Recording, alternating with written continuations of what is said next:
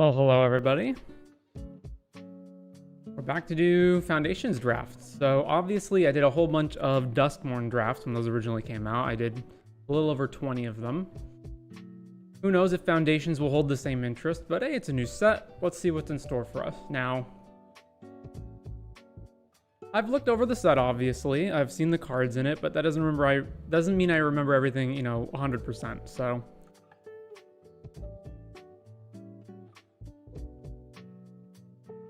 probably, as most drafts go, is going to start off a little rocky and then get better as I get experience with it and I can start recognizing cards on site without having to read them. But yeah, for this first one, probably going to have to read over a lot of the stuff.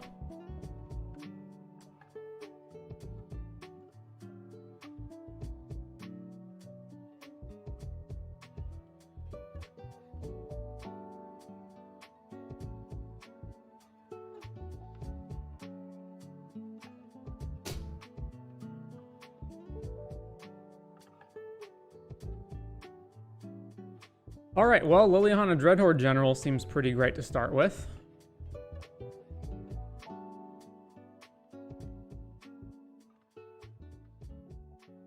I pop my sideboard open. There we go.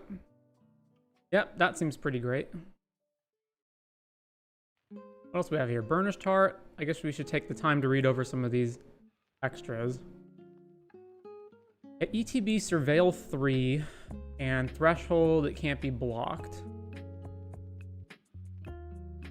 How close is Surveil 3 to draw a card? I'm not sure. Heroic Reinforcement. Strongbox Raider is... You attack with it, exile the top two, choose one. You impulse draw one card. Hurdle. What is Courageous Goblin? Creature attacks while you control a creature with power 4 or greater. This creature gets +1/+0 menace until end of turn. Well, we're taking Liliana, obviously. I'm also seeing the controls are really not working so well. Like, it's supposed to auto... Ooh, Blasphemous Edict. Another black rare. You may play black rather than pay the spell if there's 13 plus creatures in the field. Each player sacks 13 creatures of their choice. So basically just Wrath of God for 5 mana. Which is almost never, ever going to cost 1 in a limited format. So it's just 5 mana sweeper, but that's fine.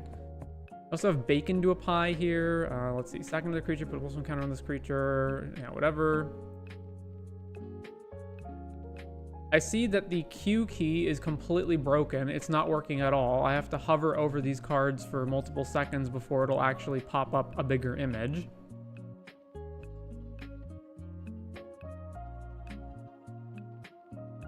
A Braid. Let's see. What is this thing? ETB Surveil 2 and it has Prowess. Manowar Elves. Cost 3 less if it targets a tapped creature, destroy target creature. Counter spell, so cancel with a loot attached to it. Another black rare.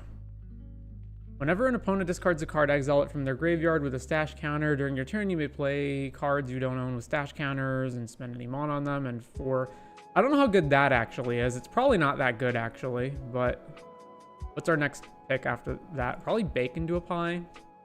I mean, it's a 2 mana 1/3, which is whatever. Opponents discarding cards. I don't even know how much of that there is in this set. The multicolor card is ETB Draw Discard. So it's a Windrake that also has a loot on it and also has pretty good Threshold. I don't know that I want to branch into this if I can just take a card that's definitely going to make my deck at mono black. Like, if Bacon Do a Pie wasn't in this pack, I'd almost certainly just take Dreadwing Scavenger, but since it is, we'll just take Bacon Do a Pie. Why not? Authority of the Consuls. There's also Consuming Aberration. Wow, there's a lot of rares that are just coming around, eh? Ooh, Stab's pretty good. But Consuming Aberration's a card. What is it? Whenever you cast a spell, you Mind Funeral your opponent. Stats are equal to the opponent's graveyard. What other black cards are in here? When the creature attacks, if you have Threshold, it gets +2/0. And Stab. I mean, Stab will probably make the deck too. But, take Consuming. I think that's fine. What do these other guys do? ETB, bounce a creature. Okay. Creature, if you attacked, deals 2 damage to the target. You draw your second card, +1 counter. Alright, Consuming Aberration. Alright, so we've got Macabre Waltz, Diregraph. What is this? Costs 1 less to cast if you control a wizard. Evolving Wilds. Enters, search your library for a basic, and put that card on top of your deck. Well, don't want that. Creature enters, draw a card, discard a card. How good is a Diregraph Ghoul? I'm mainly thinking it's between, like... There's, like, Diregraph, Evolving Wilds, and then this blue creature over here.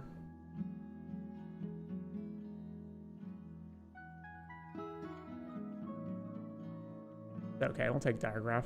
I don't think any of them is, like, way better than anything else. All right, Heraldic Banner is pretty cool. This thing is a scam spell, right? Dies, return it. Re-attack with 3 or more creatures, put a +1 counter on target creature you control. Bleeding Flight is put a +1 counter on target creature against flying. Prevent all combat damage to be dealt to it this turn.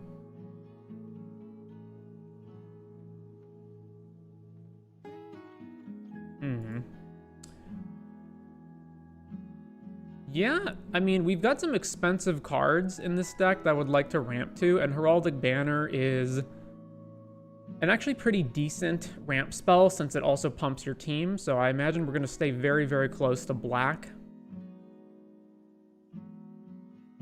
We'll go ahead and take Heraldic Banner. Okay, what do we have now? Witness Protection is a pretty darn good removal spell. There's also, what is this? Double target creature's power, Secluded Courtyard, which is based on creature types. This guy again, Gnarled Colony. Heir Apparent. Make 1/1s equal to the number of creatures you control. Create a number of rats equal to the number of creatures you control named Heir Apparent. So it's a 2/2 that makes a 1/1. It always makes at least 1/1/1, and then if you've got more of it, then it makes more. All right, yeah, we're just going to take Witness Protection.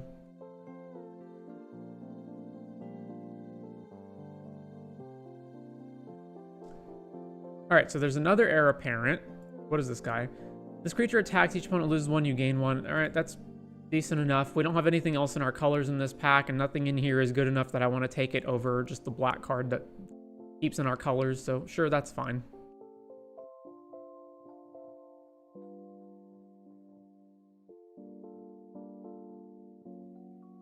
I wonder if there's an Heir Apparent deck you can build in Limited. I mean, obviously it would depend on how many of these you get, but interesting at the very least. Okay, well, I don't really want this turtle. But I also don't want to take another card that's off color. I guess the card I'm most likely to pick... Actually, you control creature 4 greater, gets +1 on Menace. Probably Helpful Hunter, if anything, is the most likely card I'm going to play. Like, I doubt I would play this turtle, so let's put this in the sideboard.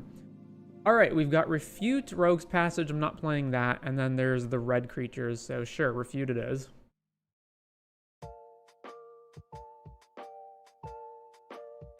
Alarian Terror versus just a 2/2. This is not really great when we're not playing like a ton of spells, so. Hungry Ghoul. There's also a dual land in our colors, but that's whatever. We can just take Hungry Ghoul, that's fine.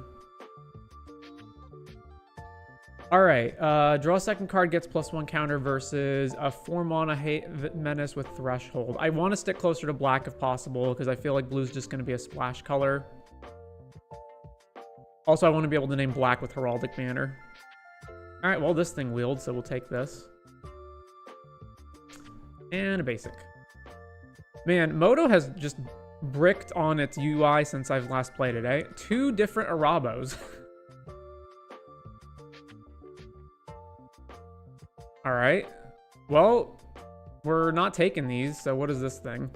This creature dies if it wasn't a demon. Return it to the battlefield under its owner's control with 2/1 counters on it, and it's a demon. So it's a 2/1 that dies and comes back. Or Midnight Snack. At the beginning of your end step, if you attack, create a food, and then you can sack this to target opponent loses X, where X is the amount of life you gained. Okay, well, we're not taking that. Mischievous Mystic is also really good.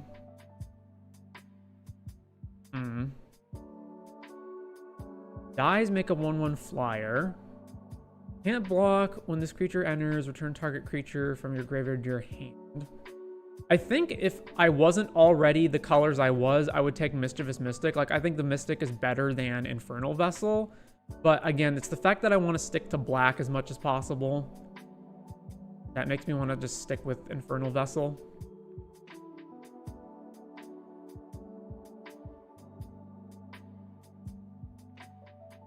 All right, well, this is a bunch of good cards that we're not taking, so, man, we just don't really have anything. Fire Annihilation, Rex Sage, Ruby, Stroke of Midnight. Wardens of the Cycle. At the beginning of your end step, if a creature died, you either gain 2 or draw a card, lose a life. Double green, eh? Equip creature gets plus block. Equip creature gets +1 and make a treasure token. I'm not going to play Fake Your Own Death unless I was really hung up for cards. I guess I just take an off-color good removal spell. I'm not actually sure which one's better between Fiery Annihilation and Stroke of Midnight, although I suspect it's Fiery Annihilation.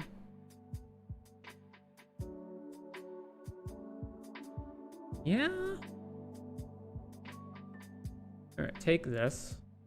Burnished Heart again. Elvish Regrower. Llanowar Elves.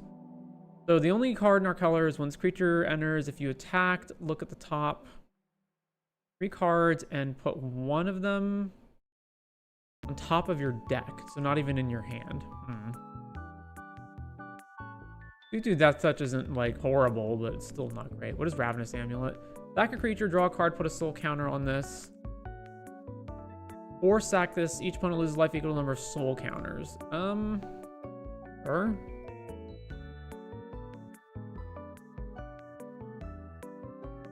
How many spells do I have right now? 1, 2, 3, 4, 5, 6. Yeah, that's a lot of spells.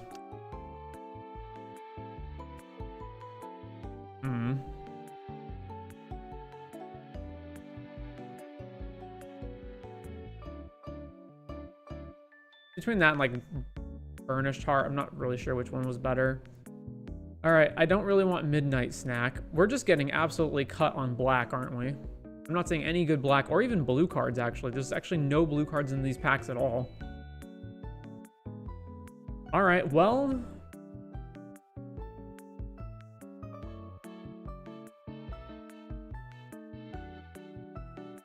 I mean, Gleaming Barrier technically can be in this deck, but I don't really want that.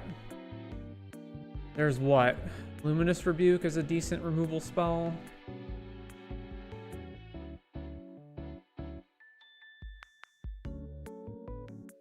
I can just take Midnight Snack to stick in black. I don't know.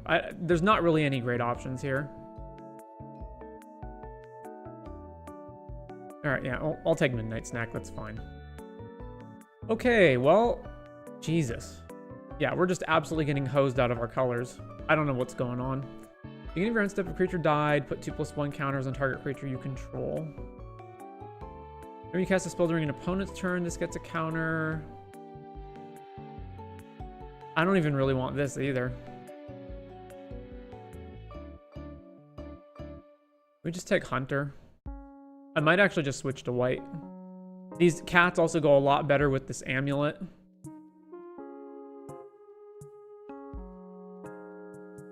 Yeah, it might be switching here, because we're just getting absolutely cut off.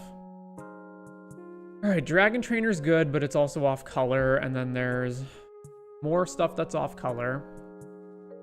Pilfer is bad. Light Shell Duo, ETB Surveil is fine. Well, there's no white cards in this pack, so I guess we just take Light Shell Duo.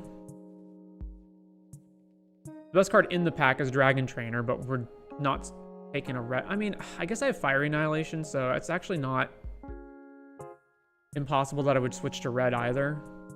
This card's so replaceable. Yeah, all right, we'll just take this. Brazen Scourge, Dauntless Veteran.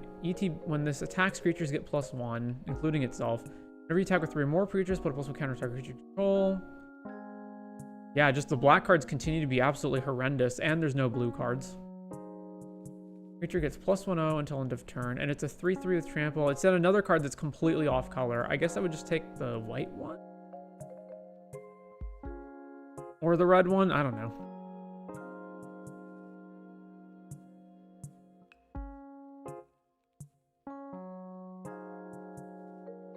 Right, this one.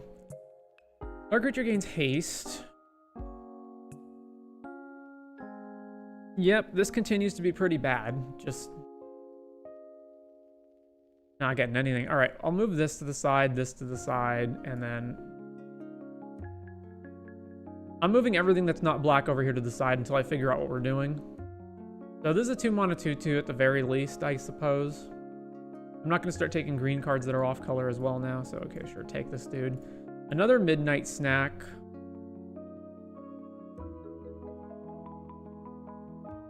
Second Firebrand Archer. What is this guy? Can't block, ATB, return target creature from your graveyard to your hand. Okay, this guy's actually decent, so we'll take this dude.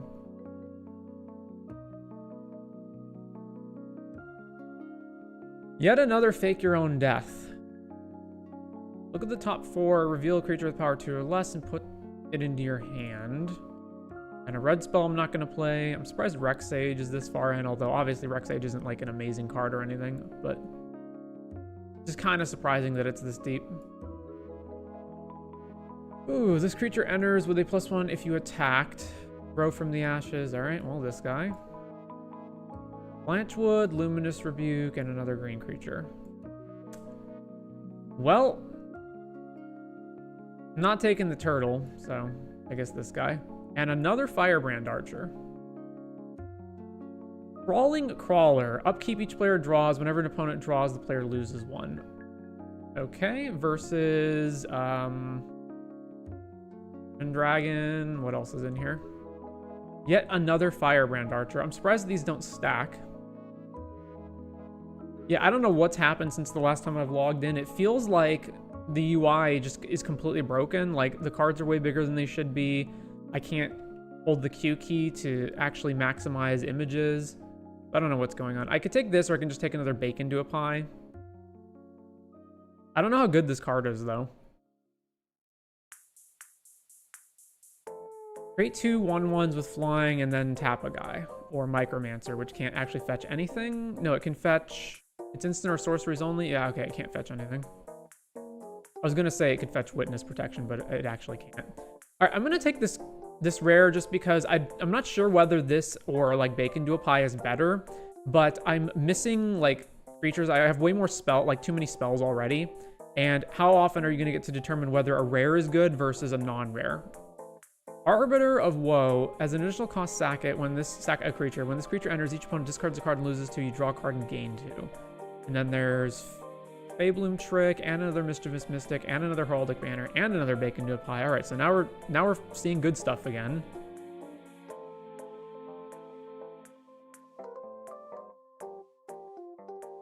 Let's see. So the Faebloom Trick is cheaper and it works better with our Ravenous Amulet. This works better in terms of sticking to black. And again, I don't even actually know that I'm going to wind up being a blue deck.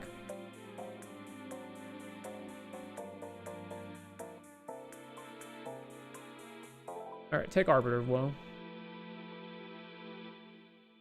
Alicia, Who Laughs at Fate. When it attacks, put a +1 counter on it. At the beginning of your end step, if you attack, return target creature with value less than or equal to its power from your graveyard to the battlefield. Well, this seems pretty good. It seems better than basically every single other thing here except maybe a Braid, but it even seems better than that. So if we're taking this, that means we're just being in red. So if I am being in red, that means I would play... Why can I not drag and drop these from my sideboard? Okay, there we go. This is a 3-mana creature. How many instants and sorceries do I actually have for Firebrand Archer? I mean, I guess they're just decent enough creatures, even if you don't have that many. Like, you don't have to play the Spellslinger deck in order for these to be good. We're at 20 playables right now. Welcome, Wet Floor. Okay, another Bacon to a Pie. What is Incinerating Blast? Deal 6 damage to target creature. You can rummage. I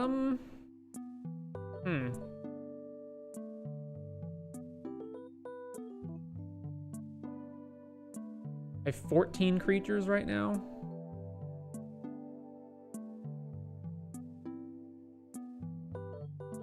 I feel like it's just take bacon, do a pie again. These are just very mediocre creatures.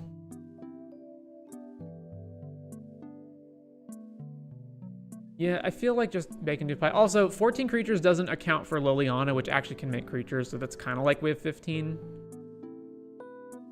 Yeah, take bacon, do a pie. Can I not right click on these?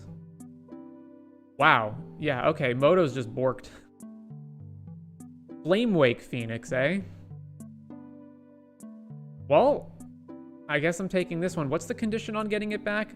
If you control a creature with power 4 or greater, which we have, I guess Alicia might be 4 or greater, and then what else is in here? The dragon token that this makes, Arbiter of Woe. So not a lot, but some. Oh, Infernal Vessel when it comes back also has 4 power. So that's like 4 or 5 creatures, somewhere around there. Yeah, I can't even right-click on anything. I do not understand what's going on here. Oh, there we go. What the... Anthem of Champions, we're obviously not taking that. So, let's see. We've got a bunch of cards that are off color. What does Fishing Pole do? It has 1 tap. Put a bait counter on it. Whenever equipped creature becomes untapped, remove a bait counter if you do make a fish. You're paying 4 mana by the time you make a 1/1 in total with this card, right? There's also Spitfire Lagak, which is decent. I'm actually at my playables count now, so I think I probably don't need this. I mean, I don't really think I need either of them, but I'll take this just in case I need, like, to fill the curve up. What is Vengeful Blood Witch? Oh, the Blood Artist. Oh. Yeah, okay, well, we'll take the Blood Artist. Self-Reflection. Create a token that's a copy of target creature you control and it has flashback. Well, we're not taking that. Do I want an Evolving Wilds in this deck? Possibly, although probably not. I guess Evolving Wilds helps for Threshold, right? I forget what cards I have, if I have Threshold, if any. Anyway, we'll sideboard that for now. Another Firebrand Archer, sure. Another one of these dudes, and then there's this Anthem, which I also don't care about. And there's a dual land. Will I play the dual land?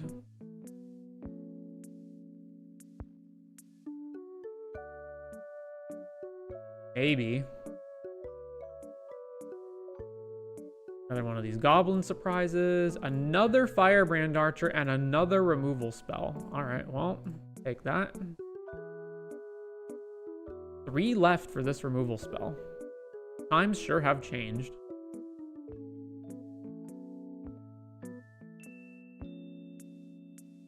And another Firebrand Archer.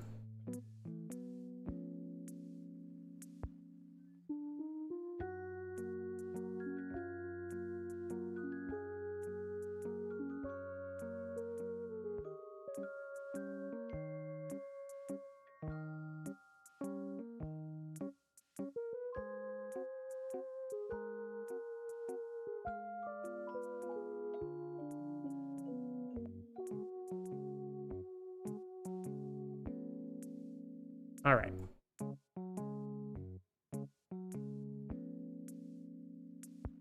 We're 5 over, so we've got to fix up some of this. We actually have like a fair amount of burn here, right? Because we've got 4 Firebrand Archers. Oh my god. Wow. Okay, let's fix that. You really can't reduce the size of these anymore to lower than this. This is just awful.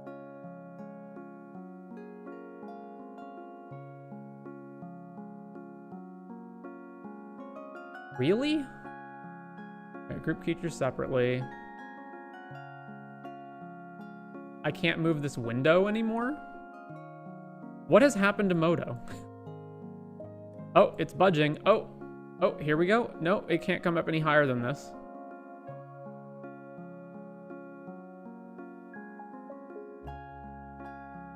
Anyway, we're at 19 creatures, so we don't need all of these creatures. Let's see. I'll stick Liliana over here. I can't drag and drop. Okay, I can drag and drop. Good. So, the Midnight Snack...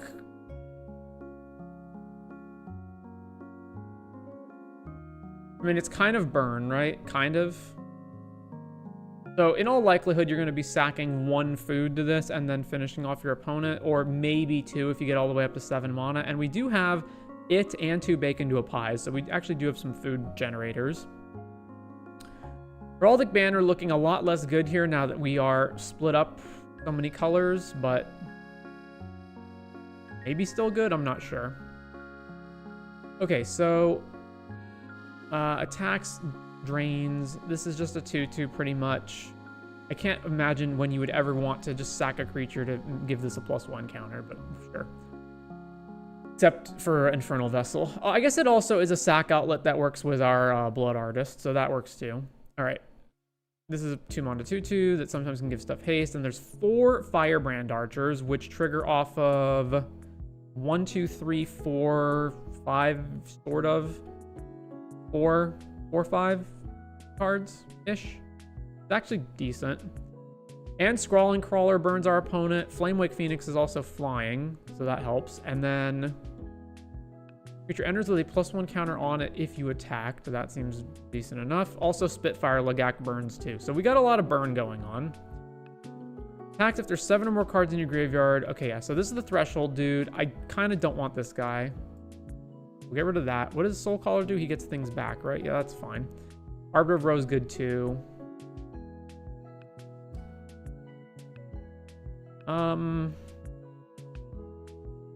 Maybe this dude's not so great. I don't know. What am I hasting? Alicia?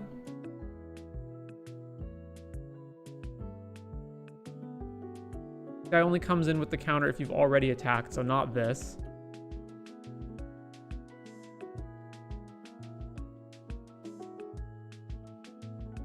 All right, cut this guy.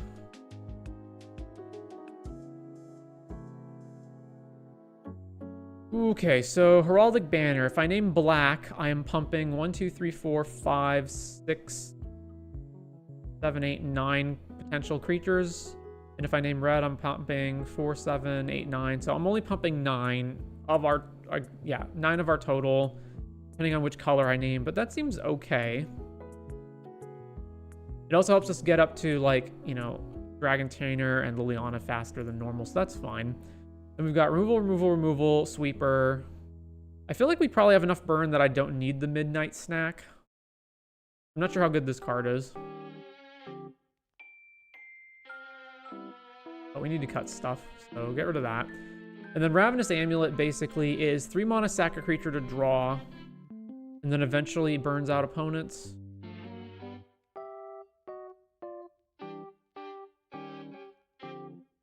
This is a okay, this is a sorcery. Bacon to Pie is an instant though, yeah. This card is honestly probably not that great either. It's expensive, it's sorcery speed.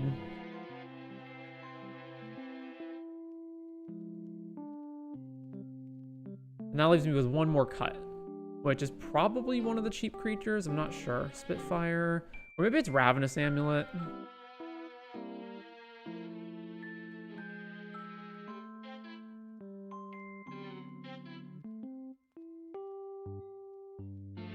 Okay, so there's going to be times later on in the game where these cheap creatures are not good anymore. Although the Firebrands kind of stay good for the whole game because you can... Well, I guess they're less good if I take Incinerating Blast out. Maybe I can just cut one of these. Hey, welcome, little mushroom guy. Yeah, so... maybe something like this. This seems decent. By the way, is Moto just completely borked for anyone else? I don't understand what's going on. Like, all of my UI inputs are on weird delays or are just flat out not working. Like, the Q button is supposed to hover over a card to expand it, and it's just not working. And I can't reduce the size of my images to any lower than this. When before I used to be able to get it lower. I can't move the frickin' creature separation window up or even down, seemingly with any regularity. Wait, there we go. Yeah, okay, I can move this down, but I can't move it up anymore. I was on a pre-release on Sunday, ended up winning 6 packs and 1 extra for participating, 13 packs in total, and opened absolutely nothing. That is how it is. Although, I wonder, what are the actual prices of foundations right now? Set FDN, let's say, not including mythics. All right, how much is a pack right now? Like $5. So let's say USD is greater than or equal to, I don't know, 4. So 49 of the rares are worth 4 or more. Although that's pre-release pricing. Wait, a Rabo's worth 4 or more? I don't believe. Oh, this is like the special versions of them. Yeah, never mind. They're not actually worth that much.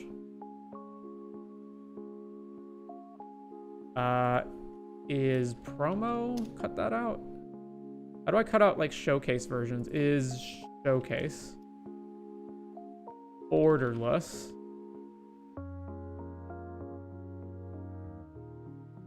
Yeah, that seems pretty bad. All right, well, I think this is where we're at. So I'm a little unsure if I'm supposed to cut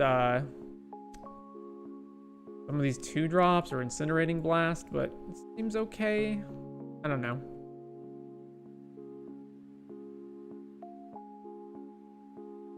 What's our color sort?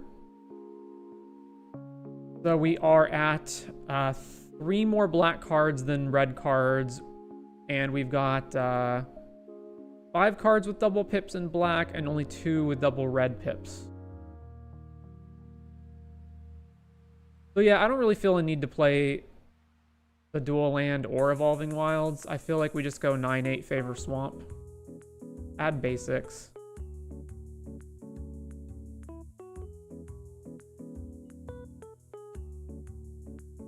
Basically like this.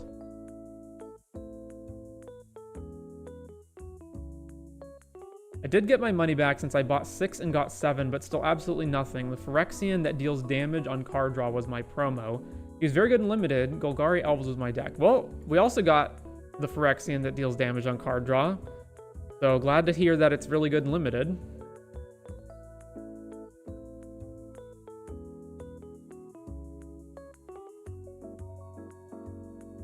All right, let's do this. Deck. Play.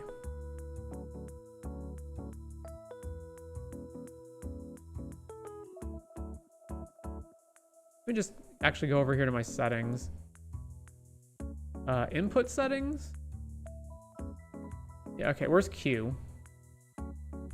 Zoom, yeah, okay, that's still bound, but it just doesn't work right now.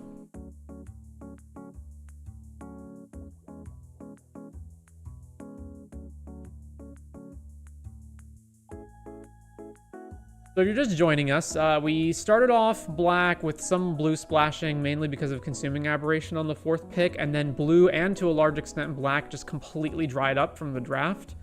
So it was kind of like waffling around trying to figure out what we were doing from there, and then ultimately wound up pivoting into red.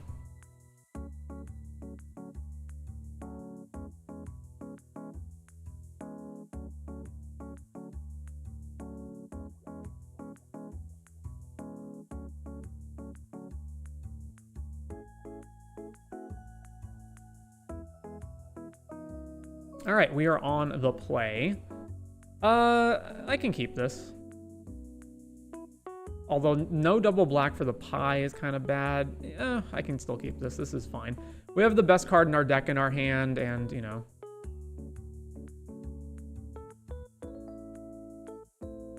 All right, Blossoming Sands for our opponent. Play this. Play this guy.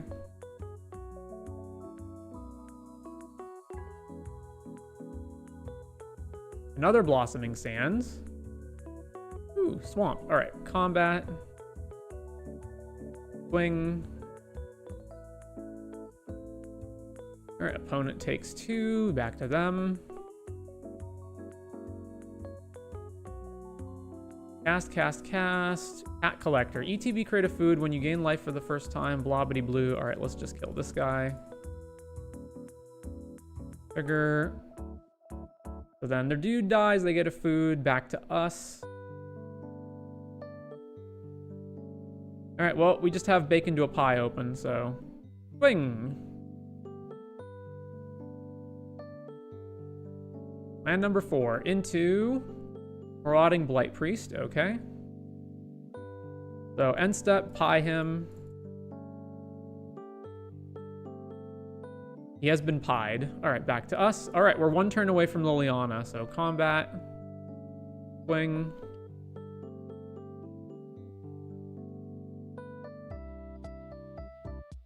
Doing nothing. Alright, pop the food.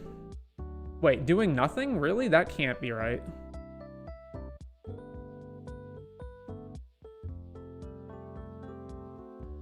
Five cards in hand, 5 lands. With 3 colors.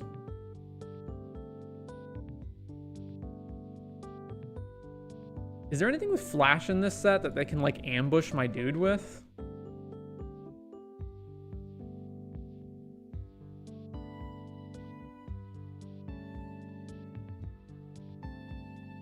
Let's see. Everything with flash, I think, dies in combat if they try to trade it with this. Yeah, I'm pretty sure everything with flash that they can have in their colors dies if they try to trade it with our guy here. Angel, you can't lose the game. Yeah, but that's 7 mana, so they don't have it. All right, so let's just swing.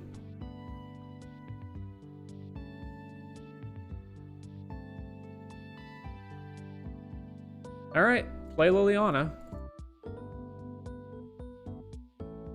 Oh, right. Firebrand Archer's non-creature, not just instant and sorcery. Opponent cracks the food.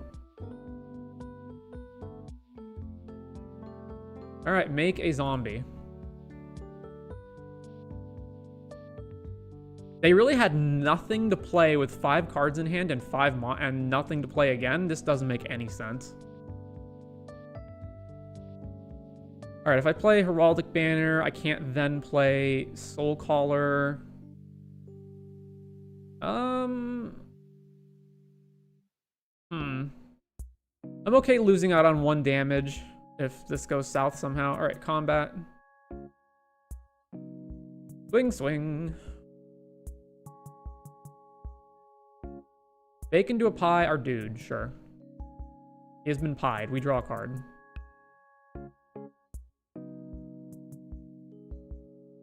Take 2. All right, make a zombie. Opponent cracks the food. Zombie. Then we'll play Firebrand. Then Heraldic Banner. Trigger. Name black. Rid of them.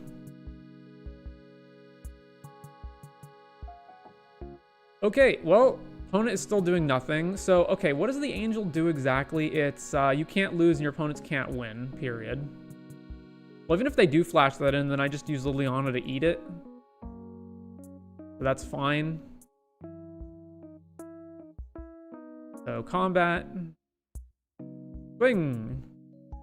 Also, if they block a guy, then we just draw a card. That's fine. Luminous Rebuke on a token. Sure.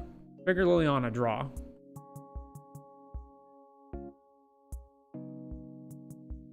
Bacon to a pie. And we draw again. All right. Well, play a land. Play Firebrand. Make a zombie. Cast this dude. Da-da-dum. Get our guy back.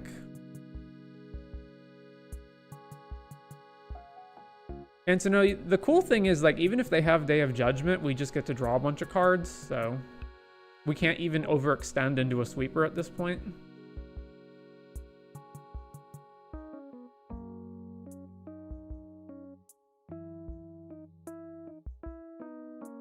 Is Liliana's ability mandatory? Indeed it is. Wait, what just happened? Eaten alive. Okay. Eat Liliana. Very well. Well, you're going to take a lot of damage here, though. So, combat.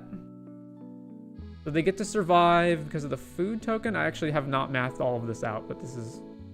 I'm pretty sure they're going to be dead here. Not from the attack, but we can kill them afterwards. 4 left, so if I go Blood Witch and then Edict, they lose the game. Right?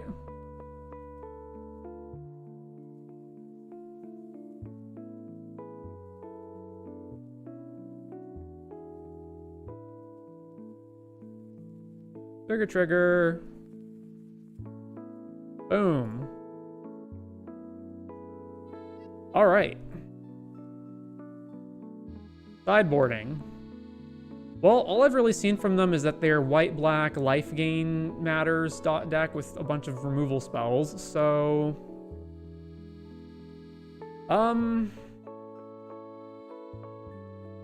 mean, I don't really think I want to change anything at this point. How many non-creatures do I actually have? 1, 2, 3, 4, 5, 6, 7. So 7 things that Firebrand Archer triggers off of.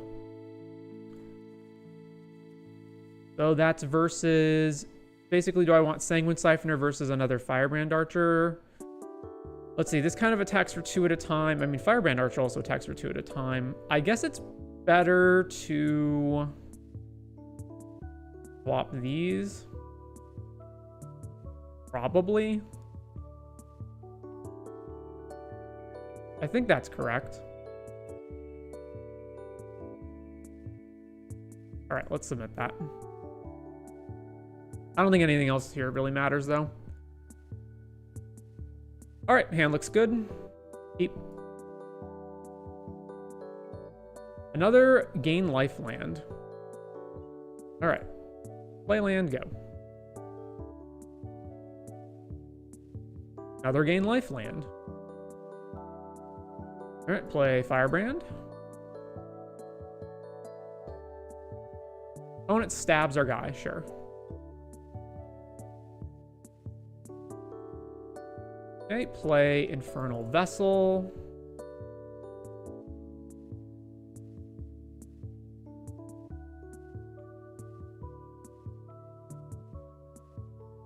What is this?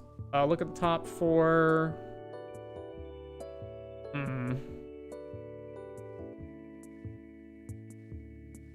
Well, we don't have the second black for Bacon to a pie, so I'm going to attack here, because even if they eat this dude, he just comes back anyway, because I want to trigger Goblin Borders. So combat, swing. And if he doesn't block, then, yeah, okay. 3 damage.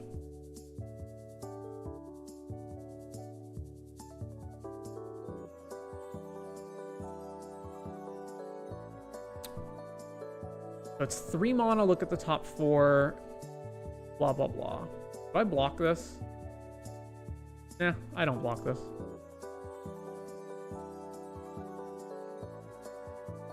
Four mana for whenever you gain life for the first time each turn, surveil 1. All right,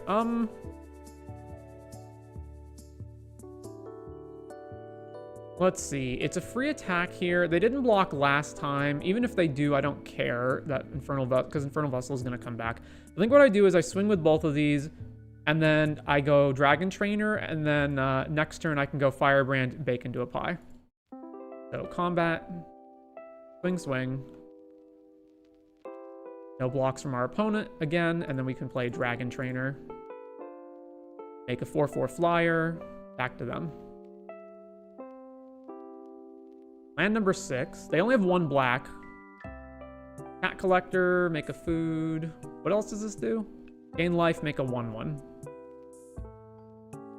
First strike during your turn. During your turn, creatures you control get with +1 counters on them have first strike. Oh my god, Liliana.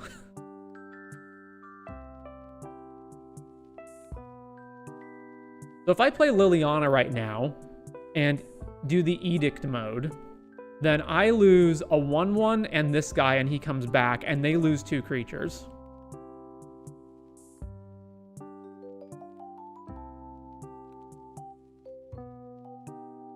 I can also make their blocks really horrible.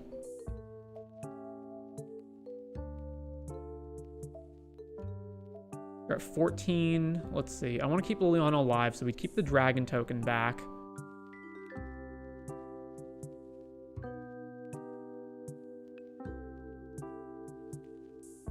think I go Lily and then attack with Borders and then minus Lily. Does the demon have flying that it comes back with? No, it just comes back as a 4/3. Okay, that's fine.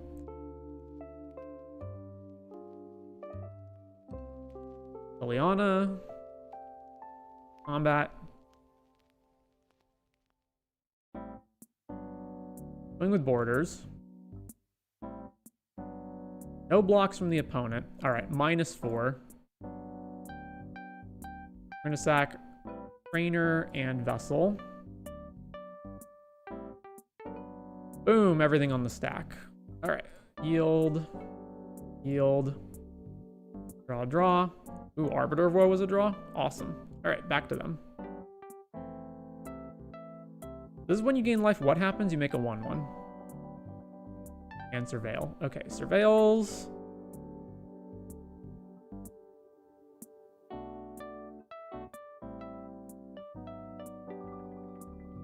They left it on top. They only have... Oh, they did it on their upkeep. Okay, gotcha. When this creature enters, if it was kicked, return target non-land. Permanent with bounty value 2 or less from the grave to the battlefield. And they actually didn't have anything to choose with it. Wait, so they just kicked it for nothing? Alright, attacking Liliana, so... block here and block here. Boom, Liliana takes no damage. They lose a guy for no reason.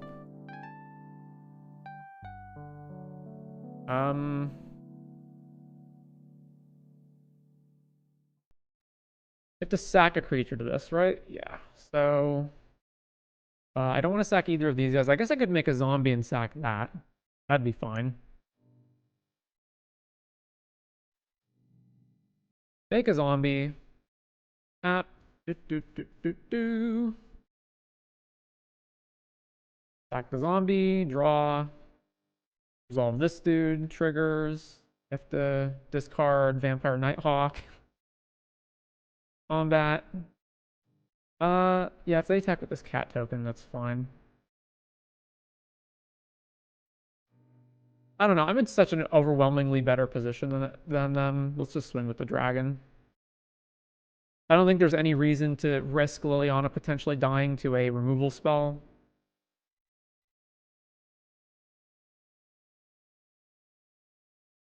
All right, we have won the match.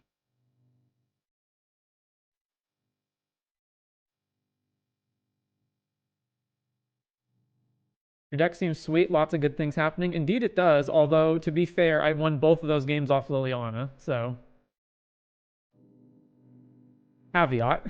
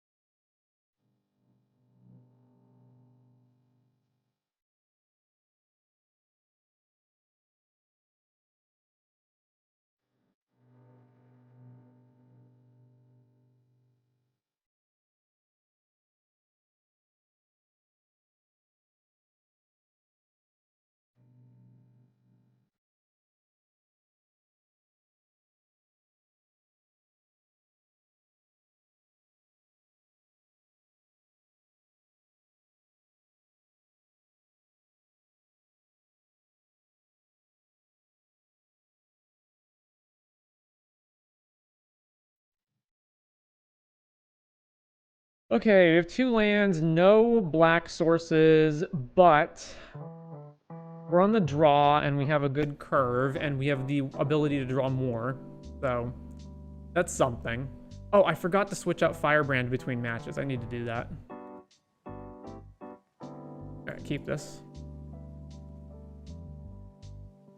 Like, all we need to do is draw a third of either of our lands and then we can play Fiery. Leyline Axe into play. What's it actually do? +1/+1, double strike and trample, and it equips for 3.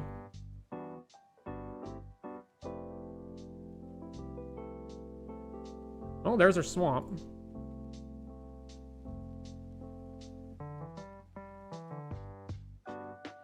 Mountain Plains.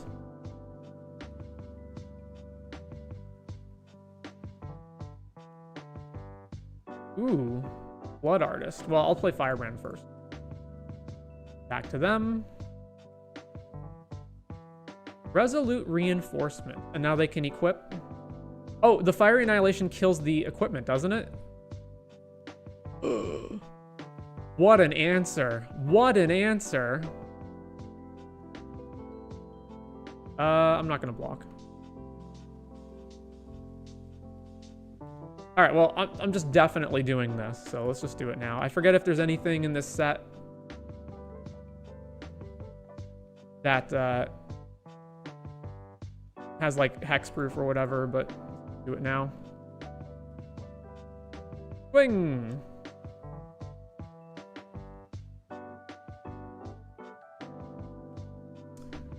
Ah, take that, Leyliner. Another double striker guy. All right, so we're playing defense. We're 100% playing defense here. So just play Lagak and then pass, I guess. Yeah, we can't attack, so just play Lagak and pass. Over to them. 2 cards in hand. Plays land number 5 and another Swiftblade Vindicator. All right, but they have no good attacks right now. Okay, what am I... Oh yeah, this triggers. What am I doing here? So I potentially want Ravenous Amulet in play so that if they attack and they go like combat trick on a guy, then I can maybe sack to just draw a card.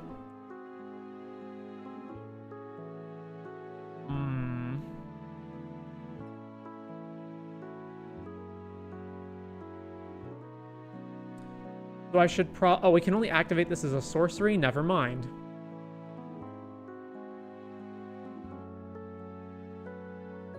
I think the play is... Because this just can't block for anything, right? So I think the play is Blood Witch Amulet, sack Firebrand Archer.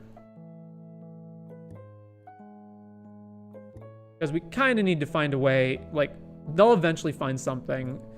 So I'm getting nervous that this is going to become a problem. All right. Sack this guy.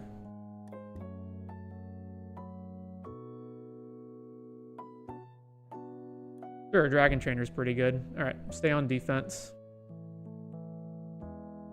Does the final mode on this lose... Is it only lose life? Okay, yeah, so we don't gain any life off of it.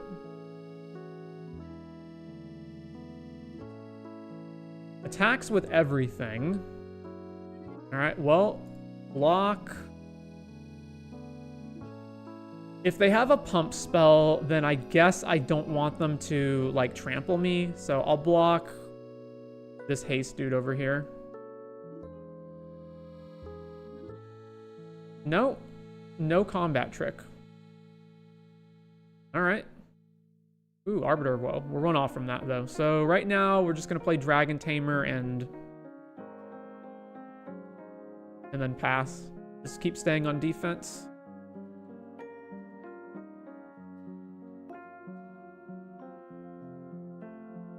So they just had nothing. So they were just bluffing on the attack, but they just lost a creature by doing that. When this enters, create a cat. Sure. They're going to keep attacking. All right. I'll trade Dragon Tamer for this 1/1, and then we'll block both of the Swiftblade dudes. What you got? Nothing. Nothing at all. That's an absolutely horrendous attack. All right.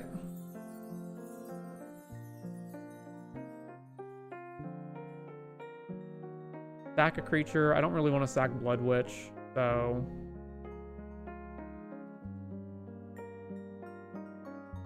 Combat. Going with Dragon and Lagak. Not sure I agree with opponent's decisions here. Yeah, they make no sense. All right, play this dude.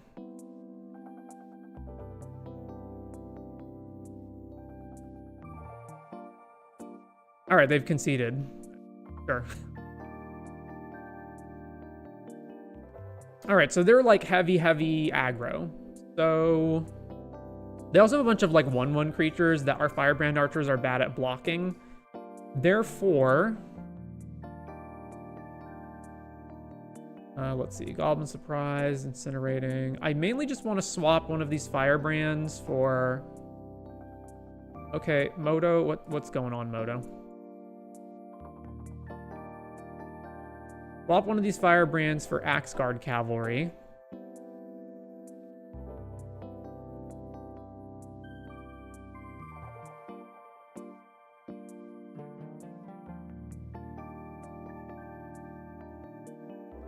I think that's pretty much it, though.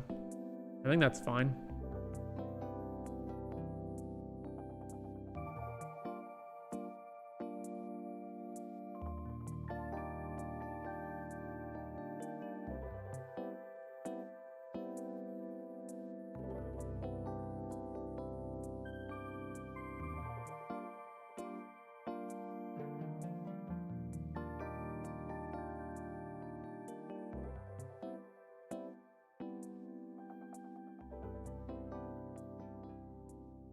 Alright, this hand's okay.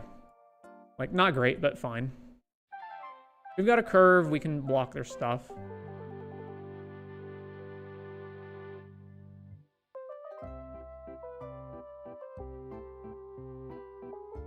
Alright, Diregraph Ghoul.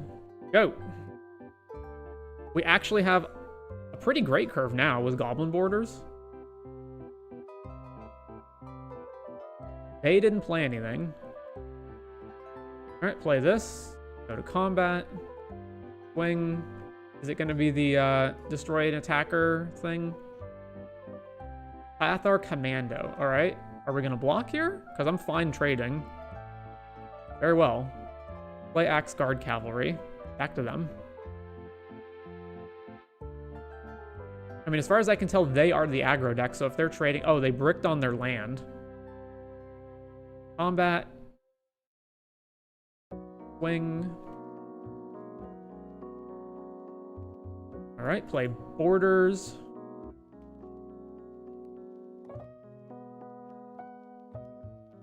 There's their land.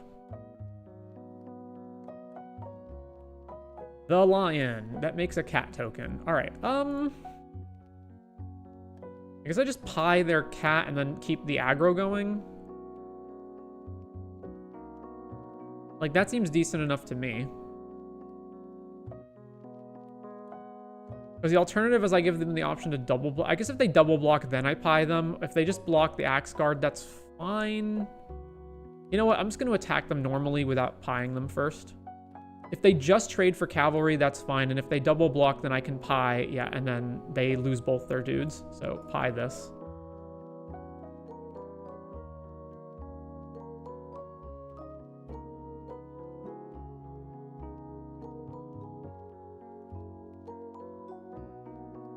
Banishing Light. All right, eat our dude. Very well. Almost played that land first incorrectly. Trigger. Combat. Swing.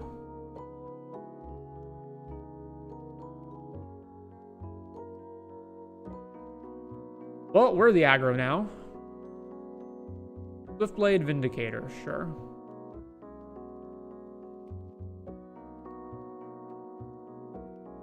Trigger. Oh, they're just conceding to that. Wow, their hand must be real bad if they're conceding to this. 2-0. So, oh, before we move on, edit deck. So there's two things I want to change. One is not Blood Witch. Siphoner, I want to swap for the other Firebrand Archer. And then it's been a little dicey with the land so far. I wonder if I should swap like a mountain for one of the tap lands. Been okay, but we do have a lot of double pips. Of the draft spin, how does the format feel to draft so far? I mean, this is our first league, so I mean, so far it feels pretty good though. I don't think I'm going to change any lands. I think I'm mainly just going to swap that for the Firebrand Archer. All right, back to the next match.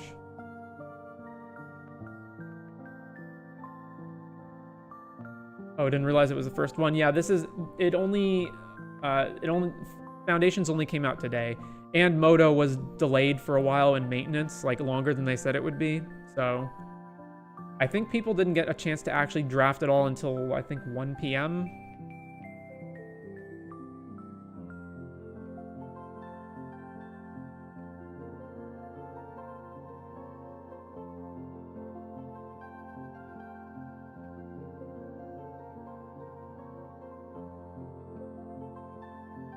What are 1 mana instants that I need to be aware of that can be combat tricks? Dive Down, Giant Growth, Kindled Fury, Fleeting Flight, Moment of Triumph, Snakeskin Veil, Undying Malice. Okay, yeah, so there's a bunch of them. Have you gone over the card list beforehand, or are you drafting blind? I mean, I've gone over the set, but I don't remember it, you know. I don't have a photographic memory of the set, so it's more going to be a matter of drafting enough times until I can remember it. Anyway, this hand's fine. It's got a curve. We're good.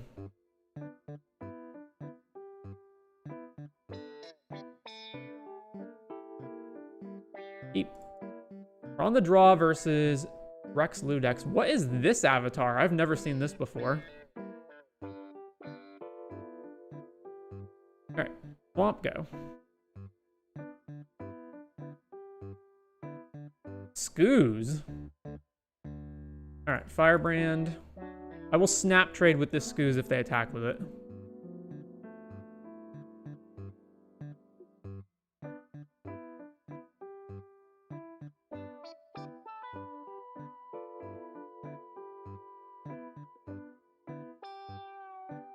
No attacks. All right, what is the best thing to do now?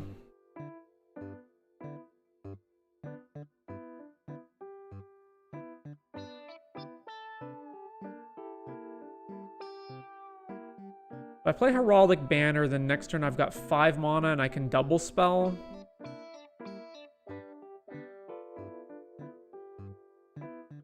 It's that or just play Crawler. I feel like I just play Banner, name red, attack. Trigger. Red. Combat. Swing. And if they trade, I'm fine with that too. No trades for them, alright? Blaze the Wolf. Ugh. What does this guy do? Exile a thing from a graveyard? Alright, well, we're getting beaten down now.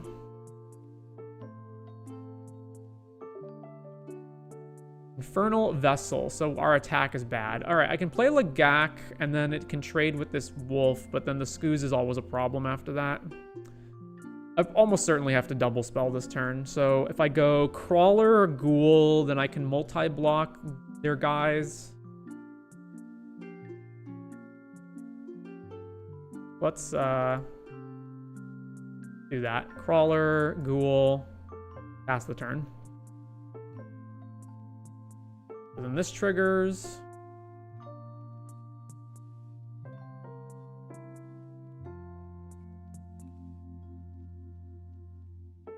So let's see what they do.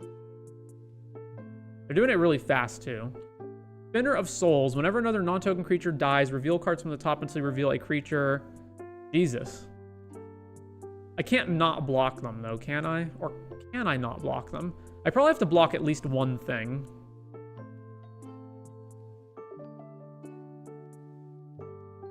Man, this card is nuts and limited. So they're attacking for 4. The problem is I can't just, like, never block their stuff. What I really need is to get a creature on the board that's big enough that it invalidates their attacks. Also, they're not putting enough pressure on me. They're not bothering to... I can't believe they're not attacking with Infernal Vessel.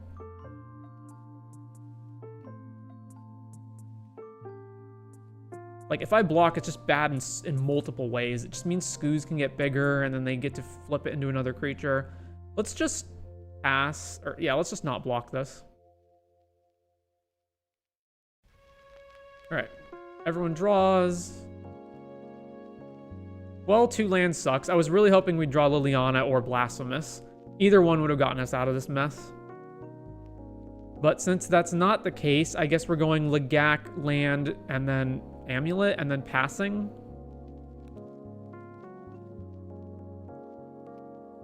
Play Lagak, play a land, trigger.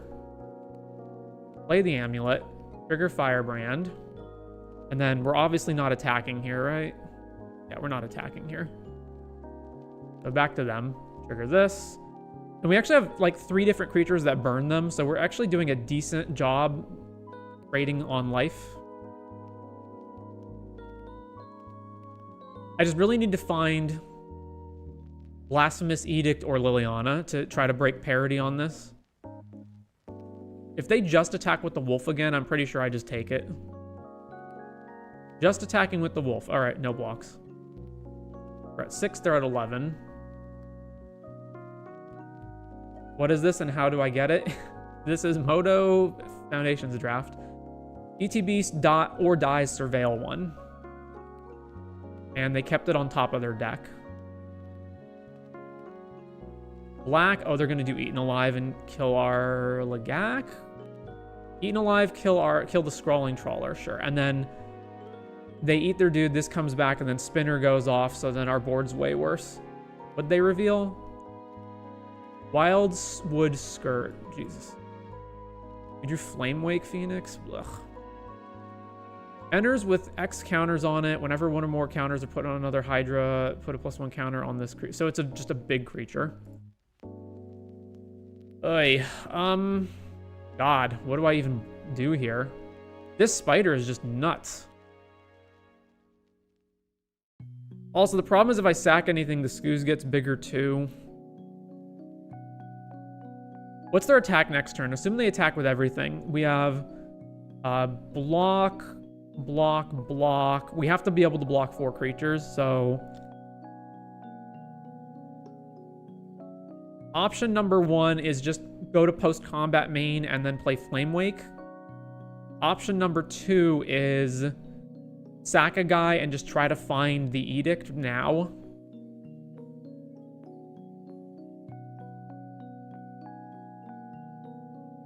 Alright, well, I'm definitely playing a land. Trigger, they take a damage. Okay, so if I play Flame Wake, and then we just, like, quad block them, right? I'm losing a number of creatures in combat. Any creatures I trade with on their side are just going to spin into more creatures because of the spider. They probably won't attack with the spider, although they might. And then... So I'll be losing my whole board. Yeah, I'll be losing my whole board, and then...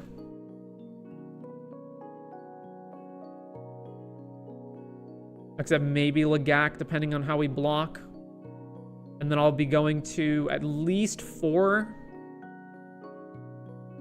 Which gives me 1 turn to try to find an answer. I don't think we're dead next turn. So I think the correct move is to go to my second main, play Flame Wake, pass. Then block their attacks. And then try to dig for an answer to this. I think that's the move. Alright, so... No attacks. Play Flame Wake. Does suck that you can't activate this at instant speed, but oh well.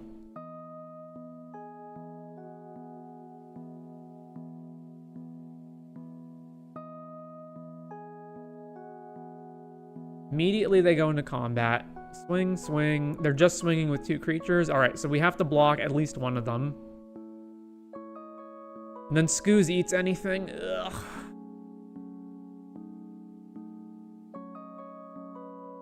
All right, so declare blocks. Ghoul here, Firebrand here. Yeah, let's do that.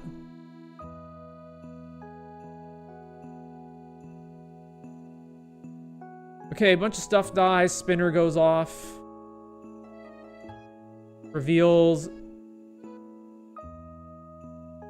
Ambush Wolf. What is Sylvan Scavenging? End step, choose one, get a counter, or make a 3/3 if you have a power. Okay.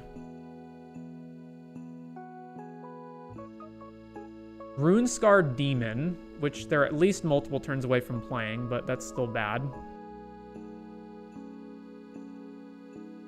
Put a +1 counter on something or other. And they still have these 3 in hand and 1 unknown card. All right, so my turn. Yikes.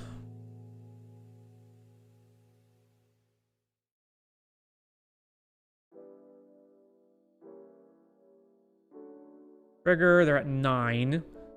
So this has reach, so our Phoenix can't even hit them. And they've got that 1 freaking mana open for the Phoenix. Okay, so...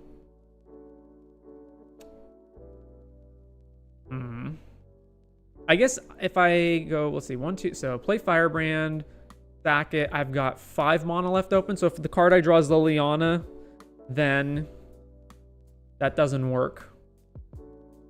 Actually, if I draw Liliana off of this Flame Wake, and then -2, they just keep enough creatures that we just die anyway. Although, actually, playing Liliana and then just making a zombie token is decent. So, sack the Phoenix.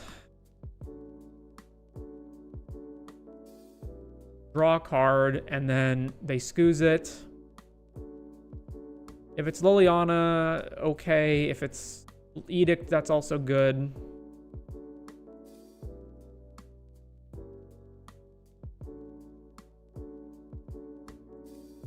We're at 9. All right, yeah, I just have to sack the Phoenix, unfortunately. All right, sack the Phoenix.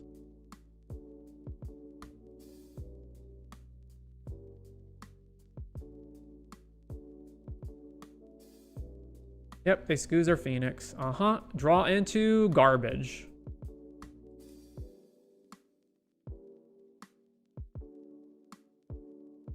How big can Scooze get? Bigger than Lagak can block. So if I go Firebrand and then block here, we're actually... No, we're dead, right? Yeah, we're just dead. I mean, even if they don't attack with everything, like, I can't imagine we can win this game. So, sideboarding. So their cards are better than our cards. I do want more removal to kill, like, the spider, because that's pretty important. So, let's put Blast into the main. And then what's our least relevant card here? Probably Diregraph Ghoul.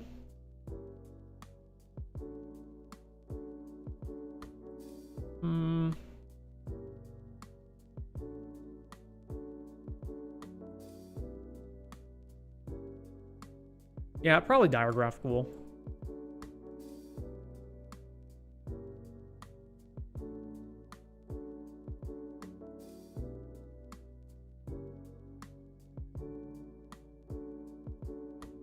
Yeah, all right, let's run this back.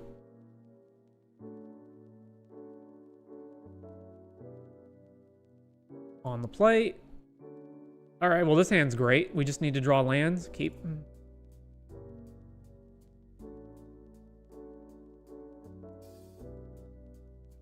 Play this. Play the dude. All right, well, if we brick on lands now, then we're in a rough spot. Wildwood Skirt. What is the ability on this thing again? We bricked on lands, of course. Whenever 1 or more counters are put on another non-Hydra creature. Wait, so they just played this as a 1/1 just to block our guy? Well, that's fine. All right, I have no reason to attack here. I do more damage to them in the long run using Firebrand's trigger, so...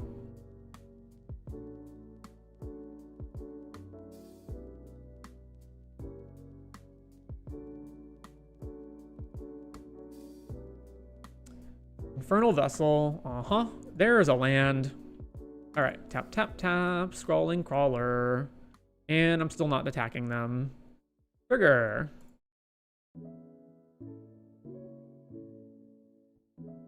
Just keep drawing lands.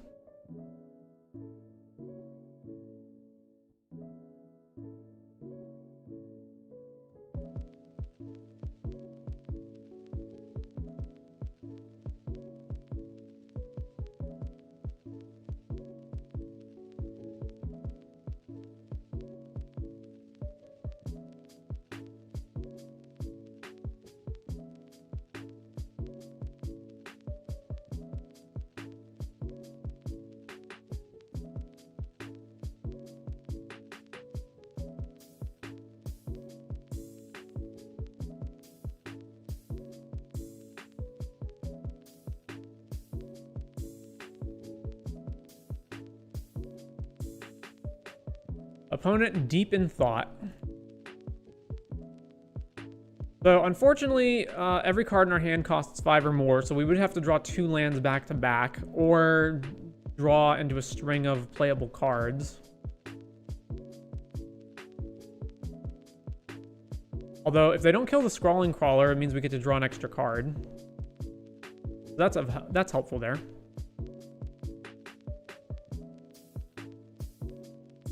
Our opponent has lost connection, unfortunately. What a shame.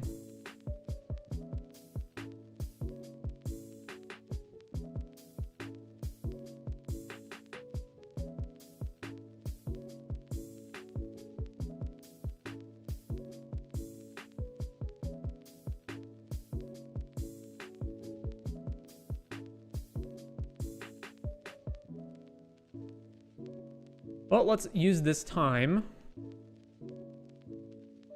to educate ourselves. Oh, nope. All right, we're back at it. Casts Dwynnin. Other elves get +1. Whenever Dwynnin attacks, you gain 1 life for each attacking elf you control. Right, trigger, draw, draw. Well, we drew a land. That's helpful. Unfortunately, can't play a thing.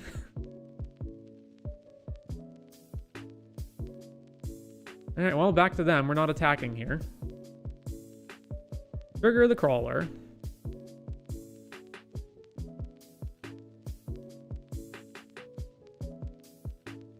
I'm surprised they're not at least attacking with Infernal Vessel. Like, we don't have any good blocks on it. And it would come back as a bigger creature than anything we have, plus it would also pump the Scourge, right? Yeah.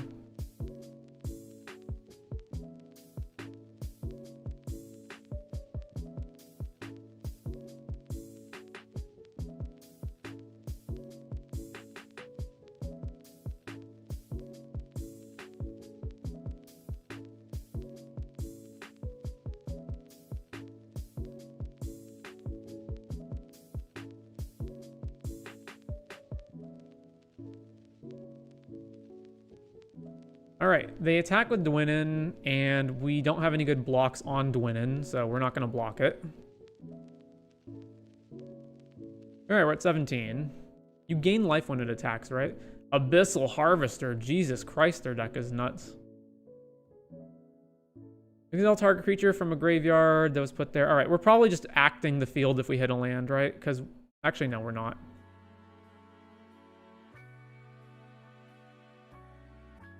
I can kill this Harvester. Exile target creature from a graveyard that's put there this turn. Create a token copy, except it's a nightmare. And exile all your other nightmares. I'm probably just, what, pieing this?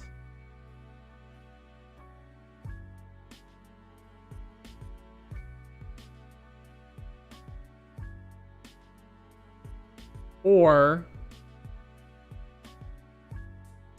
we're going to pie this thing and then untap, blow the field up.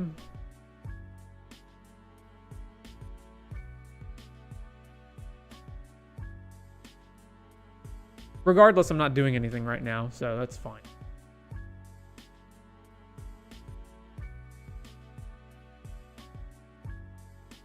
Yep, all right, back to them. Trigger.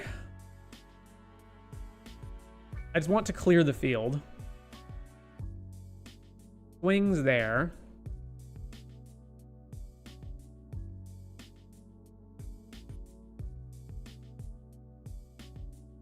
Oh, wait, can they, Okay, so you exile this so you don't get a copy of it. Am I trading with this? I don't think so. I think I want another turn with Crawler out. Yeah, no blocks. That's fine.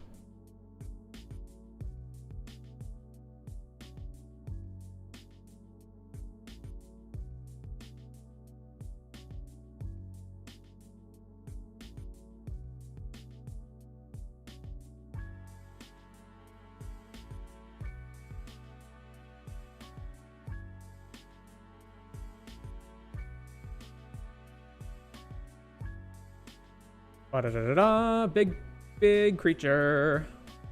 Big creature. Pie this Infernal Vessel. Boom. Pie you.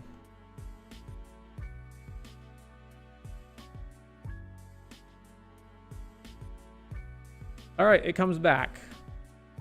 Trigger, sure. Irrelevant. Trigger, draw some cards. All right, edict. Da-da-da-da-dum. Kill everything. Kill it all. Boom. Vengeful Blood Witch triggers. All right, at least we're back to parity, although we still didn't draw 6th land, which really sucks if we don't hit the land for Liliana, because that would be a great follow-up.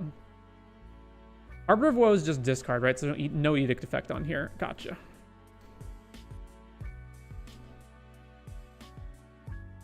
Oh, 3 mana.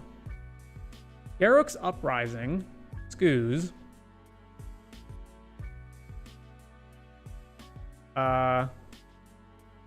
Shouldn't you have done that in the opposite direction?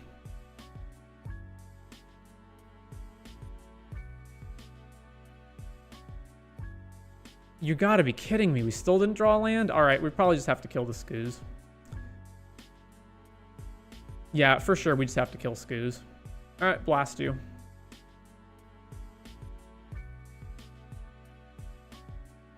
Choose a card to discard? Oh, right, yeah. Heraldic Banner? Yeah. Still didn't hit a land. Alright then. RuneScarred. Yep. What does this do exactly? Whenever creature with power 4 enters, and when this enters, if you have power 4, draw. Okay, so then they get to Demonic Tutor something. Don't know what. So we haven't seen the spider from them yet, so it could be that, or it could be, you know, if they have yet another insane threat besides just all that, then this would be nuts. Okay, please draw land so I can edict this RuneScarred demon. Thank God. Minus. Over to them.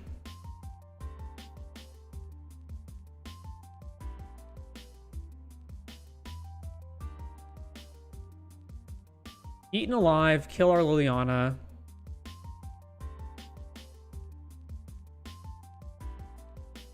Plays another land, yeah, there's the spider. Does the spider include itself? No, it does not. Okay. What now? I could go Firebrand and then Arbiter of Woe it and then get them a card down. That seems decent. Or alternatively, I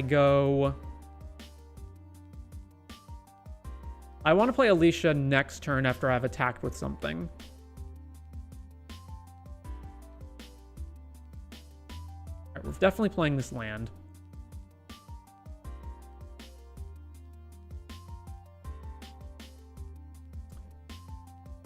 I don't want to only have one creature in play. I would like multiple creatures in play. So the best move is probably Dragon Tamer plus Firebrand Archer.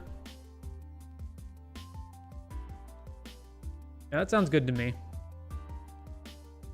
So play this, trigger, play Firebrand, back to them. What's the trample thing? Just guys have trample, right? Yeah, okay. 6 mana. Oh, man. Fight something, sure. And it draws them a card. Jesus. And you got more stuff to play? What is this? And then they can just make free 3/3s? Jesus frickin' Christ. How in the world do we overcome this? Okay, what is the trigger on this? It's with mana value less than or equal to its power. So we've got nothing that we can get back with it right now because we have to attack with it first. Yeah, this is pretty rough.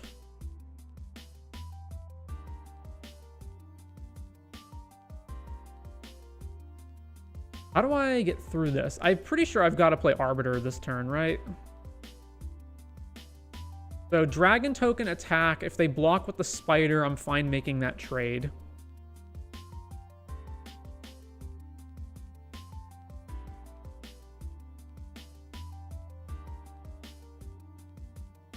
Yikes. All right, combat.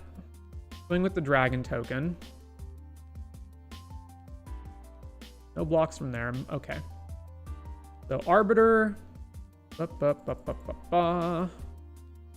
Sack the Dragon Tamer. Trigger. Life Drain. We draw a card. They have to discard. They discarded Elf. All right. Land. Play Amulet because it's the only other thing we can play. And over to them. So then I don't have any good blocks whatsoever. Oh, another Garruk's Uprising. Okay. Sure. They attack with the spider. I don't even think I block that. Because I think we're just losing on this board. Attacks with this 4/4, sure. 15 to their 8. The only solace we have got at this point is that our deck has a number of burn spells in it to some extent. Surveilled away a land. Plays, what is this? When it attacks, you can sack another creature. If you do, draw a card, and this creature can't be blocked. And then they make another 3/3.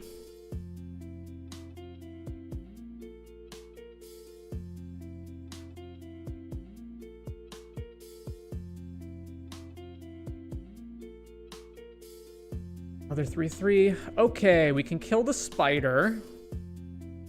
And then they're dead? Because they have nothing with reach? Kill your spider. Combat. Swing. Oh my god, I can't believe we won that match. Or that game, rather. We still have a third game to play. Alright, what am I switching, if anything? Let's see. Goblin Surprise doesn't matter. The Axe thing doesn't matter either. I might actually want to board in Consuming Aberration for this matchup, because the long game seems really rough to try to beat.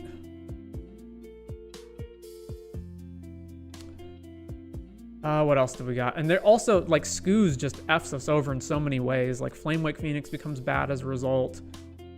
Let's see. So there's this guy who's also not very good.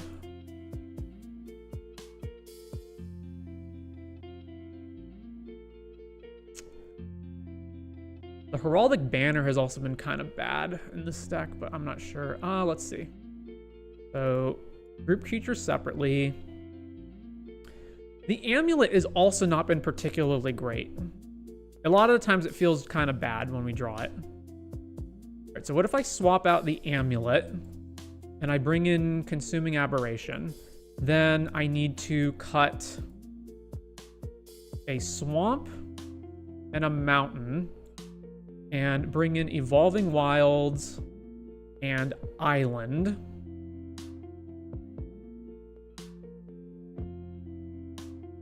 And then, what else? Is Crypt Feast or something I want? It's a 3/4.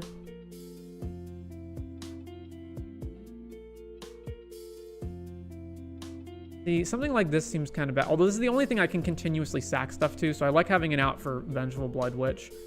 Let's see, we got Vessel, Borders, Flamewake Phoenix. They got the spider that blocks it, and they've got Scooz that eats it, so that's a potential cut.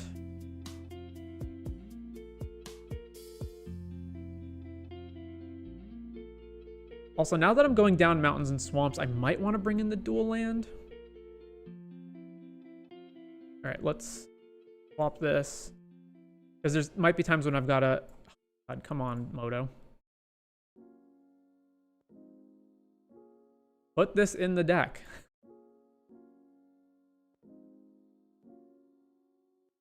I think that's the only thing I'm reasonably thinking about adding. I think it's fine, though. Also Witness Protection, but I don't want to add another blue card. All right, let's run this.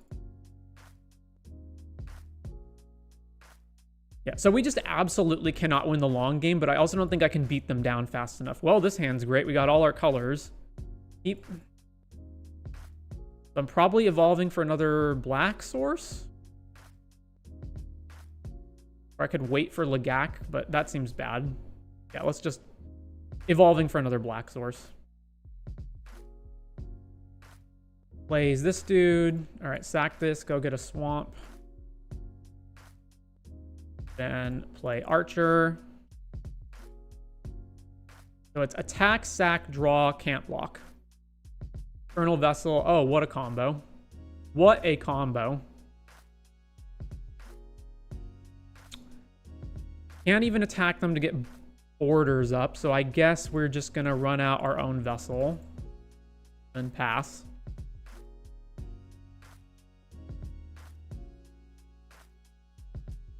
Garruk's Uprising draws a card. Wonderful. So if they attack here, I guess I double block to trade with it, and then we get our guy back as a 4/3.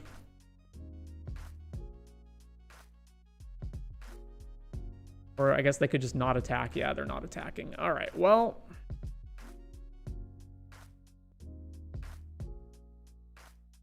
Sitting around doing nothing to try to set up an edict doesn't seem great either. So I have no good attacks right now. Let's just play Lagac and pass.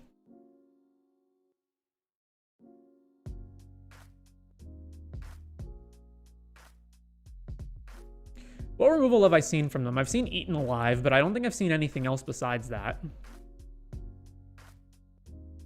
Swing. Sure, we'll dual block here. Damage, trade, our guy comes back, hopefully. No, the Ambush Wolf. Ugh. And it draws them a card. Just ridiculous.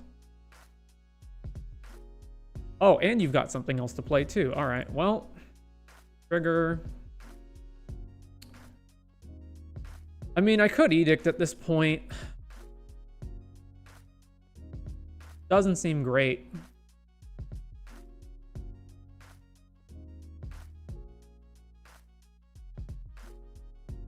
I could also just not do anything except play Heraldic Banner and wait on Edicting them.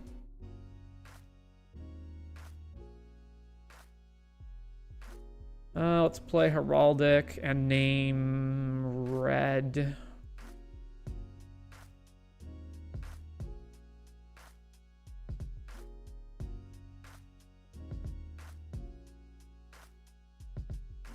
You know what? Combat, swing here. Then I'll play Borders next turn. Regardless of whether they block me or not. Or not next turn, rather, right now. So the problem is so many of their creatures just cantrip off of the Garruk's Uprising. But there's the tension between, like, do I wait around or not? But I think the problem is that this is just going to keep drawing them more and more cards.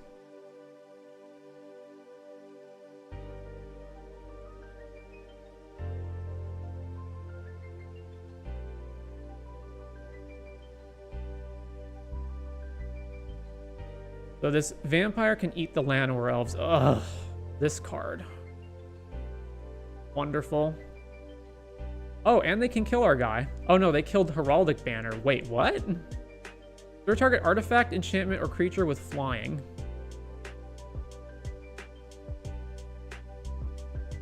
So if I swing right now, they still have blocks. The stupid raccoon token can block me as well.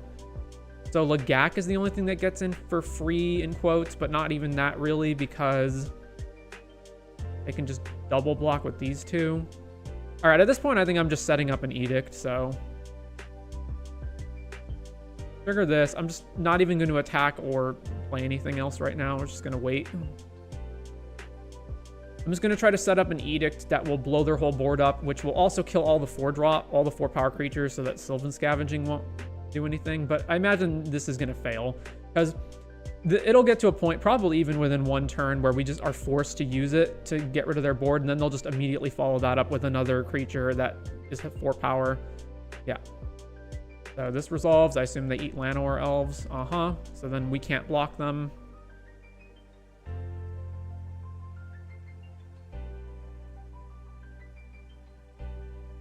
Also wonder, is that spider mandatory? Like, do you have to go grab cards? Is it like you look at them, or is it reveal? Because if it's mandatory, we can possibly set up a situation, if they have enough creatures in play, where we can just like kill everything, including the spider, and then force them to draw a bunch of cards down to mill them out, but probably not.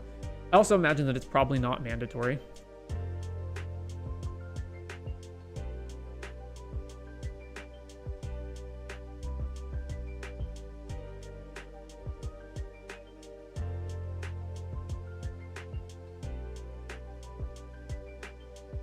Whenever another non-token creature dies, you may reveal cards from the top. Okay, yeah, so it's not a mandatory trigger.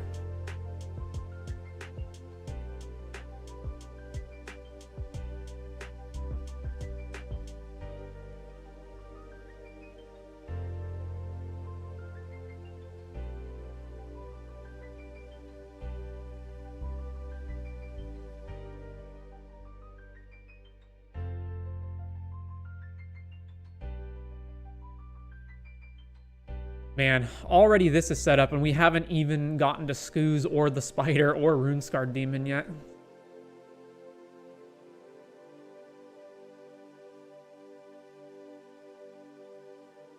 Alright, there's Scooz. Another land. So Scooz right now can become a 5/5. Yeah, there's another raccoon. Like, this is the problem. I just don't think I can afford to wait. Because Scooz is going to become a 4/4 and then 5/5 on their turn. And then they're just going to keep going. The problem is if I blow the Edict right now, they're just going to immediately follow that up with another 4-power creature and then draw, and then the Sylvan Scavenging will keep going, and then we'll die. So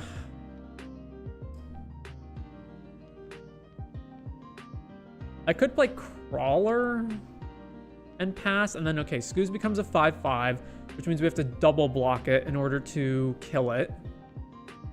I feel like I just have to lure them into deploying more stuff on the board, although it feels like they don't even need to do that because the Scavenging just keeps making more and more tokens for them.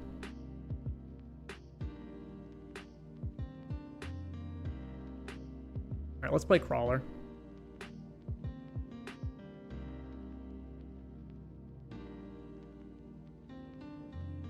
And we're just going to pass. The other thing is, since Consuming Aberration is in our deck now, we have potentially the option to get to a point where we can deck them out. Like, if we go long enough, is the draw on this mandatory? The draw on this is mandatory. Okay. Yeah, Scooz is a 4/4. They have one more creature to exile. Probably have to start trading if they attack. And then Edict on our turn. All right, what's swinging where? They're just going to keep hitting with the Vampire. Yeah, all right. Ability resolves. At least they take damage from it. All right, sure. Can't block you. Fine. We're at 13.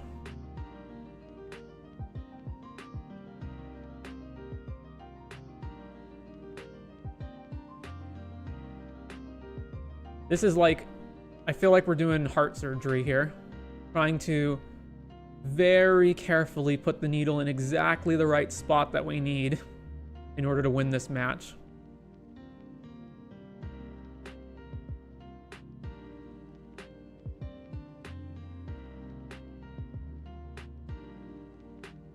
So let's see, 6 lands. I don't think they haven't played a land this turn, right? They probably have a land. So 7, so they could deploy Runescarred Demon. Their best bet is probably to find the Spider, and then that way, even if we Edict, they can just immediately refill their hand.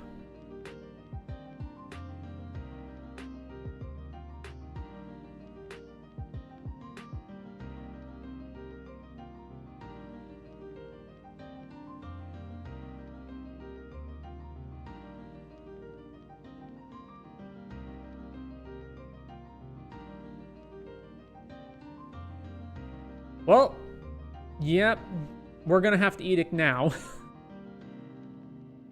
So Crawler, and yeah, that resolves. Trigger.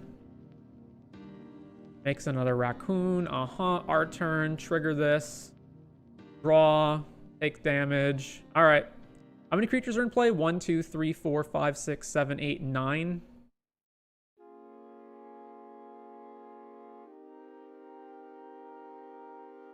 So attacking here is pointless. They'll just block. So, I mean, we can't pass with this thing in play. So yeah, we got to blow the field up.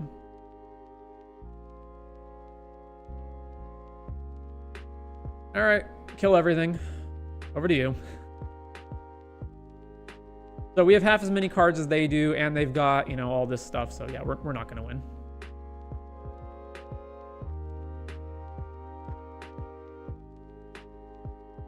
Totally forgot that they had the giant dinosaur as well.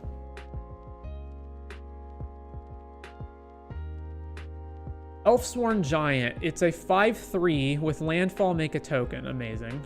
And this guy. And they surveil away a land. All right, well, how in the world did we get out of this? And then they make another 3/3. Jesus Christ. We can kill this thing, and that's our entire turn. Kind of feels like what we have to do. Then we take 6. Yep. Nothing else to do but that. Kill this guy. Rummage away the Phoenix. Play a land. Tap. Tap. Play Blood Witch. Over to them.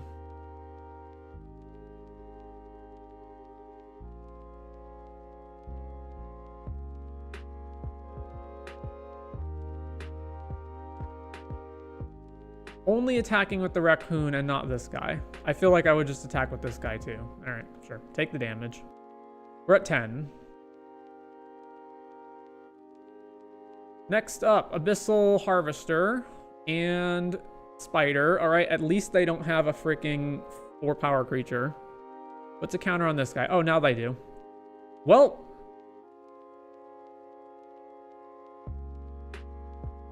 So let's see, yeah. So Arbiter.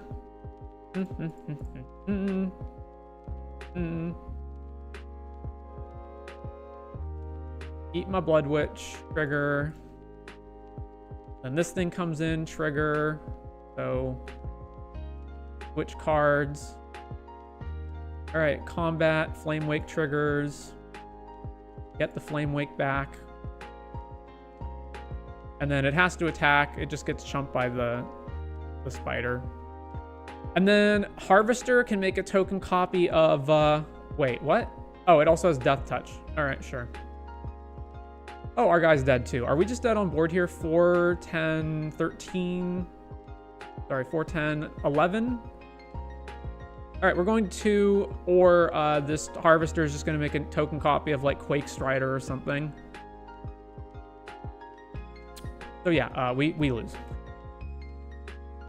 Can you believe how insane their deck is?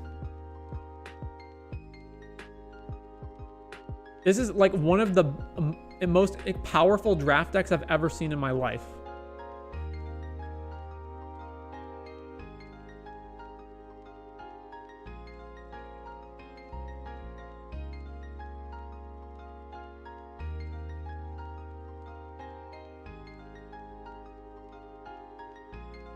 We're at 3. Yep, make a free 3/3 guy.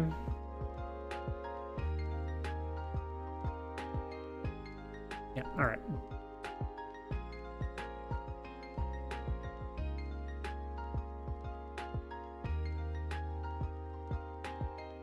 Well, 2-1. I mean, I don't think I could have played that any better than I did. Their deck was just absolutely crazy.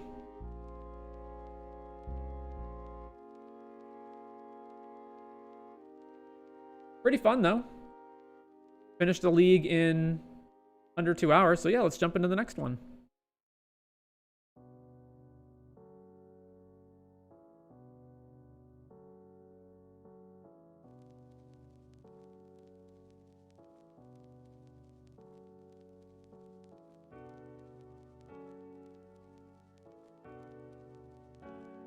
So obviously that match was just an anecdote, but if the Golgari pair is actually that powerful, or even close to that powerful on average, then this limited format has a problem. But if it's just, like it just happened to be that they drafted a bunch of incredibly good cards together, then okay.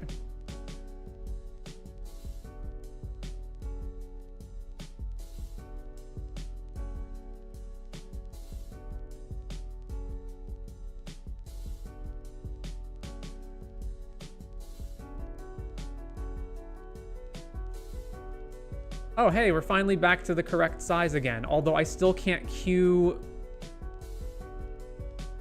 cards into being larger. Cool. All right, so Lathril is our rare. Is Golgari, is elf related. Deal combat damage to player, create that many 1/1 warrior, elf warrior tokens. But it's a 4 mana 2/3, so that doesn't seem very good. What else do we have here? Perforating Artist. At the beginning of your end step, if you attacked, each opponent loses 3 unless they sack a non-land or discard. Angel. When this creature enters, exile target player's graveyard. All right, that seems kind of better than Lathril. This Juggernaut, Burst Lightning is also great, obviously.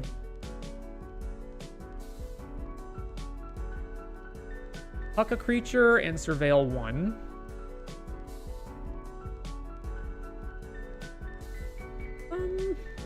Yeah, Lathril just does not strike me as being particularly good. It's basically like this in Burst Lightning. Anthem of Champions. Or there's this guy that puts 2 counters on things. Why is the Q key broken? Just like this is just very frustrating. Unblockable, repeatable card draw for the 2 mana black creature. Yeah. Well, it's not repeatable. It's only repeatable if you can keep making creatures. Midnight Snack, Vessel, Elvish Regrower. So this is basically like Ewit, sort of. Because I'm not taking this white cat. Like, I'm not going to take this one. And then if I'm going to take a green card, I think I'm going to take this guy over Anthem of Champions. So there's also Heartfire Immolator.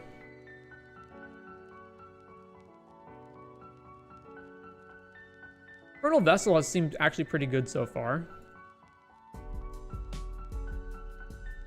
Artifact, enchantment, or creature with flying. Yeah, all right, let's just take the elf.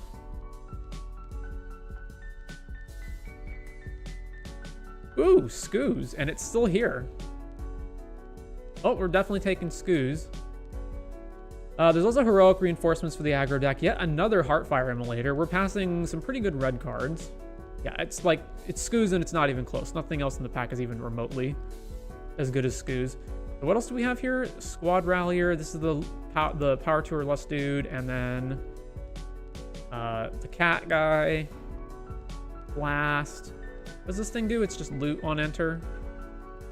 All right. Skoos it is.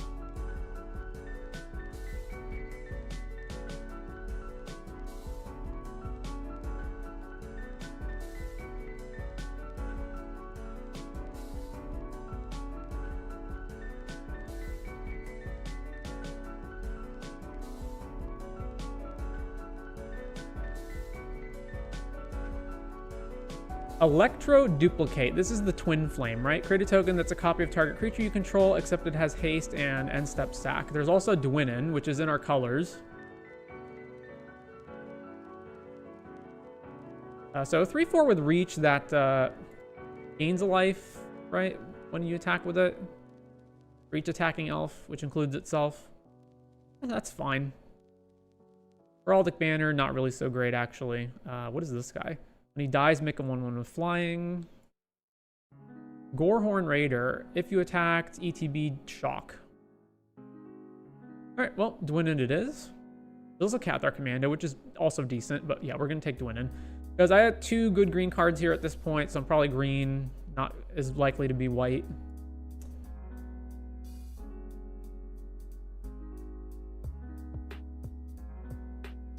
Okay, what does this thing do? Whenever you attack with 3 or more creatures, put a +1 counter on target creature you control. There's also Heir Apparent. Oh, so this thing only makes... So this thing doesn't initially make a rabbit token. It only makes the rabbit token if you have other copies of Heir Apparent. So it's way less good than I thought. All right, Gnarlid Colony is a 2/2 that becomes a 4/4, right?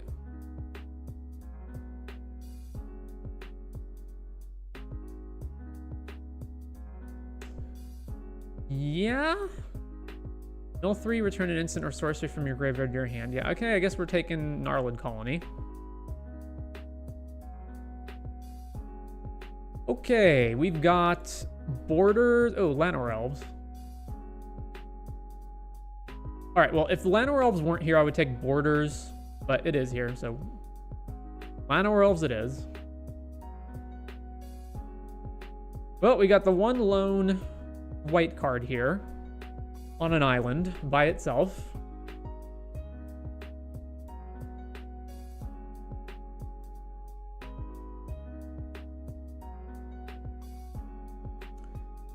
Heroic Reinforcements, which is 2 off colors, and then there's Borders. This guy's the Impulse Draw guy.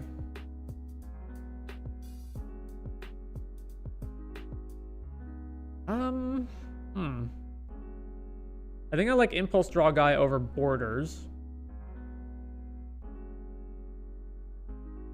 And I like it over any of the blue cards.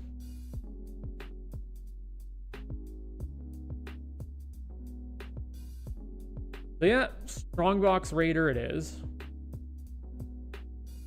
Okay, what is this dude? He's a 4/4. When it enters, choose 1. He gets 2 counters or gain 4 life. So he's a 6 mana 6/6 with Vigilance. Sure. It's either that or Reinforcements. Or I guess Make Your Move is okay.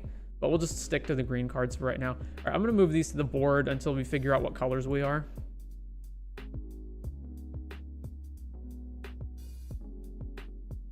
All right, off colors. Let's see. Thrill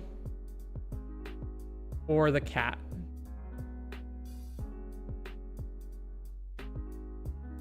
Thrill or the cat? Thrill or the cat? Thrill or the cat?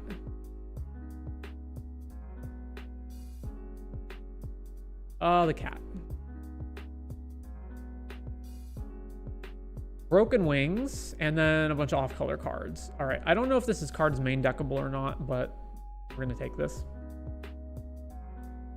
All right, this is not starting off as well, but at least we have, you know, some decent stuff. Like, you know, Scooz is no Liliana, but... All right, Squad Rallier versus Firebrand. Squad Rallier wins. This is mana value 2 or less, right? Oh no, it's power 2 or less. So that includes this, Gnarlid. ETB if you attack Shock. Alright, this dude. What the heck does this guy do? He's a 2 mana 2/2 that whenever you attack while you control a creature with power 4, this gets +1 and Vigilance. Alright, I still have no clue whether I'm going to be red or not. Red or white, rather. Sideboard. Because we've got 3 white and 3 red. I think red is being passed hard in your rotation, so sticking to red is better. Seems like it, but I already passed Burst Lightning and 1,000-Year Storm and High Fae Trickster. So this is cast spells at flash speed, right? And this is, you know, I know what that does. Copy a bunch of stuff. And we can't really take either one of them. So Fiery Annihilation is probably the next best card, right? Because it just kills everything, or kills something. Seismic Rupture, 2 damage each creature without flying. Okay, we can't take Nighthawk because that's also off color. So we just take the red card and then commit to red, I suppose. So this goes here. Hang on. And then the Goblin. Come on. And then this guy on 4. Whoa, what is going on there? Yeah, Fiery Annihilation.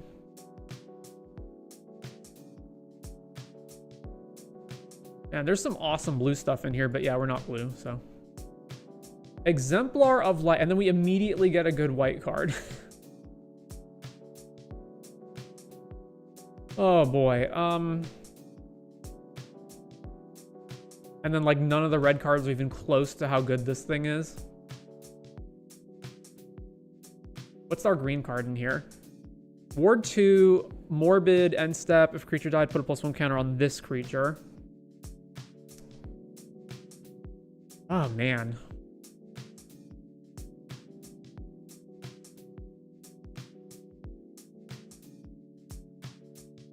Pretty generic 4/3, 2/2 for 2, 1/1 that can maybe sometimes make something not block. All right, I'll take the Exemplar. All right, Inspiring Call for the +1 counters, or Lagak or Banishing Light is probably better than Make Your Move, I think. hits more things.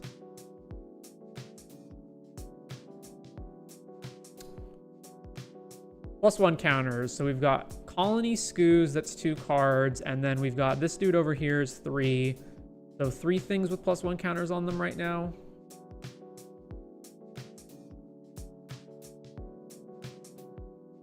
God, we're practically even on like all the good green, white, and red cards. We might even switch green out too.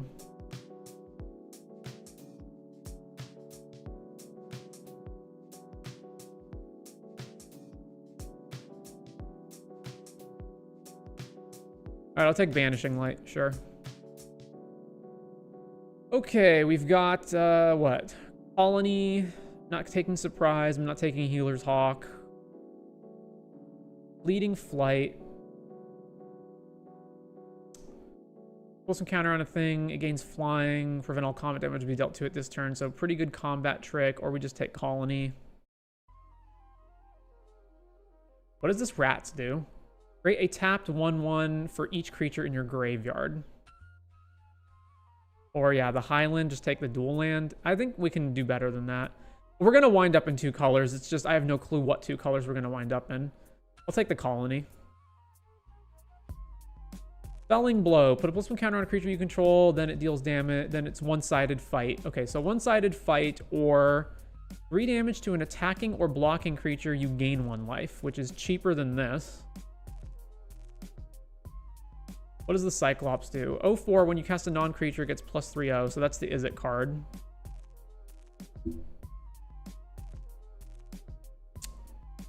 Wow. Dual land, that's off color. I don't actually know which of these is better.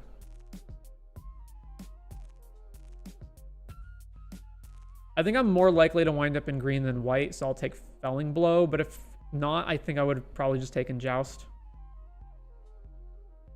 I'm not taking Thrill, because... Also, okay, double a creature's power. I'm not taking the black card. So Lagak is here. There's another off-color duel. There's the Amulet, which... this card's probably only good in, like, Golgari. So double a creature's power. You know what? Let's take that.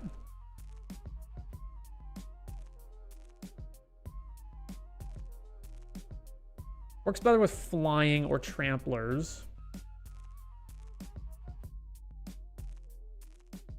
Sure, take bulk up.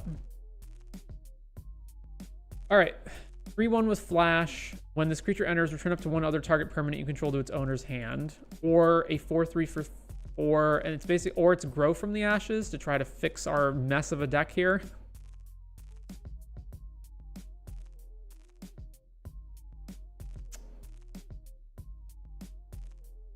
You know what? I actually might just do that.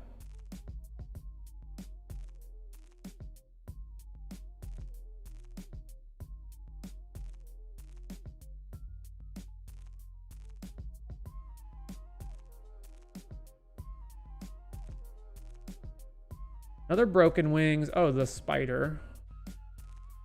What is this red card? Involuntary Employment. Gain control of target creature until end of turn. Oh, so it's just a threaten that gives you a treasure token. Okay, whatever. I'll take the Spider. This came all the way around. That's surprising. We're not taking the Cyclops, and we're not taking this thing. Well, you know what? I could sideboard this, whereas, like, there's no shot on playing this card. If I wind up playing against, like, a really aggressive deck, this might be sideboardable. Axguard, Balmor can't take that, and then a 4/3 for 4. Take Axguard. Oh, wait, no, we've got a dual land in our colors. What's up, Tentative Orc? Yeah, all right, take the dual land. Lagak Wield, so take Lagak. Courtyard, Gleaming Barrier. I'm not going to play the Barrier, but I'm not going to play Courtyard either.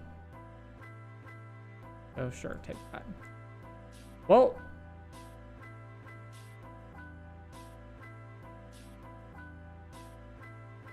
this is just a mess. How many white cards do we have? 1, 2, 3, 4, 5 versus 1, 2, 3, 4, 5, 6 red cards. We got to get out of being 3 colors. This thing only triggers on life gain, of which we have basically none, right? Refute. Oh, that's not the rare. Okay. Crawling Crawler. Or Garruk's Uprising. How many powerful creatures do we have? Colonies kind of count.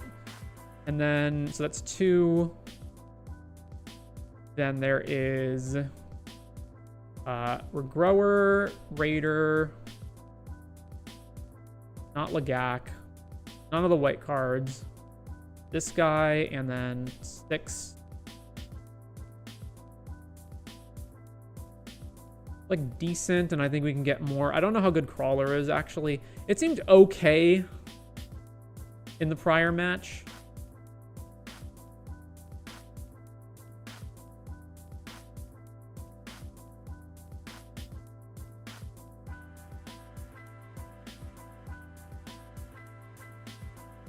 All right, I think at this point we're probably not white, but I'm not sure.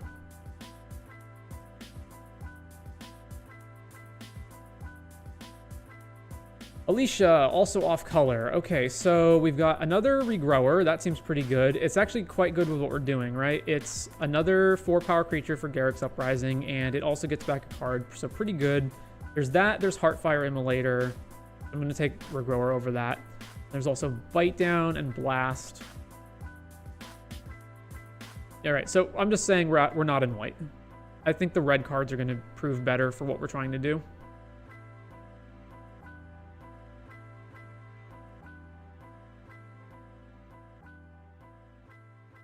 All right, take the Elvish Regrower. And then immediately, Heroic Reinforcements and Good Fortune Unicorn. All right, well, neither of those. So we've got this Shock guy and Lagak. So many cards on 4, just like a crazy amount. I think Gorehorn's better than Lagak. I'm not going to play the Goblin thing. I'm not playing Seismic Rupture. Oh, there's also Wary Thespian. Oh, never mind. We'll take this. Did not see that over here on the end. Yeah, we'll take the 2-drop. Wow, who's ever in Rakdos is eating nice. Okay, Thrill, or what does Cerberus do? It's also a 4-power creature. Doesn't untap during your untap step. At the beginning of each end step, if a creature died, untap it.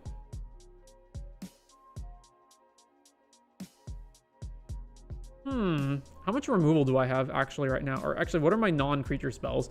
I have Bulk Up to double power, Fiery Annihilation, which doesn't kill things, it exiles them. Felling Blow, Uprising, Ashes, let's cut that. And then everything else is creatures. What's your general opinion on Foundations?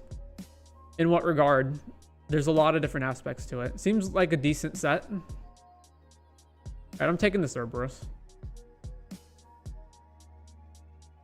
Do you mean, oh, ooh, Ruby. Do you mean like from the perspective of limited? Do you mean like as a set for constructed? Do you mean like what's the value in the set?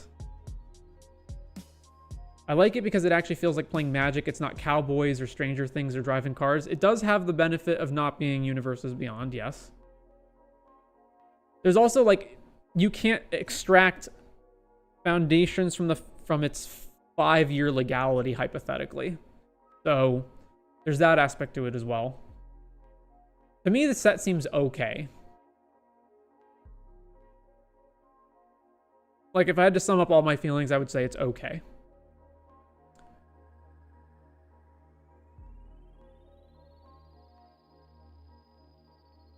Ruby, Ruby, Ruby, Ruby. Another Dwynnon and Painful Quandary? Well, we can't take Painful Quandary. What does this thing do? Whenever this creature deals combat damage to a player, create a food. Well, I'm actually going to take that over Dwynnon, because we already have a Dwynnon, and this is 4 power.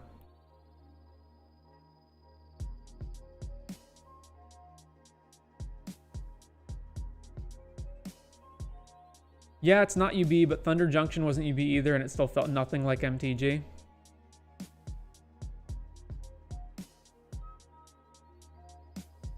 All right, take the Truffle Snout. Consuming Aberration, which nobody cares about either. All right, I'll take Giant Growth, sure. Not taking Goblin Surprise. Giant Growth it is. All right, what do we have? Firebrand. What does this equipment even do? Equipped creature gets +2/0 and has first strike. Meh. I'm not even going to play the Firebrand. Oh, Juggernaut?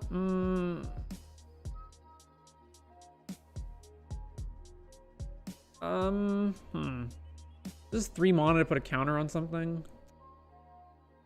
Juggernaut. If I do take Juggernaut, what am I replacing? I'll figure it out. The only reason to take this over that is for, like, sideboarding versus aggro decks, so that's fine. All right. Ooh, another spider. Sure, take the spider. Okay, removal that we probably desperately need because I don't think we have enough, so take the removal spell. Lagak, this dude, or Seismic Rupture. Take this dude. Cyclops that we're not going to play. So we're 4 cards over right now. Firebrand, which we're also not going to play. Well, this deck is much worse than our previous one, but I don't think it's bad.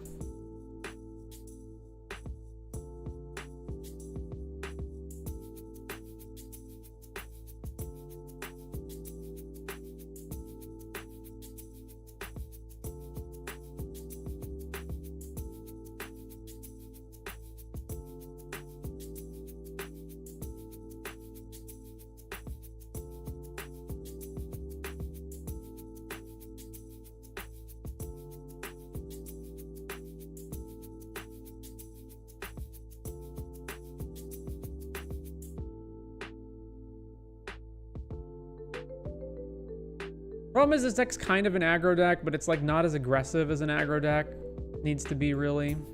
All right, group creatures separately. We have 7 non-creatures, so we could easily cut one of these. So what do we have? Basically, burn, an Ascent, combat trick, removal, hard draw thing, removal. And then creature-wise, we've got a bunch of this stuff. So I think I'm happy with this, and then I'm not happy with how many friggin' creatures we have on 4. So we probably don't need 2 spiders. Like, a big value of the spider comes from its activated ability, so we don't need double of them.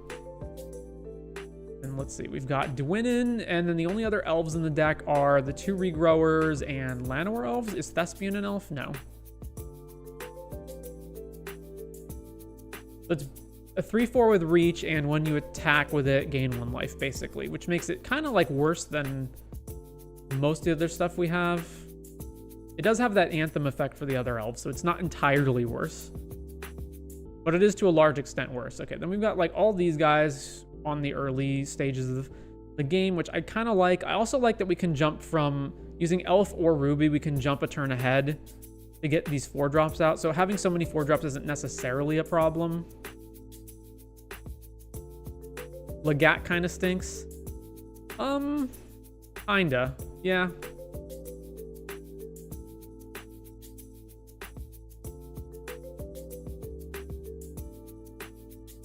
Okay, so get rid of that. I might not need the second Gorehorn. And then I want to cut one of these spells, although I'm not sure which one. It's not going to be anything that's removal, so that leaves... And it's not going to be Garruk's Uprising, so it leaves one of these two. So realistically, how good is Bulk Up?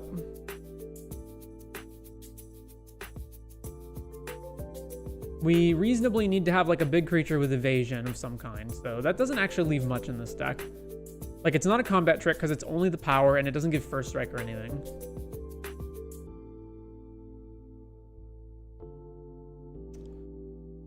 I'm inclined to say Bulk Up is worse, but I'm not sure.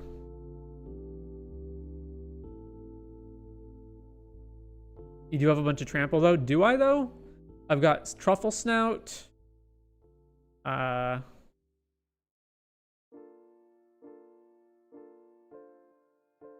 that's really it, right? Just that? No, just Truffle Snout. The Gnarlids? Oh, the Gnarlids do have trample when you kick them, right? Yeah. Oh, each creature you control with a +1 counter on it has trample. So that's them, and it also includes Skoos and I guess the spider putting counters on things. That still doesn't seem great. Oh yeah, and Garrux gives trample as well, doesn't it?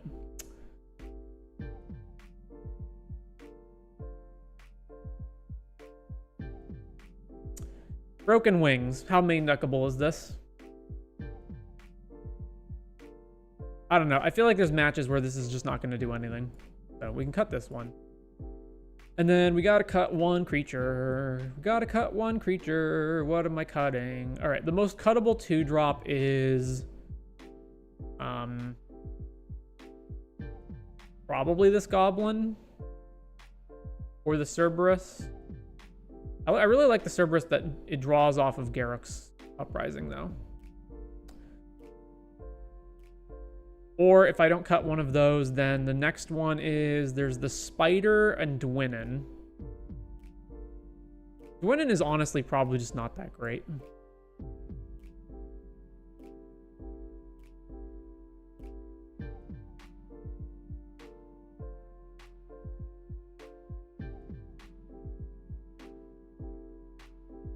Cut Dwynnin.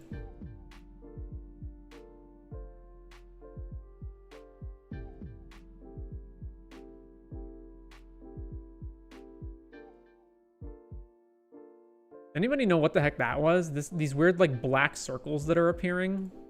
Is this just Moto tomfoolery?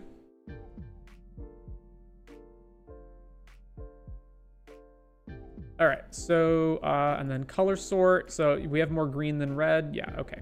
So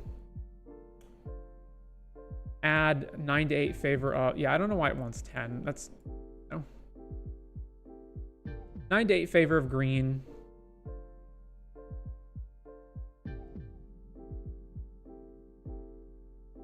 All right, this seems decent enough. Go with this. Save deck.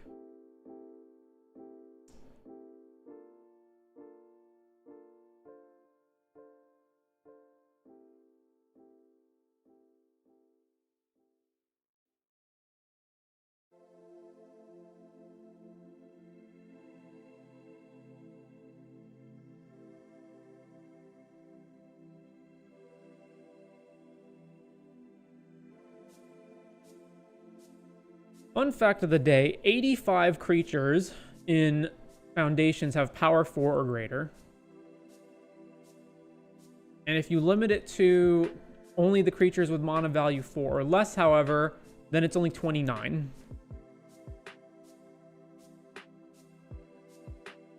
If you further subtract by not allowing for rares,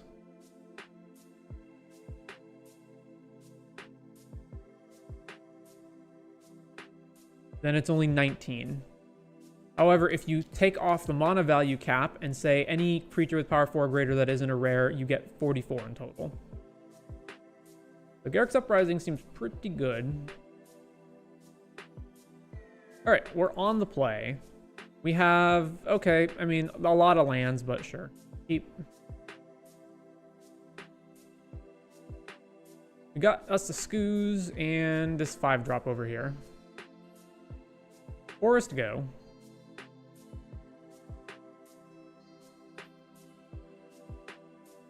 Opponent plays this dude that dies into a 1/1 flyer. All right. Play the Skoos.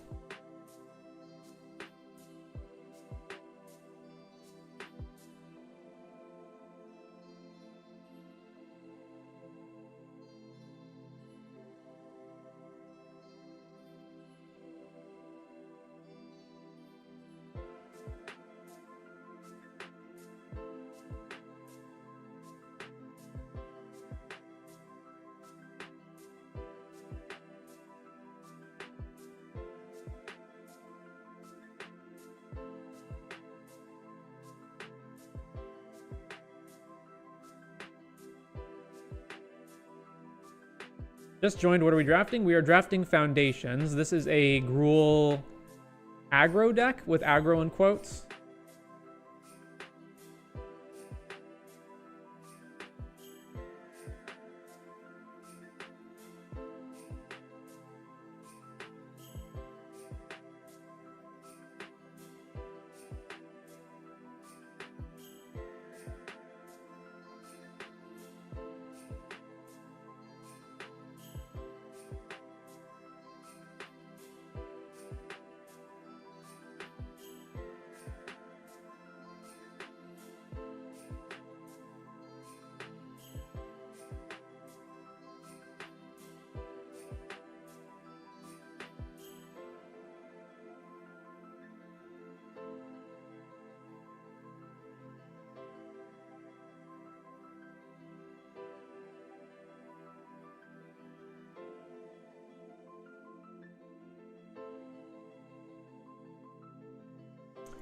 All right, Burglar Rat. Well, joke's on you, Burglar Rat player. We have all these lands that we don't give an F about.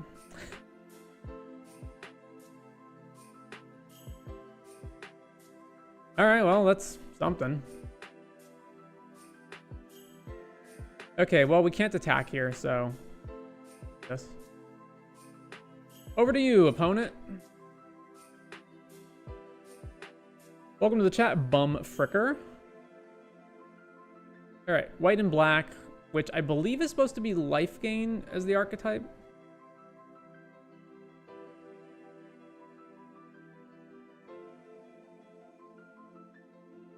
Abyssal Harvester. All right, so we can fight this to some extent.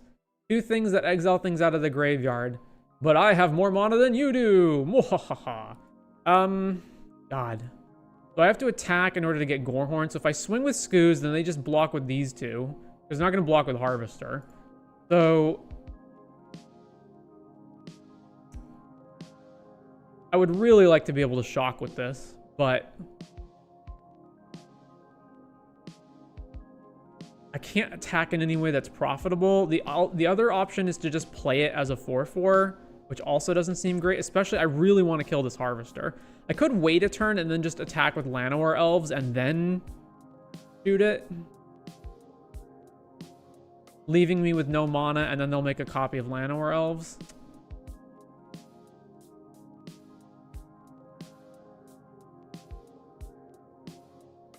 Passing here also seems so bad. But I'm gonna pass here.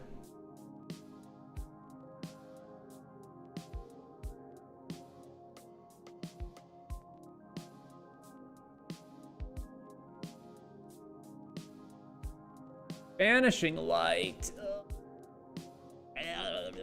All right, well, yeah, okay. All right, are you attacking with Harvester Net or not? Nope. Oh, we're not blocking. Fan Alliance, sure. You can activate this at instant speed, right? God damn it. Oh, and now we get Garruk's Uprising? Okay, well... I'm going to attack, and if they block, whatever, we trade for their Harvester. Because we just got to get Harvester off the board. So, combat. Swing!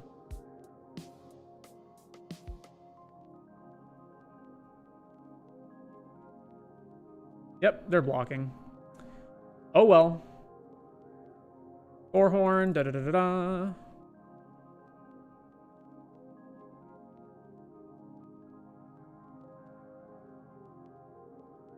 And they make a copy of the elf. Shoot this guy. Yep, makes an elf. Then their guy gets killed. And then back to them. Oh, no, not another Banishing Light. We just needed to have this stick around for one turn so we could draw off of it. Oh my god. Okay, so it's white, black, aggro, I guess?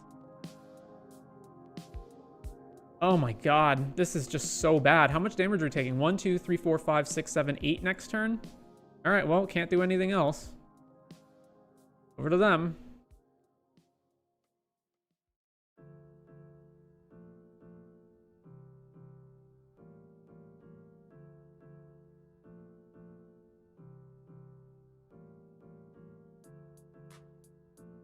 Yep. Take a massive amount of damage. Can we please draw something? Nope, we can't. Apparently, we cannot draw anything. All right, then.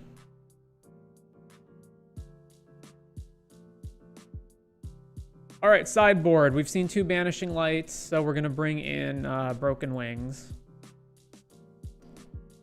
And... Seismic Rupture actually seems like it'd be great against them, so bring that in. Fanatical Firebrand, not so much. Then we need to cut 2 cards. So I believe we are not the aggro deck here, so let's take Bulk Up out. And probably Giant Growth. Those seem like easy enough swaps to make. 2 spells for 2 spells and 2 more aggressive spells for 2 more defensive spells. Seems fine to me. All right, let's do that.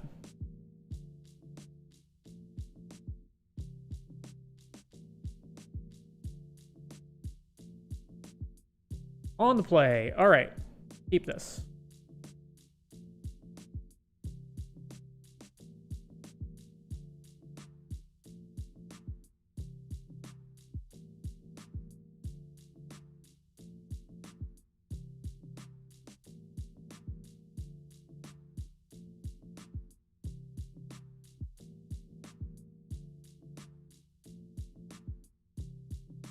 Play land, go.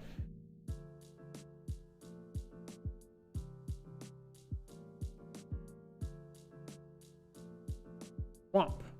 Plays this dude again. All right, play the goblin.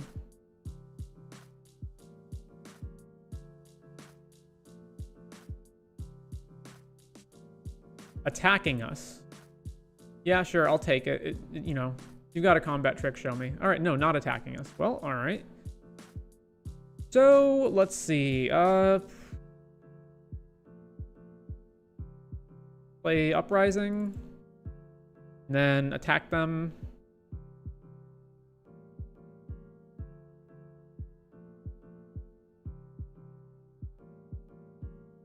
Resolute reinforcements. That's fine, sure. We trade. Very well. Unless they're not going to trade, but like you would, right? Block, block, yep. And then they get to have a flying creature. By the way, does anybody know if the combat damage assignment rules have been updated on Moto yet? Oh, come on with this guy. So we don't get to Impulse Draw if I play this, so let's just play Juggernaut. Yeah, all right. Juggernaut. Draw a card. Then back to them. All right, 4 mana. They can do a pie. Very well. And then they can exile Juggernaut and have a Juggernaut token. Cool.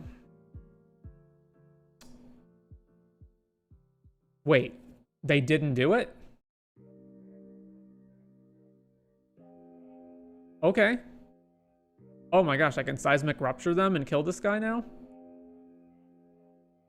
Seems worth it. Yep, seems worth it. All right, Seismic Rupture.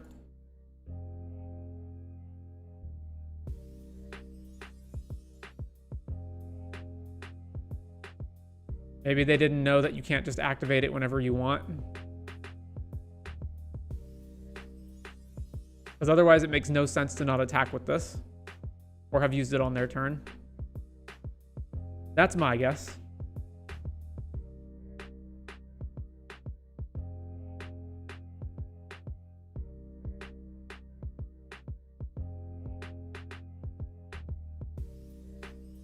There goes those guys. Now they just have an insect.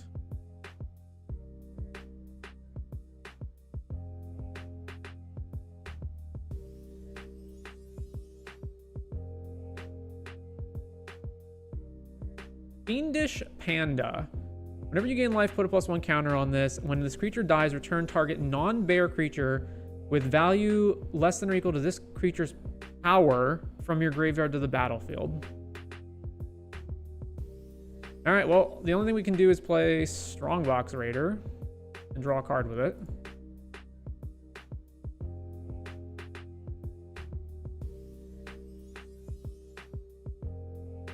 So they can get back not the Harvester with this. Oh, wait, no, they can. It's equal to. So they can get back the Harvester with it. All right. And they can food token to make this bigger as well. Stab our dude. Very well. The Prideful Parent appears, and now we take 4. We're down to 11. All right, we haven't lost yet. Do I want this to be big or to gain life?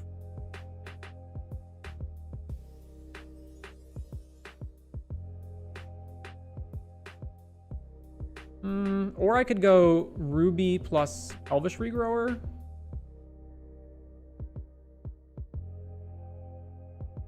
What am I regrowing? I get a permanent back. I guess I'm getting back Juggernaut or Strongbox Raider.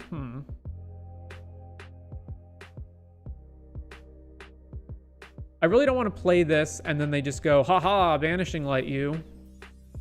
But if I don't make it a 6/6, they can just food token pump this and then we trade. That seems bad too.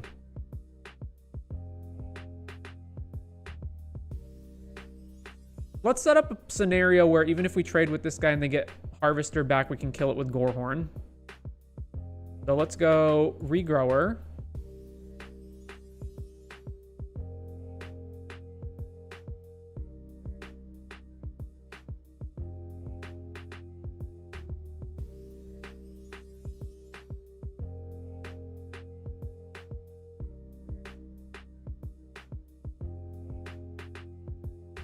This draft format any good? Not sure. This is only the second league we're playing. However, so far it seems decent. I am concerned with like how incredibly good the rares are in comparison to everything else, but otherwise seems fine.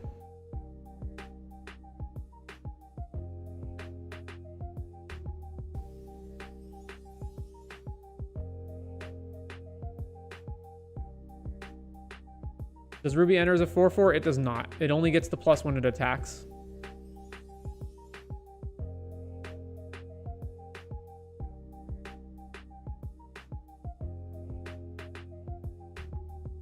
Yep, my experience was also whoever gets the first rare on the field wins. All right, so get back Strongbox Raider. Resolve this. We drew Thespian. Ooh. I'm still going to play Ruby. And then, am I attacking with Ruby? Oh, is Ruby only a 1/2? So 3/4, they can't block it.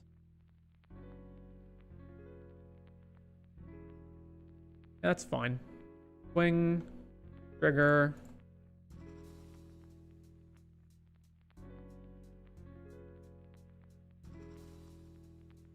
Okay, back to them.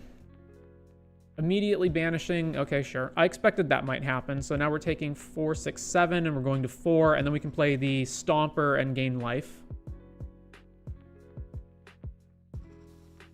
Because we really need to do that. All right.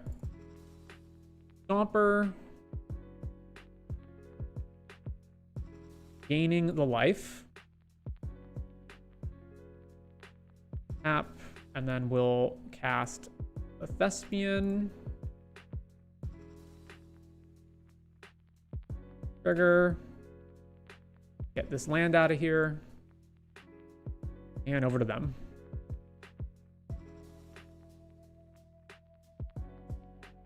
Resolute Reinforcements.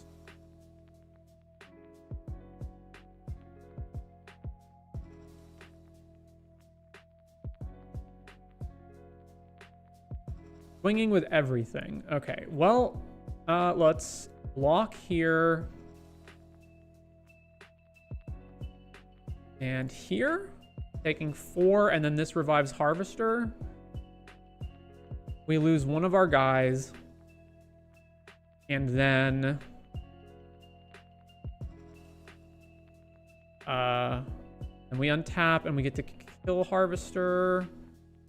Have how much mana do we have? 1, 4, 7, 8, 9. So not quite, actually. We'd have to attack first to do that. If I don't block this now, then it's just more damage. All right, yeah, sure. We'll block like this.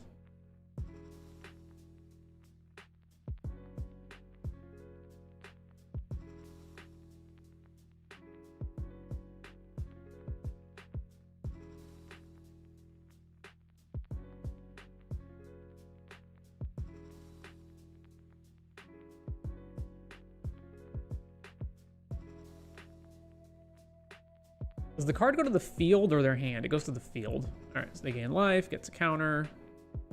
Trade, surveil.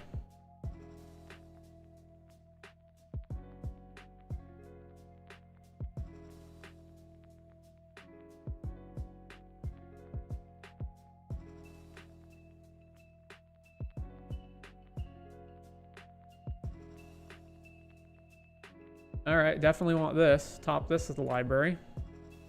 Yeah, it gets back Harvester. Back to our turn. All right, so... let's see.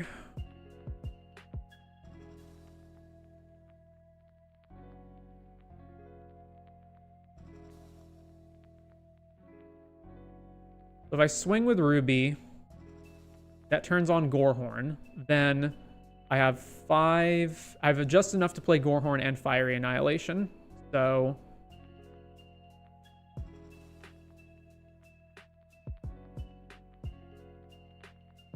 land, combat, swing, trigger.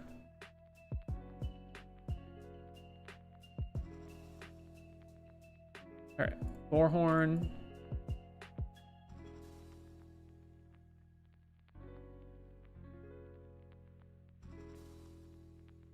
Trigger, target Harvester, Llanowar Elves. All right, I think it's better if we just hold up Fiery, because I may actually have to Fiery this insect token of all things.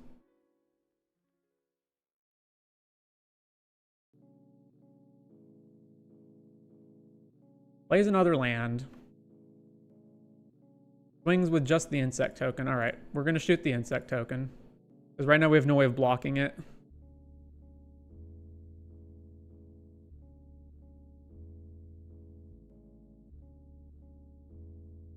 Alrighty then.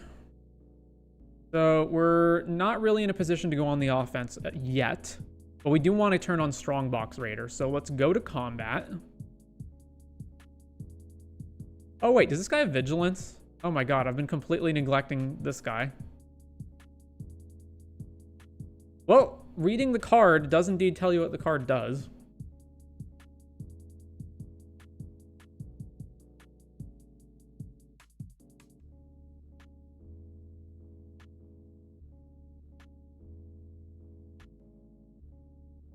Swing with the Vigilance.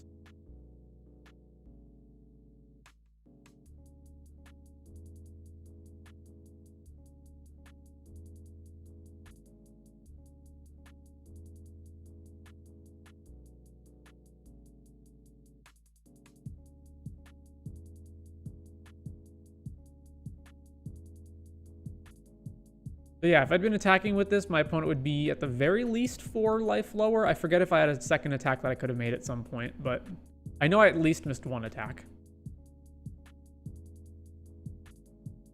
No blocks. All right. Strongbox Raider. Let's make sure we draw the card first before we decide what we want to impulse. So resolve this. Okay, so the exiled one, the one we choose is the one we get to play, right? Okay, Gnarlid Colony. What's under here right now? Regrower. It's until the end of my next turn, right? So play land. I would like to have Broken Wings open rather than play this. If I play this right now, then I only have 1 mana. Yeah, okay, so let's play Llanowar Elves. And then we'll just wait on this for the next turn. So over to them.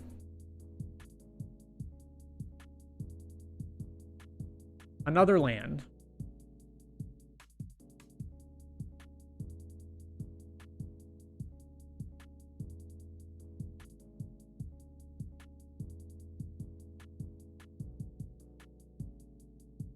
All right, blow up Vanishing Light.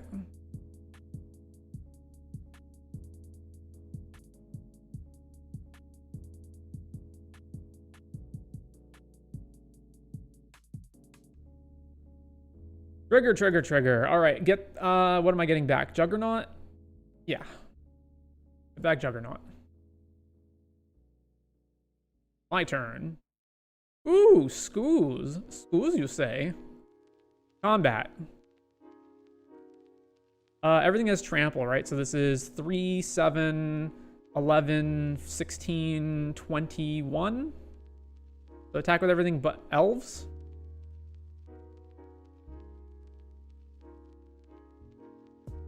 Swing all except for an elf. Boom. Pump Ruby. So lethal, unless they got something. Resolute reinforcements. Well, that's not much of anything. So wait, 3, 7, 11, 16, 20, and then -5, so 15, so they're still dead.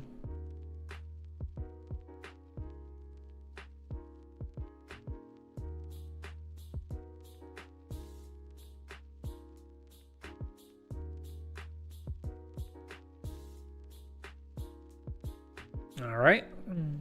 Quad block the elephant.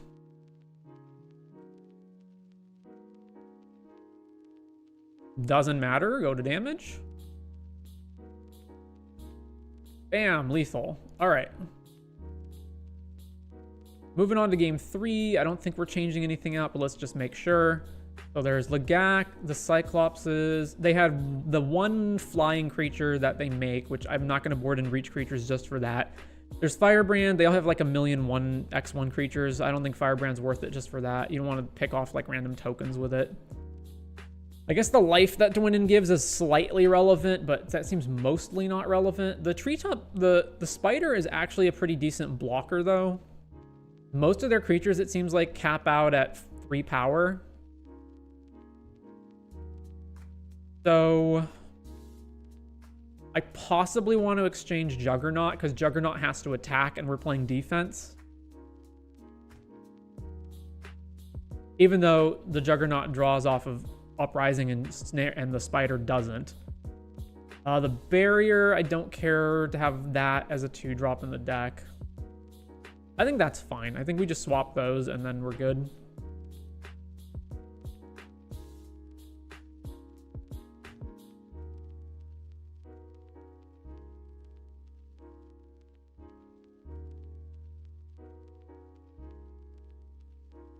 All right, game 3 on the draw.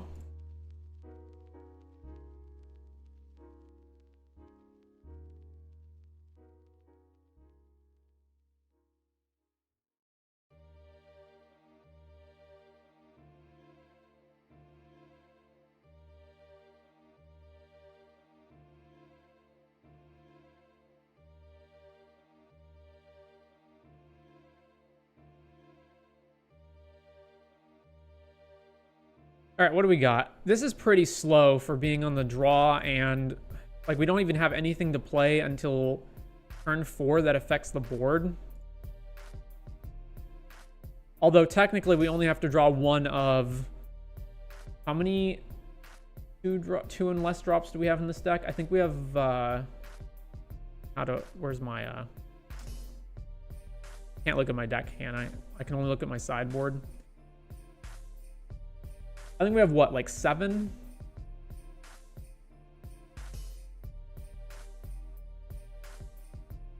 So we've got a 33 card deck and we have 7 and we're going to draw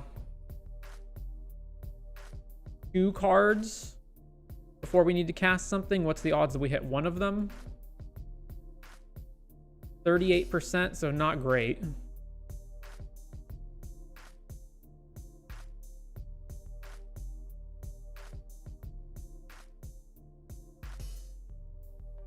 I don't know. It's not like they rush us down super fast. I also really don't like that the only creature we can play is a 2 toughness creature, but...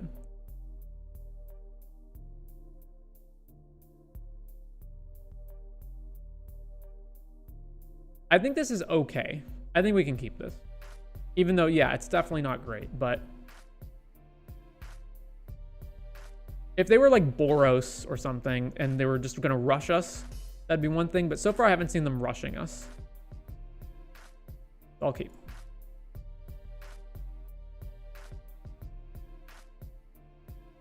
Womp.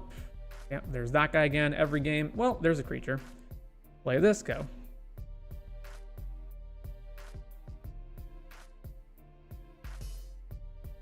Planes. I know they have 2 resolute reinforcements. All right, play the Cerberus. This blocks all of their 1/1s. Also a nice setup for Garruk's Uprising on the next turn. I assume since they didn't play anything on their turn, it's going to be a Resolute Reinforcements on end step. Uh-huh. Yep.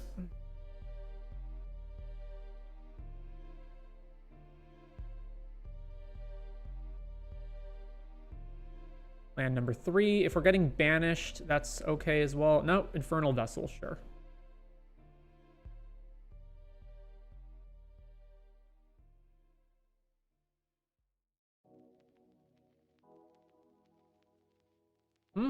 All right, play Uprising. Trigger. And then back to them. No attacks here, obviously.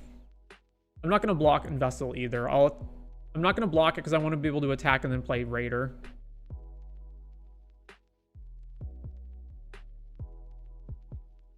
Vessel attacks. No blocks. All right. There's also Ruby. That is not relevant right now. Right now, we're just going to combat. Swing.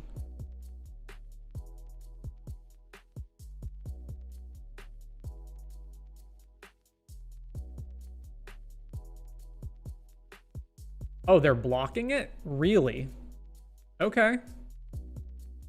Sure, go to damage. Trade, this triggers, they get an insect token, and then we play Strongbox Raider. Trigger, make sure to draw first before deciding, so resolve this.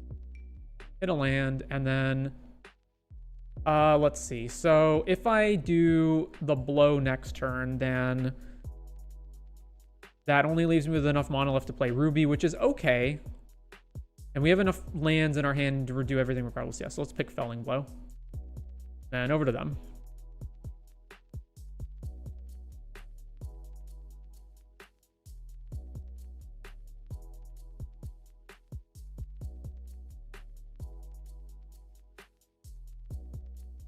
So just swings with these two again, no blocks.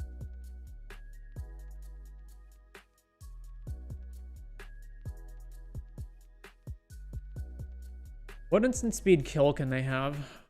There's the white card that costs less if it hits a tapped creature. Heir Apparent.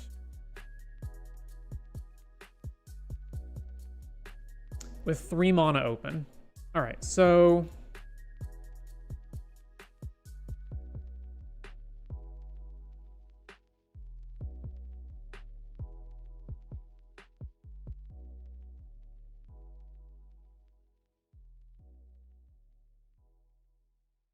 I think the move here is play Ruby and then Felling Blow Ruby, targeting the insect token. And then Ruby's a 2/3 and can block Vessel without trading with it on the first mode of it. If 3 mana open, I doubt it's a removal spell. So yeah, tap this, play Ruby. Then Felling Blow, choose target creature you control, choose target creature an opponent controls, kill the insect token. Tap, tap, tap. And then we're not going to attack. Actually, am I attacking with Strongbox Raider? I guess I don't care if they block with Heir Apparent. No, I'm not going to attack. It's fine. This lets me better set up for next turn if I don't attack right now. All right, Vampire Soulcaller, get back the 1/1, sure. And play the 1/1. And they're doing all of this before attacks. So, okay. Well, sure, yeah, I'll block this. Comes back. 4/3. All right, so now they haven't played Banishing Light yet. If I attack, they can obviously block it, and then Gorehorn can come in and kill something, or I can just play Stomper. Or I can play Regrower, get back Cerberus, play that, draw 2 cards this turn off of this. That seems pretty good too.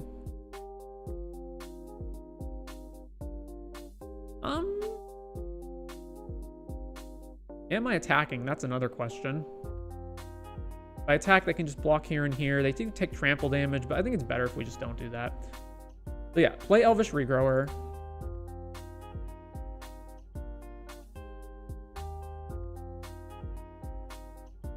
Get back the Cerberus. Evolve this ability. Then play the Cerberus. Draw another card. I've played a land, right? Yeah. Yeah, I'm pretty sure we just don't attack at this point. So just back to them. Another land. We can just make our board much... Oh, yeah, this thing is flying. I completely forgot about that.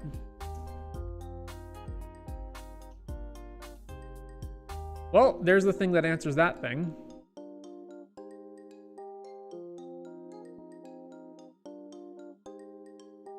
I don't need to answer it right now. I probably should answer it, though. So if I need 3 open, that leaves me with 5 remaining. So I can't attack with Ruby if I want to cast Gorehorn this turn. Actually, no, I can just Gorehorn it, right? Yeah. So I have 3, 7, 8, so that leaves me with 3. It still would be nice to be able to have Broken Wings open, so let's go to combat.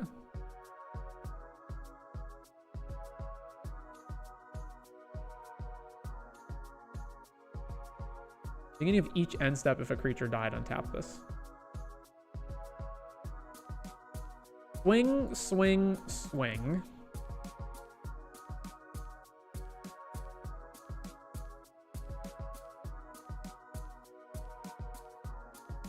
Block here.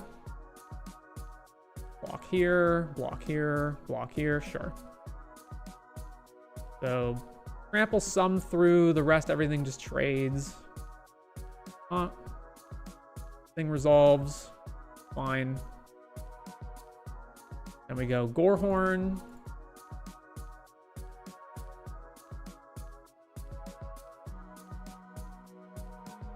Kill your flyer. And draw a card. Oh. 4 mana. Bake into a pie our dude. Sure. Alright, we still resolve the ability to kill that.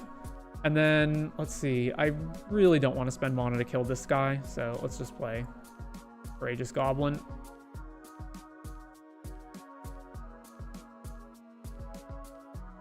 Drew a Prideful Parent. Very well. 10. Oh my god, Scoos.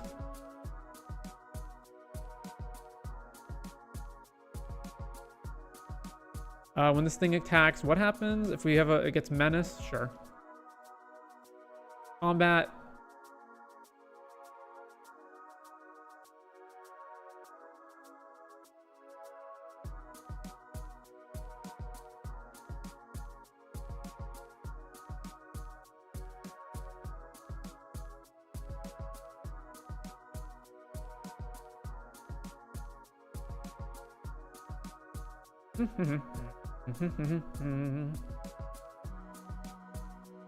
Alright, I don't think we're losing at this point. We're attacking for 7 right now. Oh wait, I don't have a 4-power creature. Duh. That's still fine, whatever. Alright, kill this cat, sure. Well, that was an obvious mistake on my part, but we're still gonna win. Alright, play Scoos.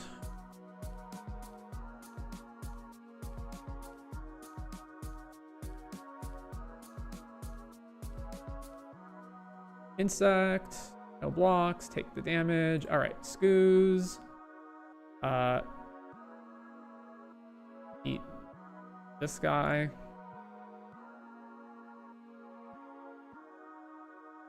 Scoos. Eat this guy.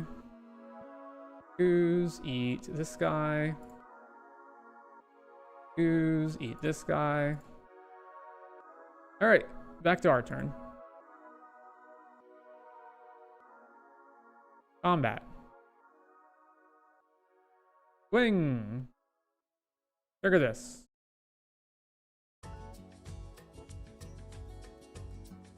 Eats the food token. Uh-huh. No blocks. All right, Scoos. How much mana do I have right now? 9. Okay, that's fine. Eat this dude.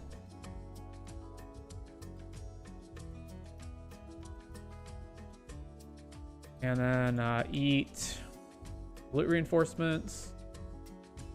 And eat. This is 11. I just need 2 more and they're dead.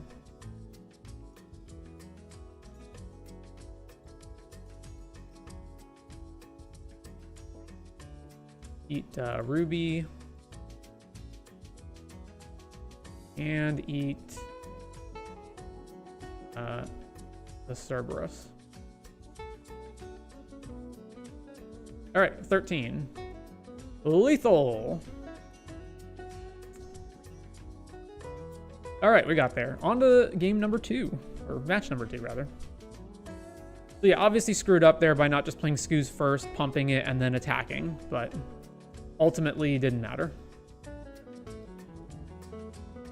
I just tunnel visioned thinking for some reason that Ruby would already have 4 power, and it obviously did not. All right, we're on the play for match 2. This is okay. Yeah, keep this.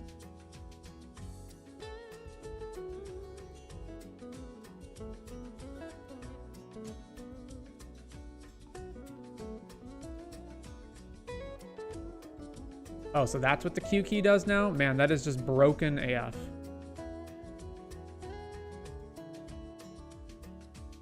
All right, forest and go.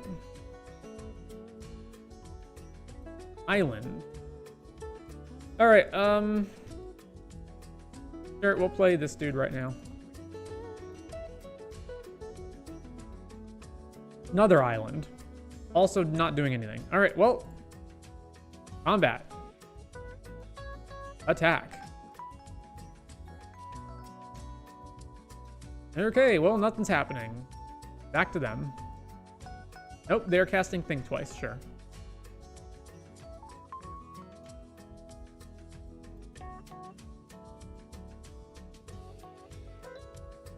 Firebrand Archer, uh-huh. Ooh. Play Garrux, and then if they block, we'll Giant Growth. Oh, no! Well then.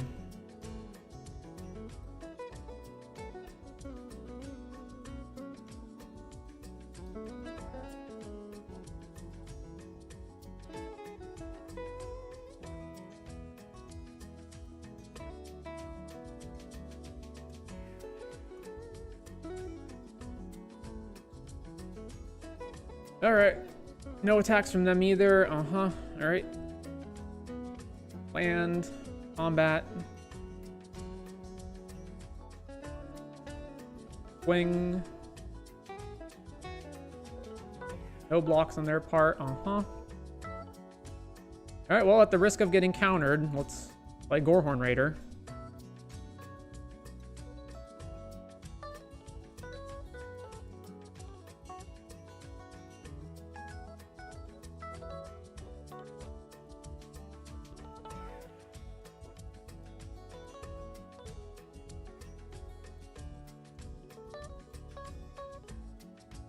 Think Twice.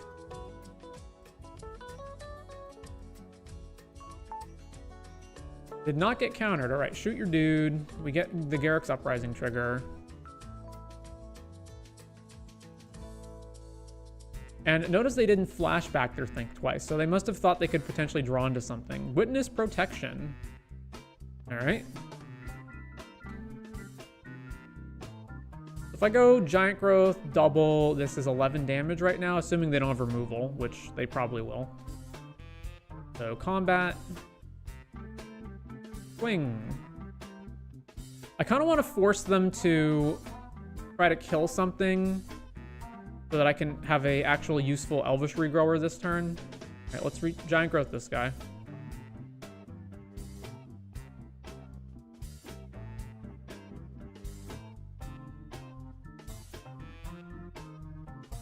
Responding. Fleeting Distraction, -1 and draw a card, okay? Well, I'm not going to play Elvish Regrower, so let's just bulk up right now.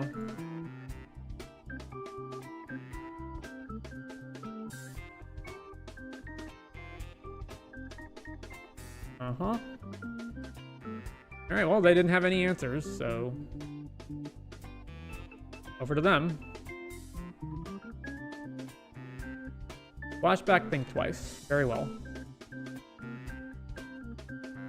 They are at 7, and lots of cards in hand.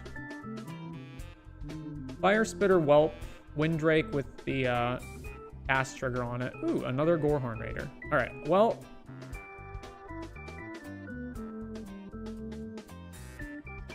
I actually don't have any good attacks because of this turtle. I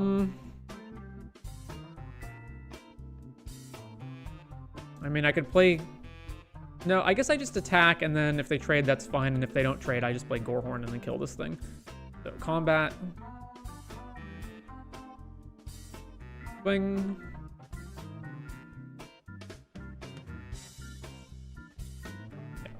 Up here. Gorehorn. And shoot this dude. Card, resolve this. Alright, back to them. I think Garruk's Uprising might actually be broken in this format. Witness protection on this dude. And I've got nothing else to do. Alright. Go to combat.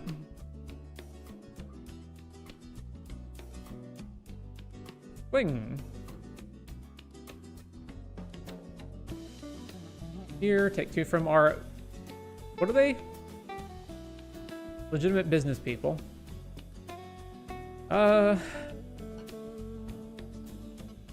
Pick this dude, I guess.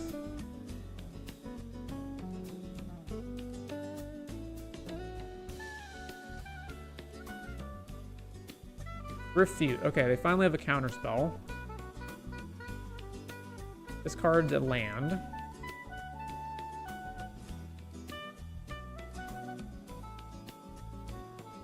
Dragon Trainer. Gotta say, the Spellslinger archetype looks pretty mediocre so far.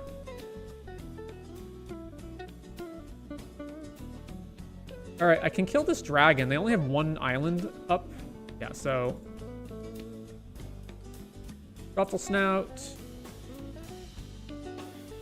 Trigger, draw a card. Then we Felling Blow, the Truffle Snout, and the Dragon token.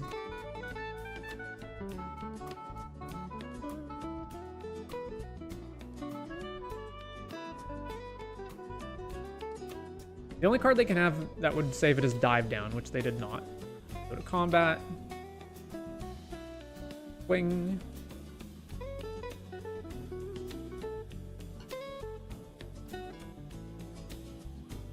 Here, here, take 1.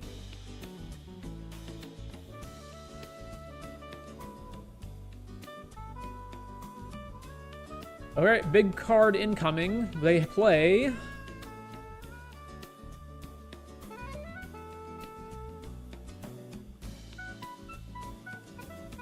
Goblin... What was this? Negotiators. Deal X and create X tokens, where X is the excess. Alright, so they killed my Truffle Snout and made 2 tokens. Well, that's not that impressive. So, they still have blocks right now. Is there any reason to do anything prior to combat? I don't think so. I think we just attack. Yeah.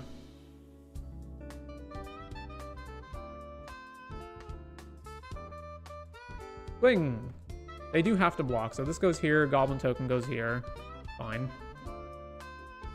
Oh, no? They're gonna double block the Gnarlid. Sure. Alright. Regrower. Trigger. Let's get Raider back.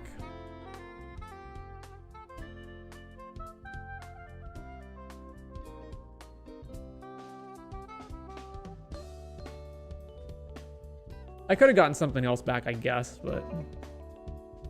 like the Truffle Snout to just deploy that. I was thinking that I wanted to be able to burn them in the face next turn.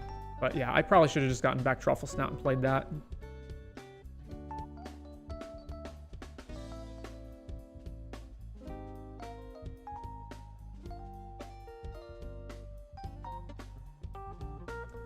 Homunculus Horde. Whenever you draw your second card, make a copy of this. And then they flashback think twice. Sure.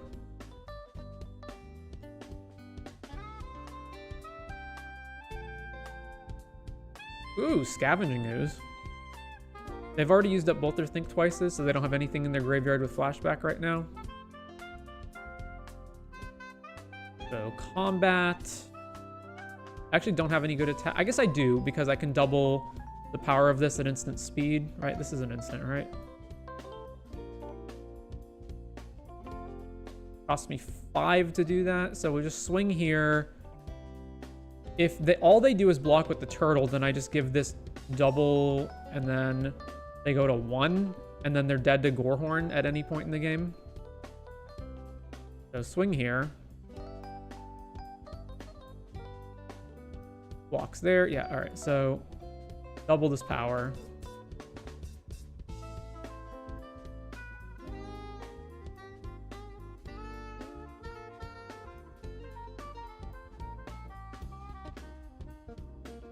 This dies, they go to 1 life. Play land, play Scooze. They don't have anything with flashback, right?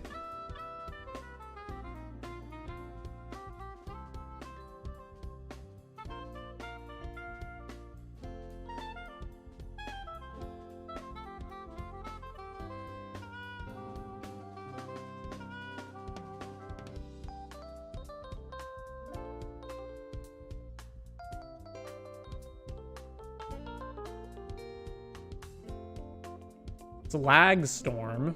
All right, well, exile Dragon Trainer.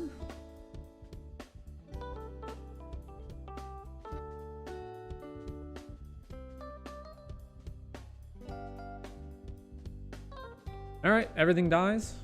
Sure. So now we don't have the Strix Lookout. Flying Vigilance with loot. Very well. All right, play another Elvish Regrower.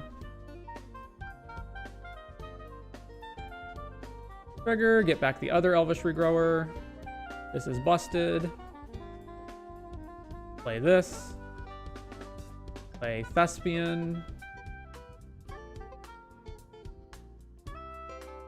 Actually, can I make better use of this by getting back something else? Elvish Regrower again, get back, blah, blah, blah. Nah, let's just play Thespian.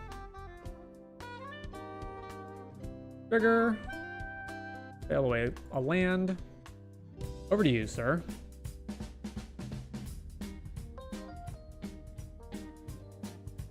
All right, so everything's lethal, plus we've got Gorehorn to follow up with. Yeah, all right. Sideboarding.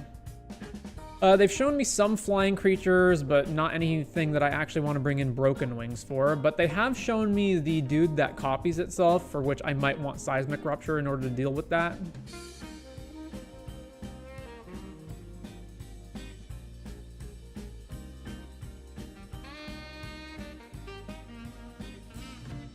What do I not want here? Maybe Giant Growth? Possibly.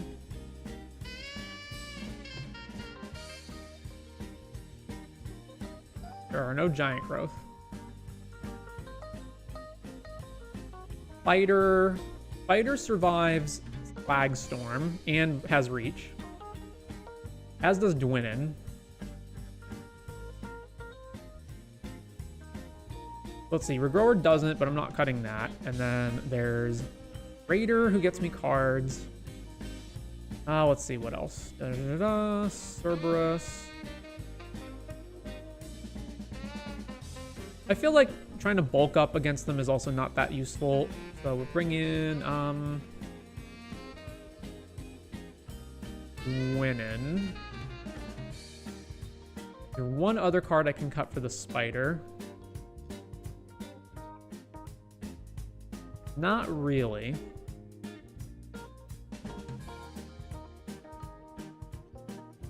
All right, I think I'm satisfied with that.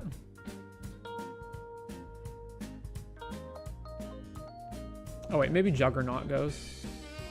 Because, again, of Slagstorm. So yeah, cut Juggernaut, play the Spider. Alright, Moto is not working. There we go.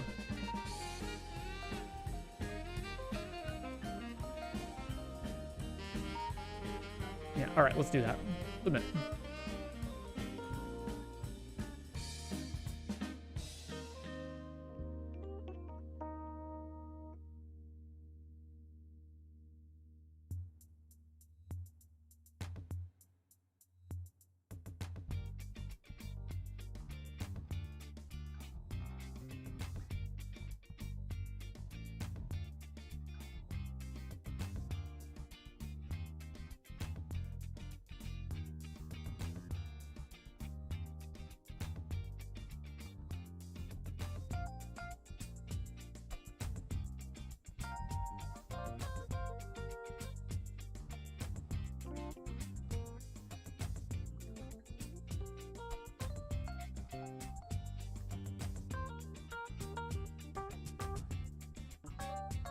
Gonna go to sleep. It's almost 2 a.m. in Euroland. Good night, little mushroom guy. Thanks for showing up.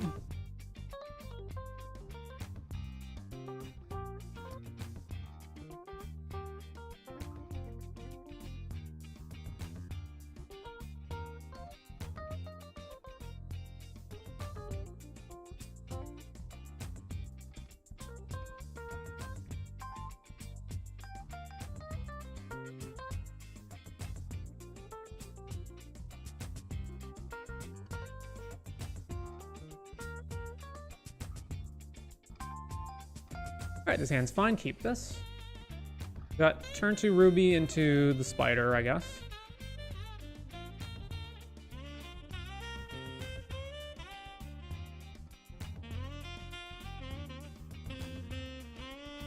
Alright.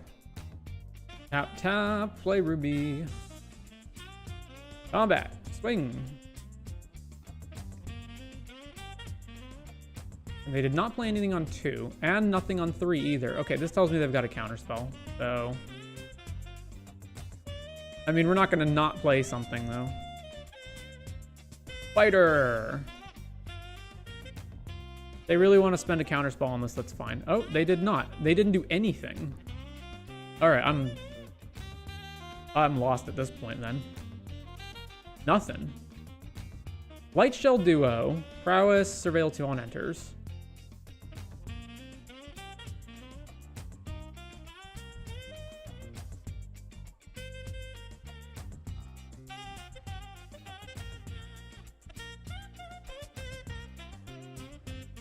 They put both of them on top of their deck.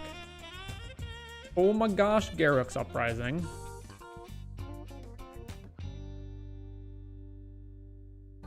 Okay, so I can attack with the Spider. That's not great, though.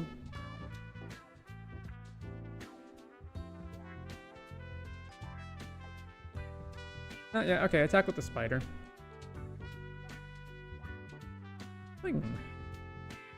Aha, I have Death Touch. Alright, play this kicked.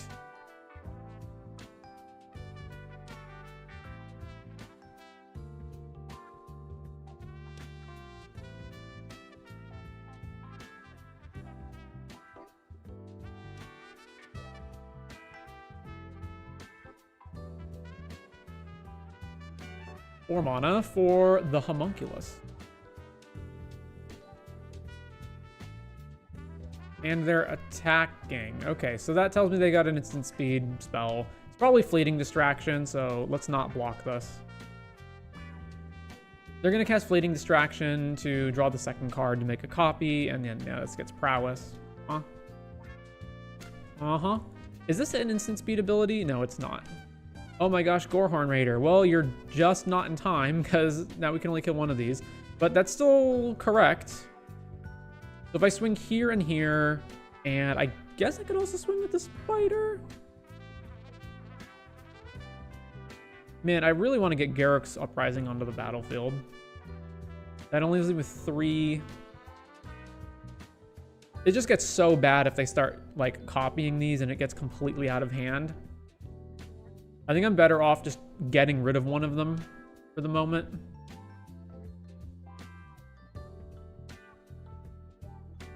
All right, combat.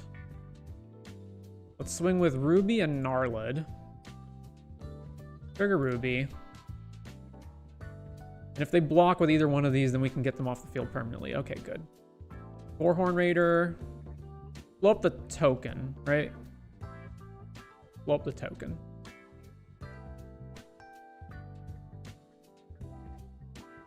Just gotta keep the tempo down. I know they've got a bunch of Think Twices, although they haven't cast any of them yet. Icewind Elemental to loot, and then it copies the Horde, but that's fine as long as we can keep beating them down before the homunculi get out of hand.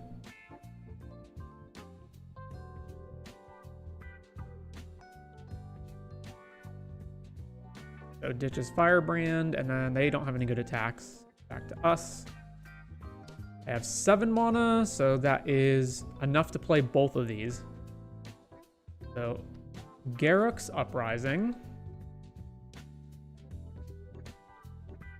Draw a card. Okay, so not going to attack with the Ruby, so we're going to attack with 4/4/4/4 and the Spider. We just need to keep hitting them.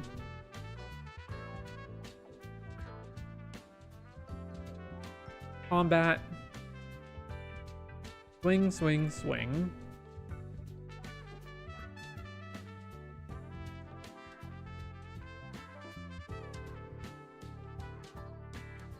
I can't imagine they can just take all of this. Like, they gotta block somewhere. So I imagine their plan is try to win with these homunculi, and our plan is try to kill them before they do. Double block there. Do I want to kill the prowess guy more or the flyer more? Probably the flyer. Alright, so it looks like the combat rules have been changed. So, okay. No, we're killing the flyer.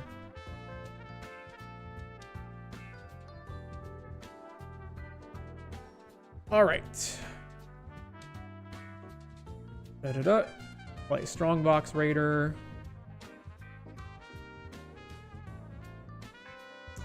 Draw first. Impulse draw. Well, there's Seismic Rupture, so yeah, take that.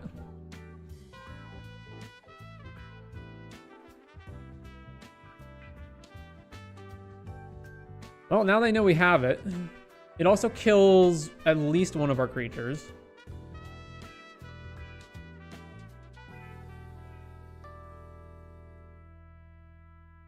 There's the Whelp, and they're leaving Counterspell mana up, unfortunately. But we can't not play this.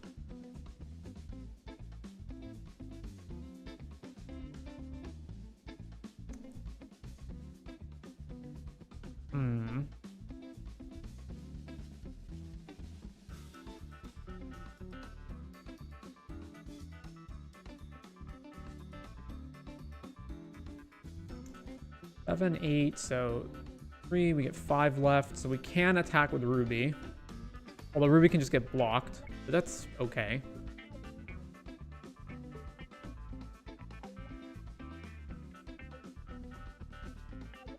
Have to have Counterspell on up for this. They do also still have to block with their creatures. Combat.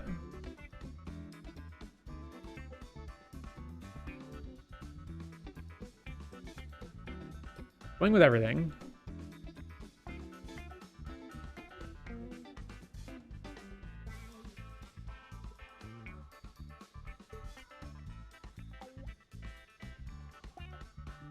Oh? We're playing something? Thrill of Possibility. Oh, and they're gonna make some more homunculi. Okay, sure. So they get prowess, and then, you know. And these go off. Sure. Alright, well, we still answer them, at the very least. They just have more blockers. So I wonder if they'll just block in such a way that the Seismic Rupture basically becomes a useless card. They'll just trade them all off because they know we're going to use it anyway. Block there. Block there. Block there? Okay. And then they're blocking the spider. Yeah. Got us pretty good, didn't they? But they're conceding regardless. All right. Well, 2 down, 1 to go.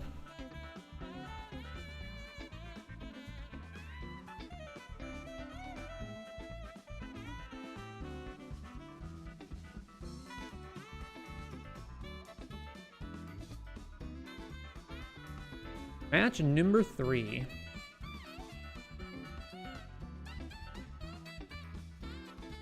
They're on the draw this time.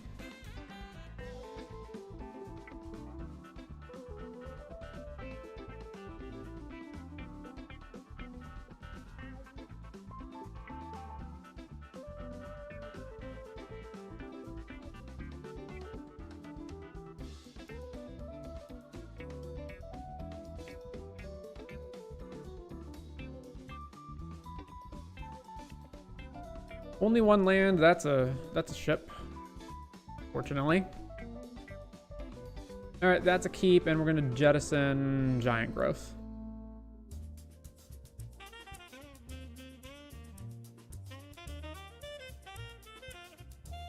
Mountain and pass. Oh no, we're getting bursted.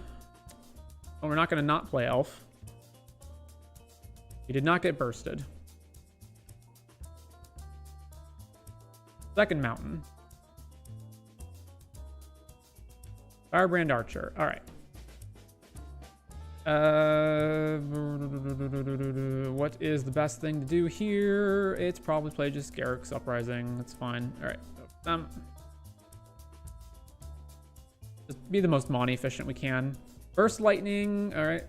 So the elf did die. Play Wary Thespian. Trigger. Get rid of this land. Over to them.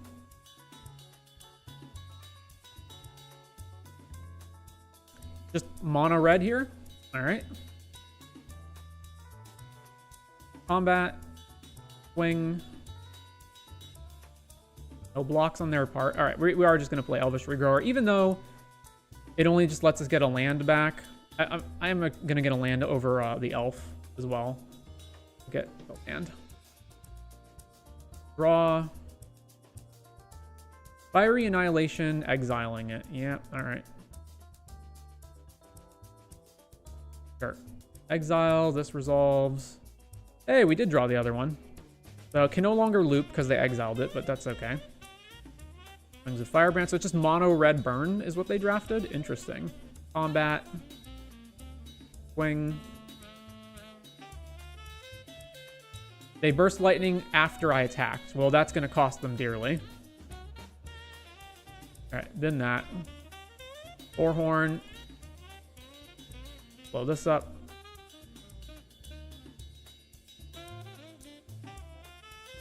Yeah, just mono red, I guess.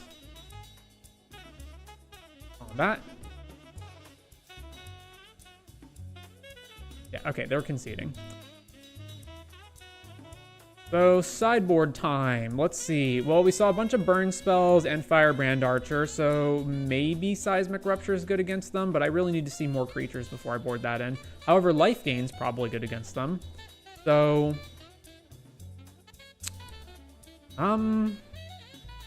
let's see. We're not the aggro deck here, so take Juggernaut out, put in Dwynnin, and then Broken Wings. No. I mean, I just don't know what other creatures they have besides just one Firebrand Archer, so I can't really make too many sideboarding decisions at this point. I guess I want to get rid of Bulk Up and Giant Growth. Well, not Giant Growth, because Giant Growth can save a guy from a burn spell, but Bulk Up, yes.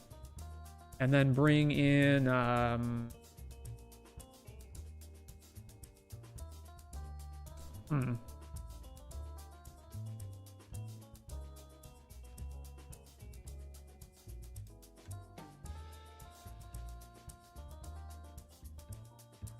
Bring in Firebrand.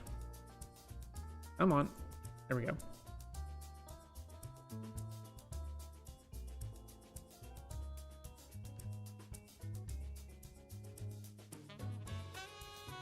All right. Oof. No red for Ruby.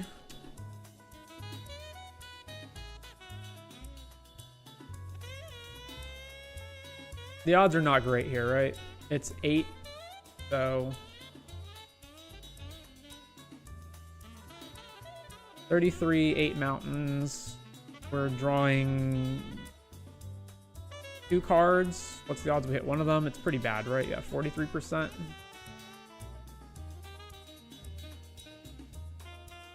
Yeah, the hand's not like amazing either. Let's mull. Okay, that's better, question mark.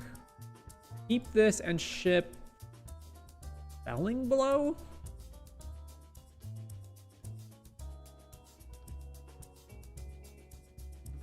Yeah, let's ship Felling Blow. This hand's bad, though. Like, we also don't have anything to do here. In fact, the original hand probably would have actually been better than this because it would have meant I would have had something to play earlier even if I didn't draw a mountain. Are they really considering Burst Lightning us in the face right now? Because that would be insane. Oh, they're blue and red. Okay. Tricks Lookout. Well, play this guy. Over to them.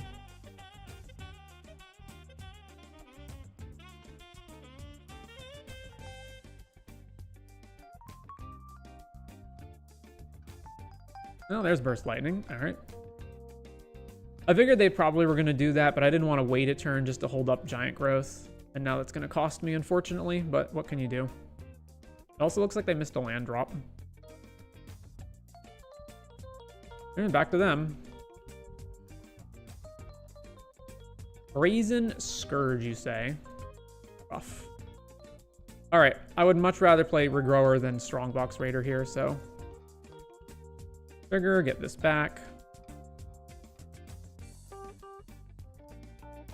And then if this doesn't die, I will snap trade with Scourge. Land number 4. They're immediately going to combat. Block here. Okay, we trade. Micromancer, and they're grabbing Burst Lightning, sure. So they are 1 mana off of being able to kick it. I mean, I can't just not play anything, though. Alright, I guess if they spend their entire turn kicking a Burst Lightning on Dwynen, that's acceptable. Rid of them. Yep, there's land number 5. Nope, they didn't even have to spend it. They just have Fiery Annihilation. Rough.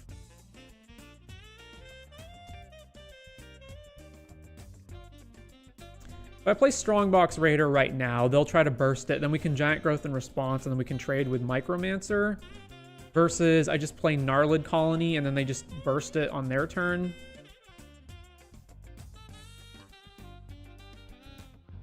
Yeah, alright.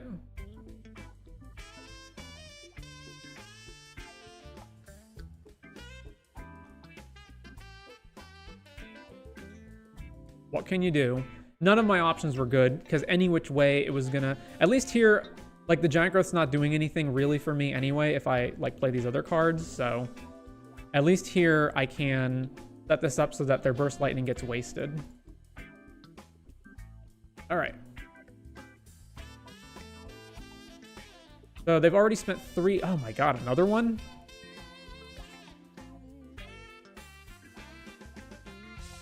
Looting a land away.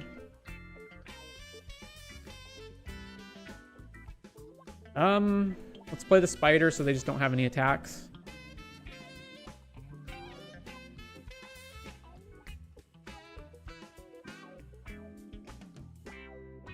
Looting, discarding a land. What is this? Tap to Surveil, sure. Alright, I kind of need to gain life here, so... Actually, you know what? I'm going to attack, and then I'm going to Gorehorn and kill this bird. Combat, swing. Obviously, they don't block. All right, Gorehorn. Trigger, kill your looter.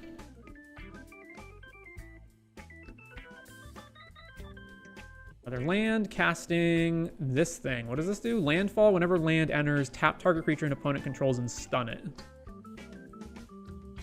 And it's a 5/6? Ugh.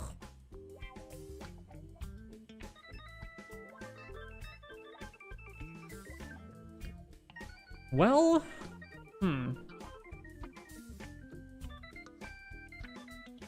Is this elephant better as a 6/6 or gaining life? So if it's a 6/6, then this thing has to tap 2 separate creatures before it can attack me.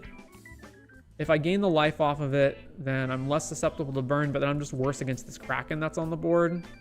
But I think it's actually better as a 6/6.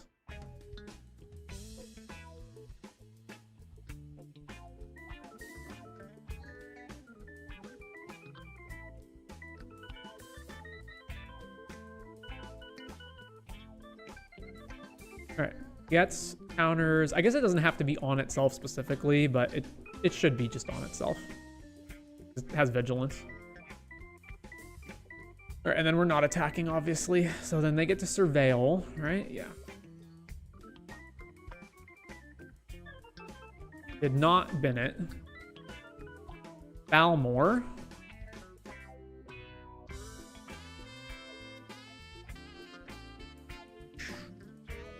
Okay, now what? But I can swing here, and then the only block that they have is the Kraken. They have to multi-block. That's fine. I can also, let's see. So this is 8, 9 power in total. So I don't really want to just go all in on pumping this thing with the spider. I probably just swing with this and then deploy other creatures. And just try to get a superior board. Combat.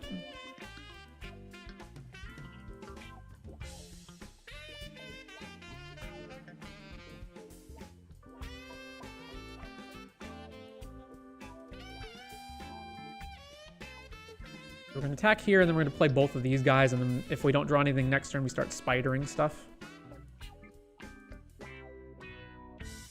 Swing with the elephant. Yeah, and if they want to kill it, they got to block with the Kraken. All right, they are blocking with the Kraken, so sure. Damage. Kill the Kraken. And pick this.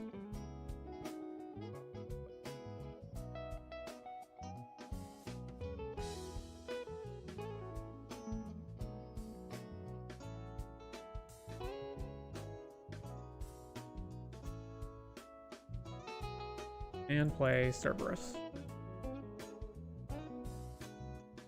Surveil. Kept it on top. So the card they kept on top last turn was Balmor. That seems like a terrible card to have kept on top.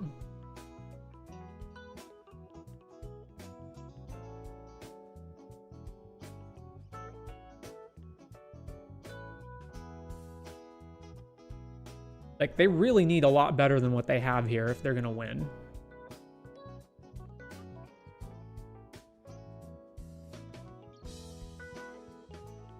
Combat. They don't have any good attacks, so okay.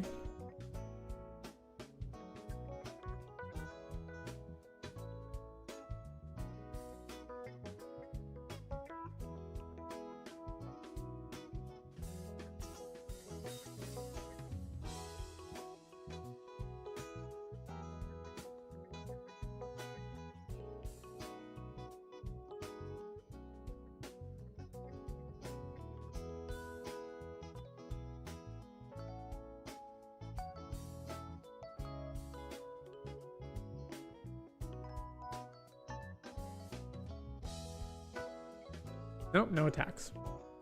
And not playing anything. Ooze. Whoo! Alright, unless they exactly kept a counter spell, which does not seem great, then this card's great. Just lets us start eating their graveyard, gaining life. My plan was to just spider onto the Gnarlid colony, but now that plan has changed, so... Actually, I guess I can still spend 1 counter on here. But then I still can't attack through their wall. I could attack multiple, like with multiple creatures, but that doesn't seem good either.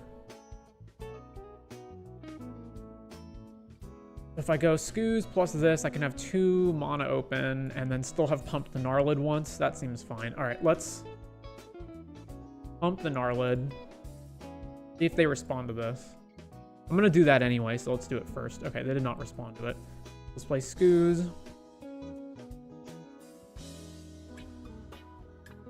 Over to them. Prevail. Failed away an island. Very well.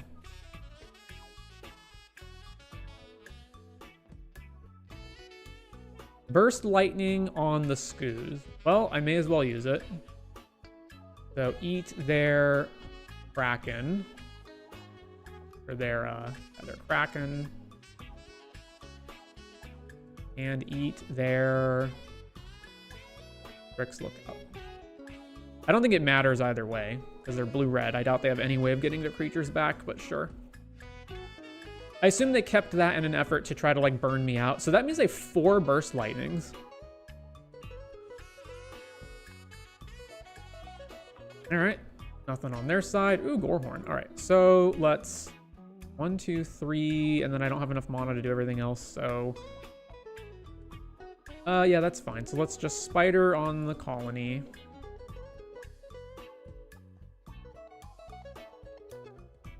And combat.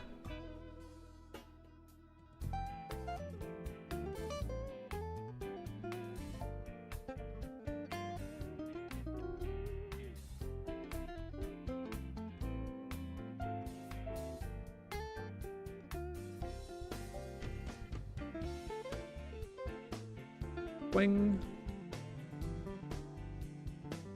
Need to get it bigger than the wall.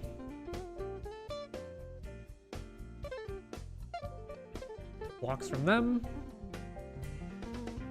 All right, then spider onto Gorehorn Raider.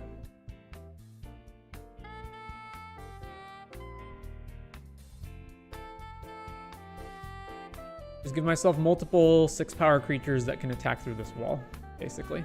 Prevail. Spins a land. Tapping for Firebrand Archer, very well.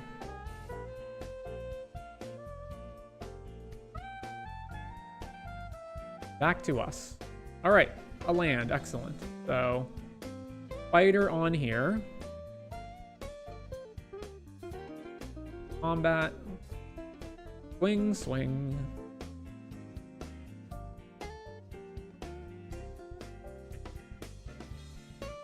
Blocks the Gorehorn, very well. Veil.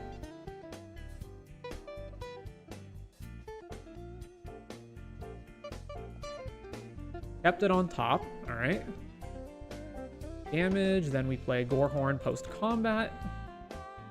Blow up your Firebrand Archer.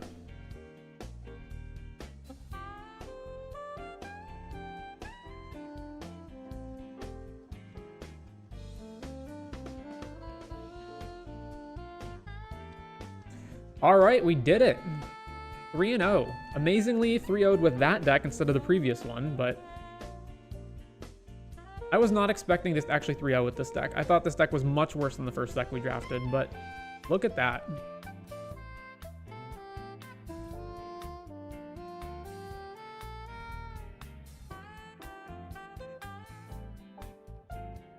All right. Well, I'm having fun. Let's do another one. I've been on stream for only 3 hours, 46 minutes. Yep. We got more to go. So, jump into another one.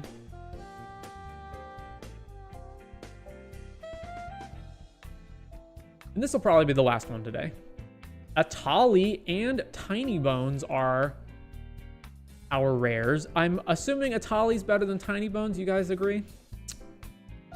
I think it's probably better. This pack's also really good, eh? Because there's also Ruby, there's Blood Witch, Ambush Wolf. What does this Angel do? Whenever another creature you control enters, you gain 1. Yeah, that's pretty good Angel. The Picker lifelink guy that gets stuff back. Luminous Rebuke. Mocking Sprite. What does this guy do? ETB, exile 2 creatures from a graveyard. If at least 1 creature was exiled this way, drain 2. Oh, 2 cards from a graveyard. If you got rid of 1 creature, drain 2.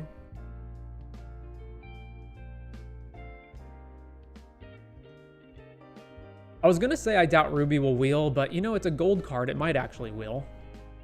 Okay, take the Atali. Loot Exuberant Explorer. Or Fiery Annihilation. So, I mean, like, clearly this is the better choice, right? It's in the color that we already are, and it's like a really good removal spell, whereas Loot is, you know, this thing. The Loot's more fun, right?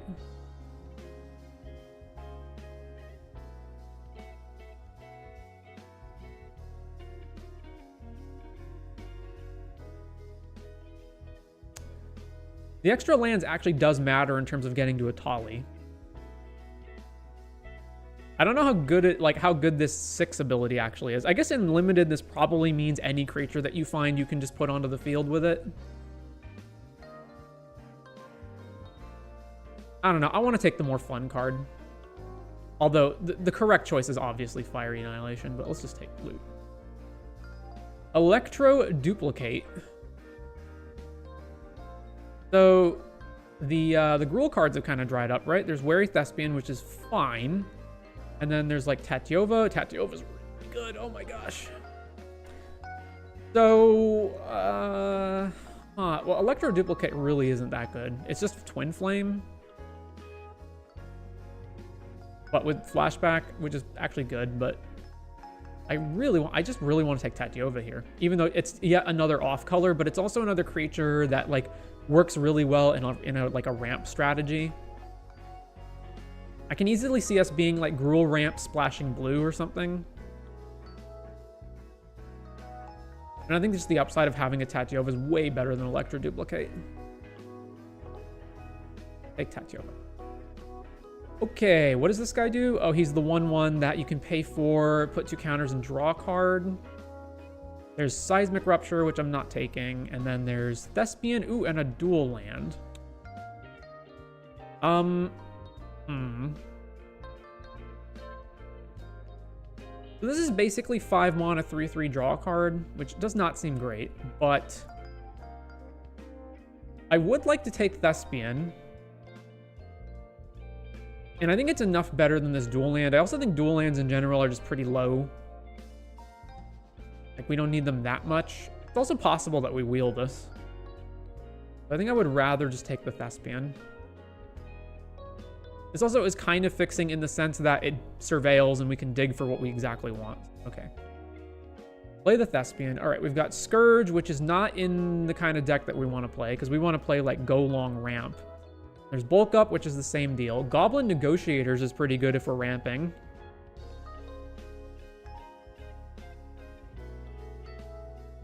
There's another Librarian. There's another conditional removal spell and an off-color duel. Also, this is definitely not a terror deck. So yeah, let's take Negotiation. If this didn't cost 2 red pips, I would take this. The fact that it costs the 2 red pips, though, means that I'm less likely to be able to play it on curve. So yeah, I'm going to take the Negotiations. Blanchwood Armor. Okay, Bushwhack, Gnarlid, Colony. Well, lands are what we want. And this also helps us fix for Tatyova. It's also, let's see, so there's this, or it's basically between this and Gnarlid Colony. So if I didn't have Tatyova, it would 100% just be Gnarlid Colony would be the pick. But since I do have Tatyova, yeah, let's take Bushwhack. Dwinin. There's also this fight spell and blast. Dwinin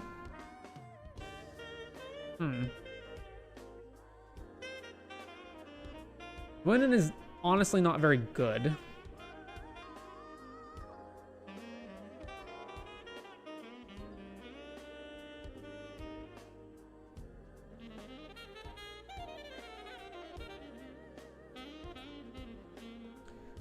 I like the fact that it's a creature and therefore we can get it off loot. The other spells aren't like great, for sure. Another Bushwhack. All right, well, that's going to very much help in our ability to get all the colors that we need. The only other card to pick is just Sower of Chaos, which I don't care about that much. Like, it's fine.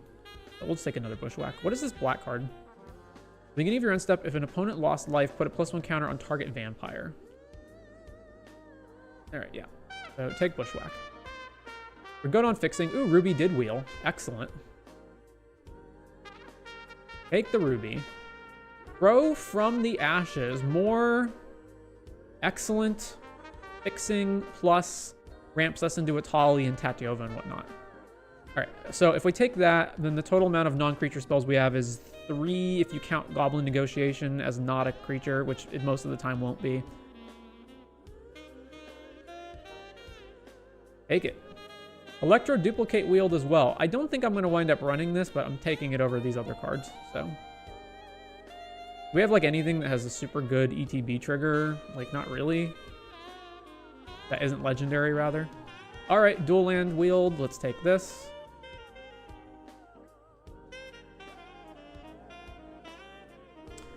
Bulk Up and Sure Strike. Well, between the two, Bulk Up's better, probably. Take this. And the Threaten effect, sure. Ashroot Animist. What is this card? It's a 4-mana 4/4 trample. When this creature attacks another creature, gets trample and +X for X is this creature's power. Sounds good to me. And another Electro Duplicate, which, considering the first Electro Duplicate was like, what, second to last in the pack, is probably going to wheel. And Garruk's Uprising is here too. Okay, that's not wheeling, but we're still taking this over that. All right. What else is in this pack? The Looter guy over here. What else? One Flash Prowess. Hero's Downfall. Blast.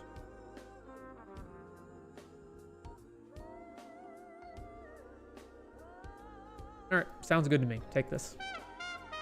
Offer, okay, big stompy 6/6 guy. Bite down. Thingy ran step, a creature died, gets counter. Also bite down. Let's just keep playing big stompy guys. We already have 2 fight spells, right? Although these are actual fights and not one-sided fights. So 1, 2, 3, and 4 with Grow from the Ashes, yeah. Yep, take Elephant. Although at that point I'm sated on like big stompy creatures, so we don't need any more. Drake Hatcher. Vigilance Prowess. Whenever this creature deals combat damage to a player, put that many incubation counters on it. Remove 3 counters, make a 2/2 flyer. But it actually able to attack your opponent, which is not that likely. Then there's Dwinin's Elite. Which is just good solid stuff. Firebrand Archer. Between the two, I would rather have Dwinin's Elite, as we're not going to have that many non-creature spells, probably. There's also this bounce guy, but I don't really want to play more blue cards outside of Tatyova unless they're really good.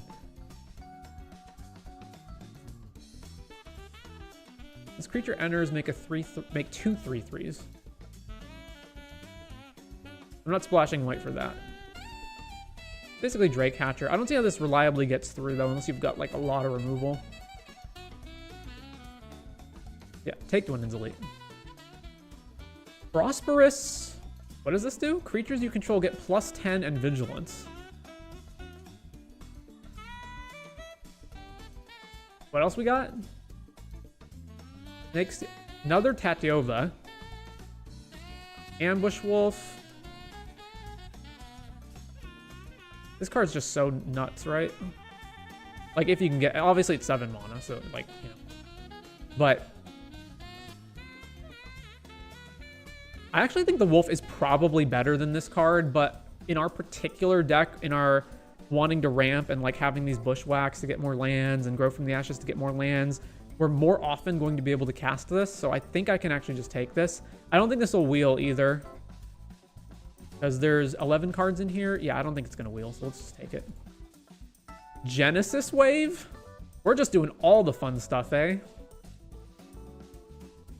Sure, why not? Genesis Wave. Not like we're taking anything else here.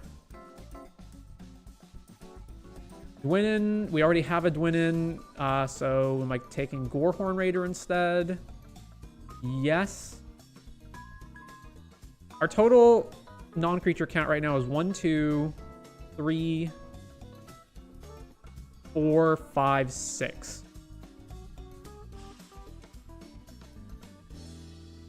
All right, so we really, really don't want to take any more non-creatures, especially considering that we've got Gen Wave.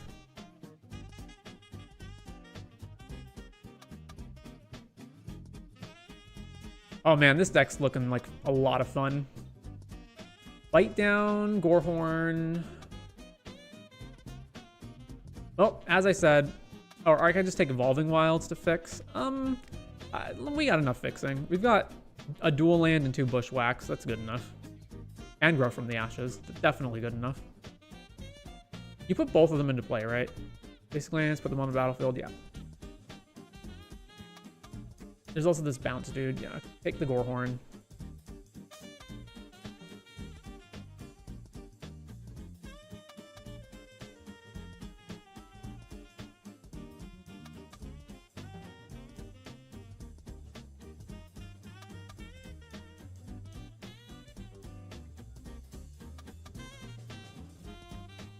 Another Dwynnin. There's all the Dwynnins. I really don't want extra copies of Legends, so we'll just take this dude. That's a 4/3 with Ward too. That's okay. Like basically on the same level as a Dwynnin. I'm not taking Firebrand. Maybe I take Rupture for sideboarding purposes against aggro decks. Yeah, you know what? I would rather have this as a sideboard card against aggro decks than random creature that I'm going to be able to replace. Oh my god, how is Garruk's Uprising still in this pack?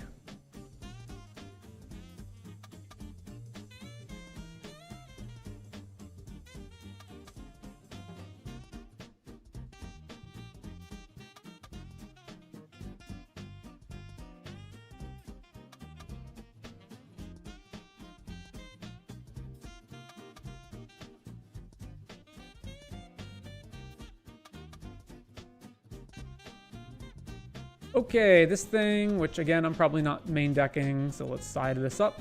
Side it up. Firebrand Archer, sure, we can take that. It's just a 2-mana 2/1, that's fine. Main deck. Ambush Wolf is still here? Is just nobody in green? Lagak, sure. Sideboard.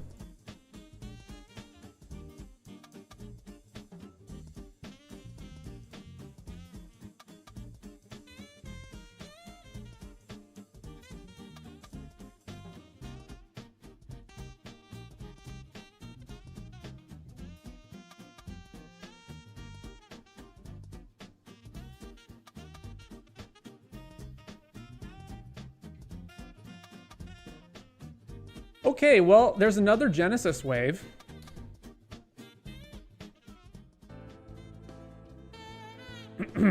What does this rare do? Banner of Kinship. Choose a creature type. It enters with a fellowship counter in it for each creature. You control the chosen type. Creatures of the chosen type get +1 for each fellowship counter. So it's a much worse coat of arms, basically. I doubt that we have enough overlapping types for that. Human, elf, druid, human. Yeah, there's no shot, right? We're just taking Genesis Wave. All right. Plans have changed, boys. There's also a Llanowar Elves over here, which is actually probably the correct pick. But F that. We're just going to take another Genesis Wave.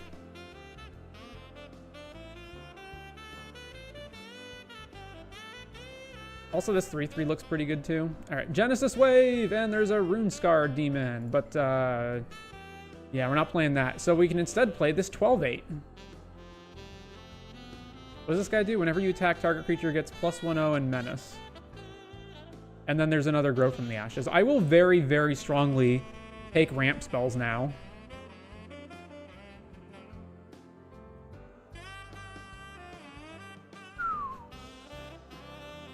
We have 7 non-creatures in total. Okay, take the gigantic dinosaur.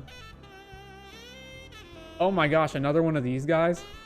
Oh, this is not a legendary creature? Holy crap. I just assumed it was a legendary creature because it kind of feels like that, sort of. I don't know. Well, what does this thing do? You have hexproof, prevent all non-combat damage to be dealt to other creatures. All right, take this. Juggernaut. Ooh, 6/6 guy. There's another Bushwhack. Probably don't want any more than this. If this was like Grow from the Ashes, I would take it, but as is, no. We're not really a Goblin Borders deck, so it's this thing or Juggernaut. So I have to spend 9 on Genesis Wave in order to get this versus the Juggernaut, but Juggernaut has to attack, whereas this gains life and whatnot. Okay, take this thing. I don't know, maybe our deck is much worse than I think it is, but it seems good. Dwindon's Elite versus Gnarlid Colony. Or a dual land.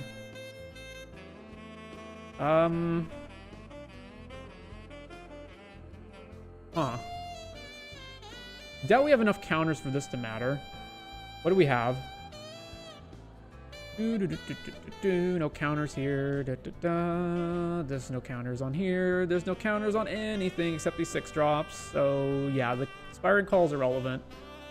So it's mainly just one of the... Oh, there's a Meteor Golem too? Ooh, man, our deck's really expensive, isn't it? We also can't Gen Wave into this, so I think that's not worth taking, question mark? I'll take Dwindon's Elite. We just need to survive for longer, right? Another Dwindon. Another Dwindon. All right, well. Huh. I don't think I'm going to play either of these cards, but I think I'm more likely to sideboard this in against aggro decks, especially now that I have 2 Dwindon's Elites.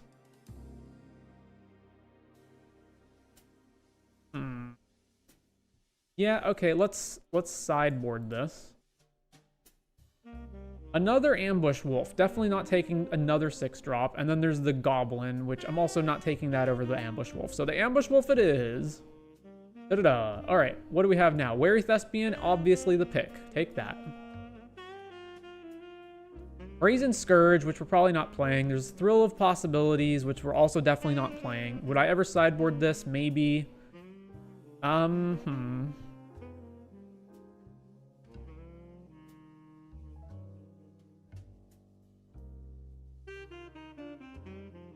Flaming Barrier, almost certainly not playing that. Let's put this in the sideboard. Another Gorehor. Ooh, Grow from the Ashes. Grow from the Ashes. Grow from the Ashes. Exactly what we wanted to see.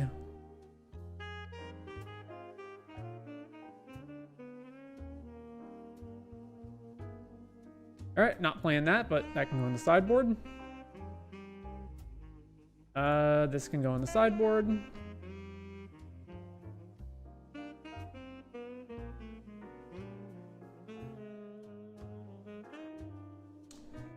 Ooh, dual land. Don't mind if I do. Oh, Aetherize is also actually not worthless. Like, it does matter, but we'll take the dual land. All right, so 31, but 2 of those are lands, so we've got to cut 6? Question mark? 6 cards? Question mark? Yep, probably around that.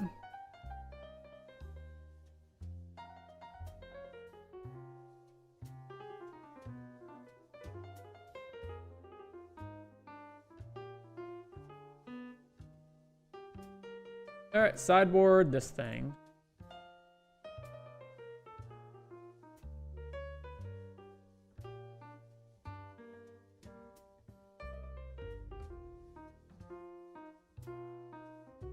All right. So group the creatures separately. How many actual things do I have to trigger Garruk's Uprising with? Let's see. 1, 2, 3, 4, 5, 6, 7, 8, 9, 10. That's enough cards. And then, let's see. I'm going to get rid of Goblin Negotiations. It's expensive and clunky. And it's not a permanent for Genesis Wave, so let's get rid of this. Then we definitely got to cut more spells, right? We've got, so 8 total here. We obviously have to get rid of some, so I think the main problem is like a lack of removal spells, right? Because Bushwhack is basically the only removal spells we have. I think we can also just kind of like not care about having removal. Let's cut 1 Bushwhack. And then we've got 20 creatures. So what are our worst creatures? Another creature gets trample and plus X, where X is this creature's power.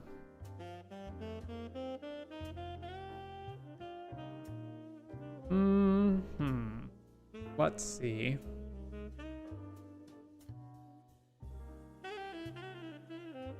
Well, let's see. The Firebrand Archer's probably pretty lame. Like, we don't need this.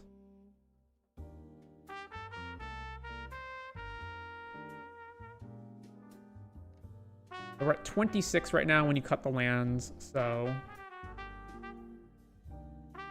a lot of 6-drops, but so be it. I don't want to get rid of any of these, but I could get rid of one of these elephants. I get rid of one of them. That way, at least we have like some kind of curve. So 2 more cuts. So not getting rid of loot. Winning, Spitfire. Spitfire's kind of bad-ish. I guess I would rather gain the life and pump the other elves than I would have a Spitfire. Although Spitfire is pretty funny with Genesis Wave. Like if you Gen Wave into it and then put a bunch of lands onto the battlefield, or if you Genesis Wave with it and then also hit a bunch of lands. Realistically, so basically I have to get Genesis Wave up to, so 9 is the point where everything that it hits, it will be able to put on the field.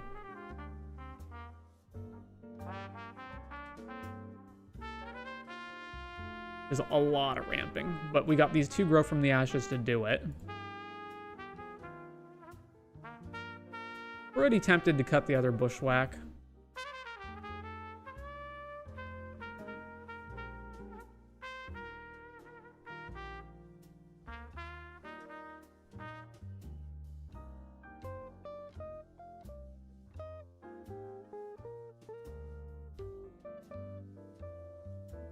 One more to go. None of the 2-drops, none of the 3-drops. Don't want to cut any of these or Tatyova.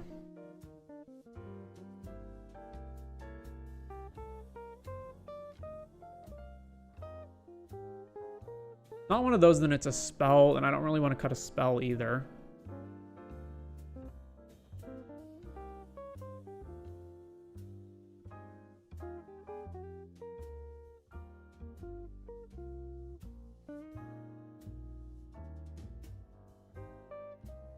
All right, for sure I'm not cutting any of these spells. So what's the worst creature in our deck right now? It's probably Dwynnin, honestly.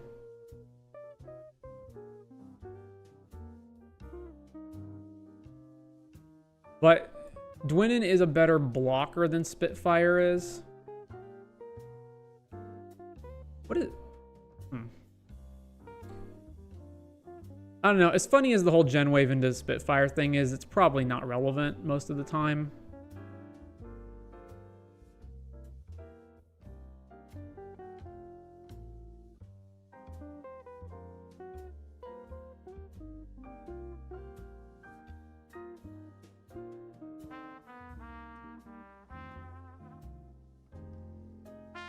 It's really a toss-up between these 2.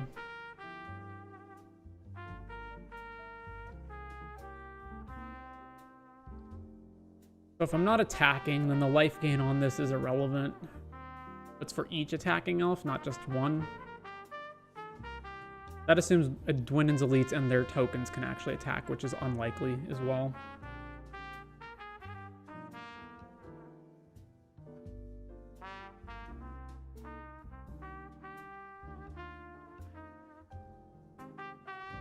Lagak is slightly better in a ramp deck. I think it's also more fun.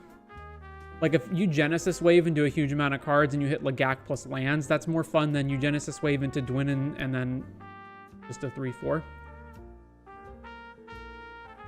I think this is what we're at. And then, so let's see. We only need a single island to go tutor. So our colors break down into heavily green, obviously, but with some red spells. So add basics. So it's trying to add 15 right now, which is correct, but this makeup is wrong. So both of our duels are green. So if I up this is only 6 red, so change this around. So this means I have 10 green and 7 red, which seems reasonable. Also, none of our red spells cost less than 4 except Ruby.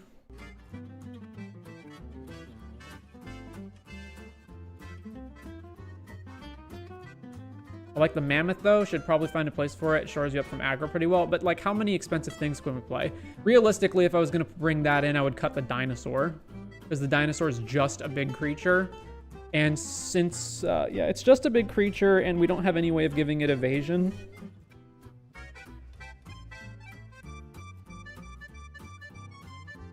I honestly probably should have taken Gnarlid Colony at some point, maybe over the other Dwindon's Elite. Anyway, I think this is the correct land makeup. So this means we have a total of 10 green lands, 7 red lands, 2 blue lands.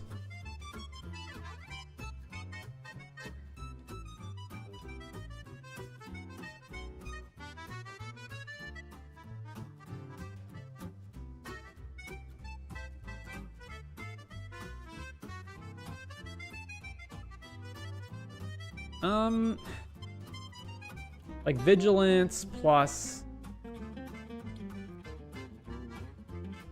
I did recommend Gnarlid, but the Elf Greed took over. Indeed, yes. It's probably better than the Dinosaur, isn't it? Like, neither of them have any evasion. Actually, that's not true. We've got 2 Ashroot Animists to give Trample. And Garruk's Uprising gives Trample. Never mind.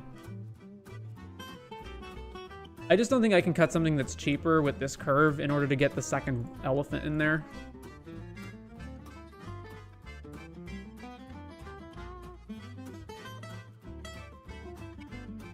The other thing is, like, Dwindon's Elite is much better against aggro than Gnarlid Pack is.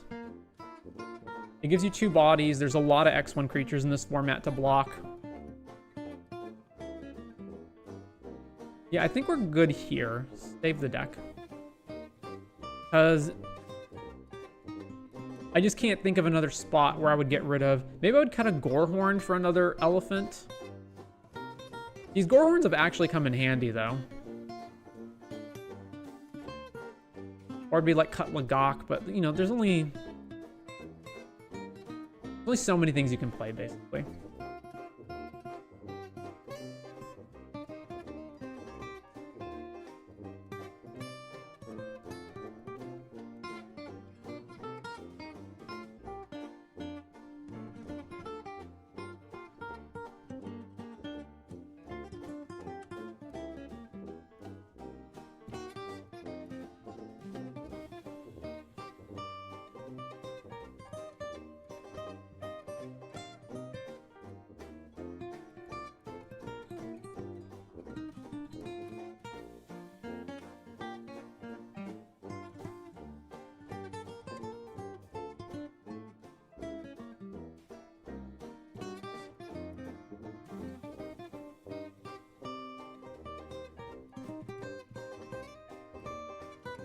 Yeah, all right, let's run this.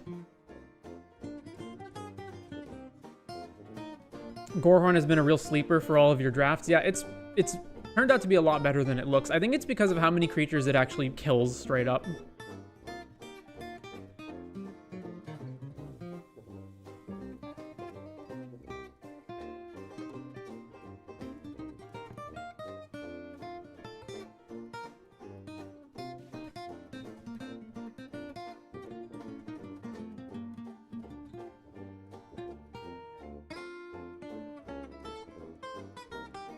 Alright, round 1, we're on the draw.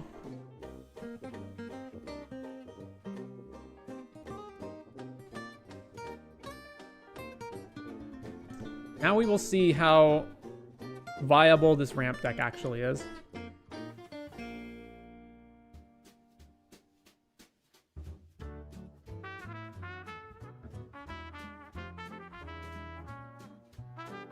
Okay, this looks fine.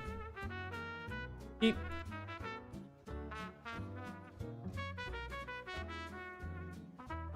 Way the rugged highlands, pass to them. Forest. Into this thing. What is it? A beginning of combat. If you control a creature with power 4, put a +1 counter on this creature. All right. Gwynens. Oh, it only makes a token if you control another elf? Oh. Oh. Oh. I don't know why I thought it made one by default. Yeah, that makes it way worse.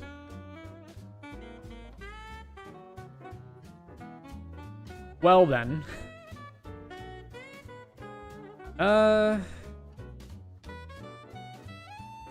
Better just play Grow from the Ashes at this point. Cast. Get an island. Oh, it comes in untapped as well. Alright, well, back to them, I guess.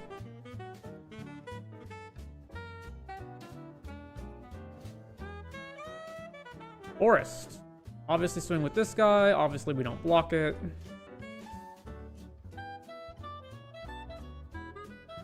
Burglar Rat. Probably loot, honestly. I don't know. Maybe Gorehorn.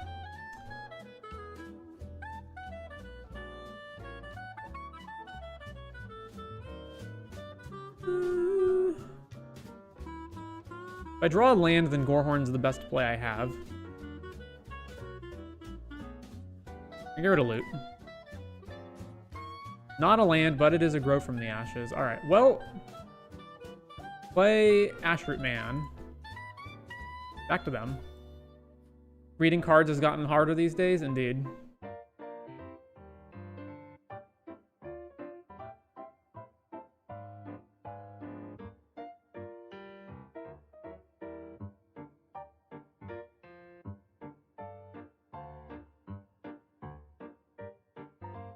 I just remember Dwinnen's... Oh, Eaten Alive, kill our guy, get this dude back, yeah. I just remember Dwinnen's Elite being like, oh, it's a 2-drop that makes a token. Like, that's what it does, right? What is this? Enters, exile 2 cards from the graveyard. Yeah, okay, and then Reynos, sure. Huh? Alright, well, we're getting beaten down. God damn it, we didn't draw another land. Well, yeah, if we just brick on lands, then it's a problem. All right, well, play another one of these 4-drops. Back to them.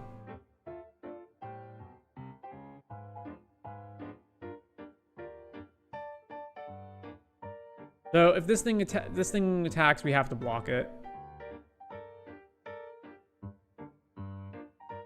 I see. All right, block here, block here. 10. Plays this dude and gets back the beetle, right? Yeah. Oh, no, it gets back anything. Gets back the shackle guy. Okay, there's finally a land. Now that it's not relevant anymore, and I can't spend this turn growing from the ashes because we're just going to be too far behind if I do that. So...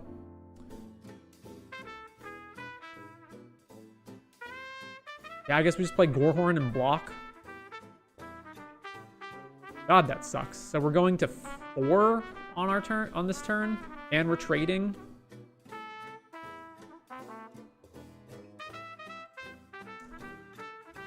All right, back to them.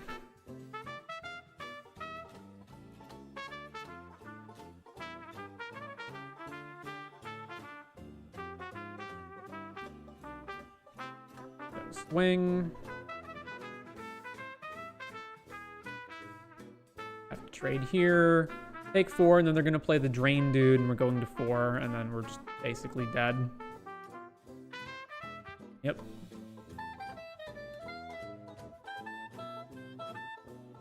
Mm-hmm. Hey, there's things. It doesn't matter even if we play a Tali now, though, because we still just die. So, yeah, better that we just don't show them a Tali and go to the next game. Well, now that I know that these guys actually kind of suck, what do we have to switch for them? Firebrand Archer? Not even really. Do I want Seismic Rupture? No.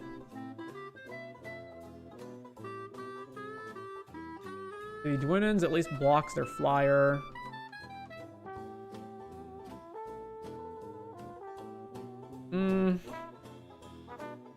We just honestly don't have much to switch around, do we? I'm going to switch this dinosaur for Stomper, and then we're going to switch Bagak for Dwinnen. Yeah, I think we just switch those. We're clearly on defense.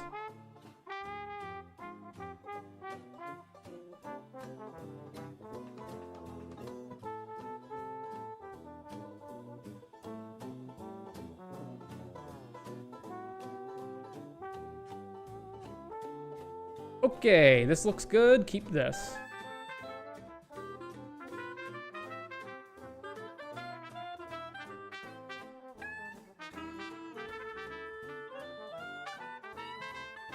Go land, go.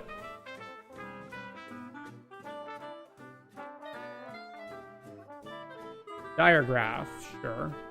Island, play this guy. Oh, auto tapper. Green. Trigger, surveil. At this point, I do not want another land, so graveyard that. Back to them. Snap trading with this dude if they attack with it, which I assume they will. Yep. Alright, block. Surveil. Alright, keep that, dude.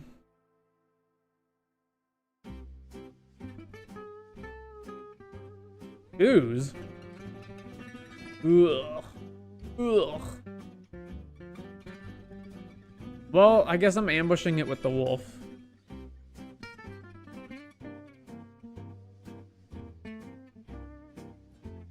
Yeah. Alright, well, we're just gonna ambush it now, so...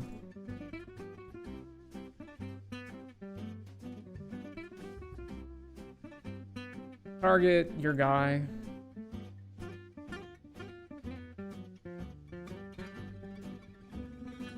Yep, they eat it. And then are we just gonna trade or what? What? Dab. Yeah, and then they eat the other guy. Oh man, that was rough. I can't believe how badly this is going. Do I just play the wolf now so that I can eat my guy and prevent them from eating it? I guess so. Because a 4/4 doesn't even trade with the Skoos anymore. So yeah, just play the wolf. Eat this. And over to them. Careful about binning the extra forest. Yeah, but like, we're gonna go long. You know, I need to just find action more so than anything else. Womp. Oh, come on. You've got to be kidding me. 2 turns back to back where they've got 1 mana removal to kill our guy. And more stuff out here. Okay, so now we play this. We're also just failing to hit lands again. So back to them. And now I can't even block Vessel, because if I block it, then we trade here, and then the Skoos gets bigger. And then I can't trade with the Skoos anymore. Burglar Rat, yeah. Alright, at this point, the Gorehorn Raider, because we're not even ever going to be able to trigger it. Probably. And then the Skoos gets bigger, of course. Awesome. Well, I can't just keep taking damage for no reason, so. Block here, and then Skoos gets to eat our guy. Unfrickin' believable. So we're just gonna die to Skoos because we can't answer it. Awesome. Well, here's another creature. Back to you. Those Skoos can become a 7/7 and we can almost be dead. Swing. Oh, if I block the Burglar Rat. No, if I block the Burglar Rat, we don't, because it doesn't die until afterwards. So we're going to go to 1 here. Yep.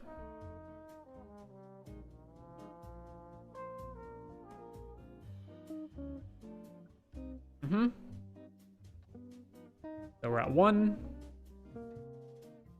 How do you have a follow-up? How? And it's a follow-up that kills us. Just ridiculous. Just absolutely ridiculous. All right, sure. Oops. How do I go back to...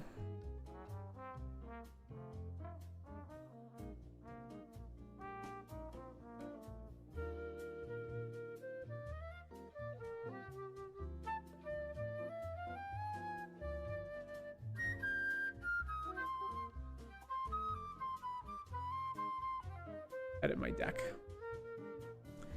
Yeah, okay, so, oh my god, what is going on with the view in Moto? Okay, like, I don't really have anything to replace the Dwinnen's elites with, though.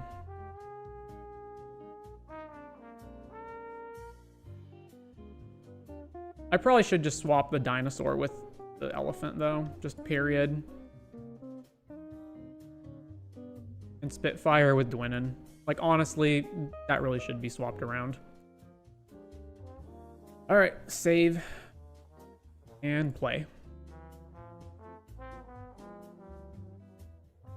It just felt like our opponent had exactly what they needed at every spot. They could just never catch a break.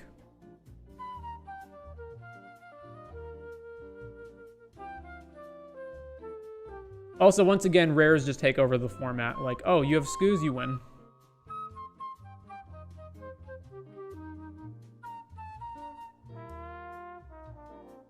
I think two of the biggest, like, recurring problems in limited formats are when rares are too powerful and there's, like, not good answers to them. So then it just becomes a matter of, like, who drafted the best rares and who got their rare in the game first. And another problem is when you have boards that just gum up and then it's whoever has the flyer wins. All right, we're on the draw. This is a very slow hand, but I'm going to keep it. Golgari only answers is apparently a deck type. Yeah, apparently. It also seems like Golgari is just the most broken color pair in this format. Like, we keep seeing Golgari decks that are just ridiculous.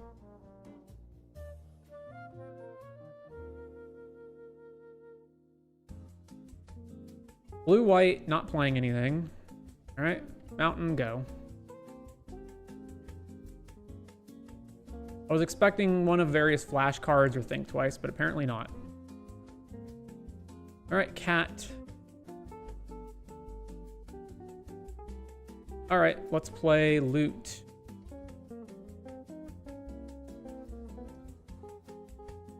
Play a land, go.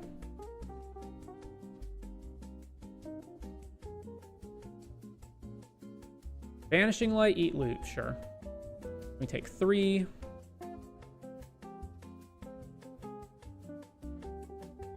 All right, play this guy.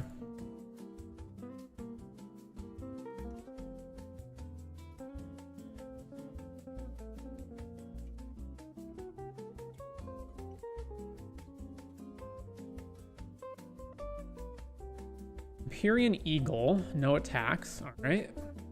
So I can attack, and man, this is actually a terrible attack. And then they just go block, block. Why do I keep bricking on lands at 4?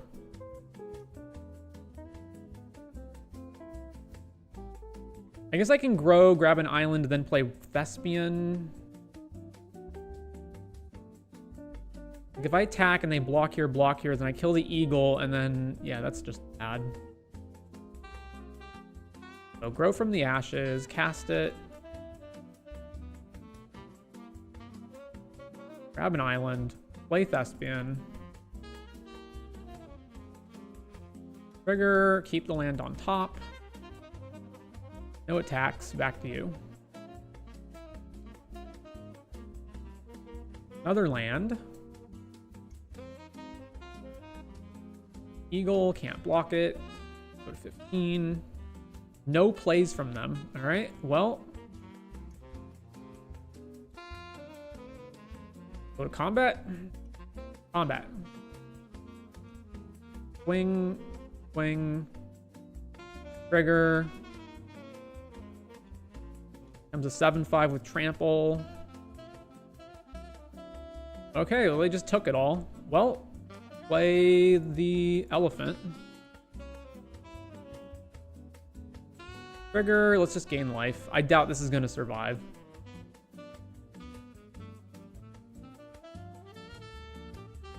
Plus, our board's already pretty good anyway. We don't need a 6/6. Cathar Commando. I could have put the counters on this dude as well to make the trample really, really big, but I felt like this was probably good enough. Also, we're 1 mana off casting Preposterous Proportions. That'd be pretty cool. No attacks from them, not even the eagle. All right, let's see if this resolves.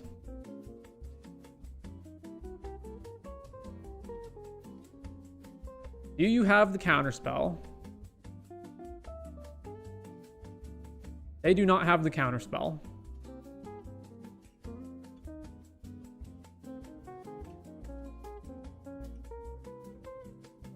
All right, well, they had a flyer and Vanishing Light, so Broken Wings?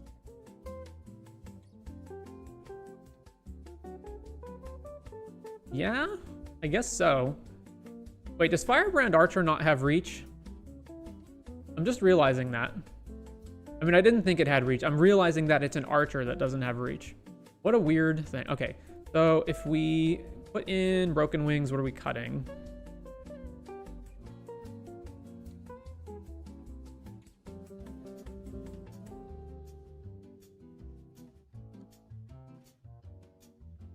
Honestly, the Dwinnen's elites kind of seem pretty bad. Look at this. And what? Put this over here. All right, submit that. Got the proportions? Nah, this can win games. Dwinnen's elite. The fact that they have flying creatures in their blue-white deck also means like we're not good at gumming the ground up. All right, this is fine. Keep this. They block the cats though. They do, but that's not great. We've only seen that one creature from them as well. Like, I need to see more of what they have. Whereas the fact that they have a Flyer Lord and Banishing Light tells me they have enough things for me for Broken Wings to kill.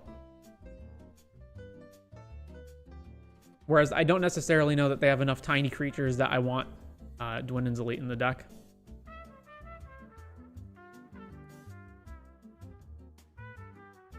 Like, they probably do, but I need to see more.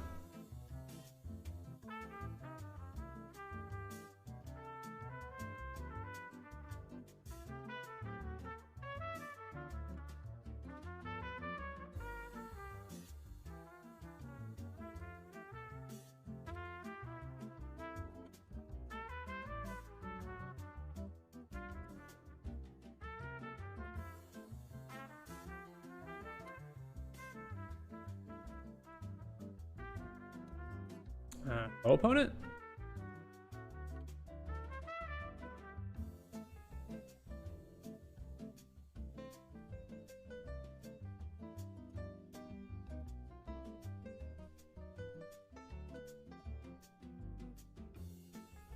Opponent has disconnected. Unfortunate.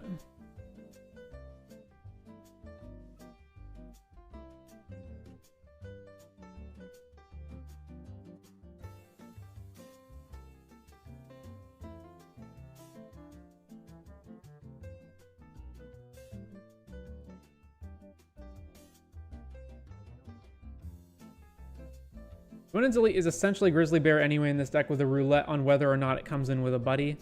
It basically almost never does, right? You need either the second Dwinnen's Elite or Dwinnen itself. I think those are the only two other elves in the whole deck.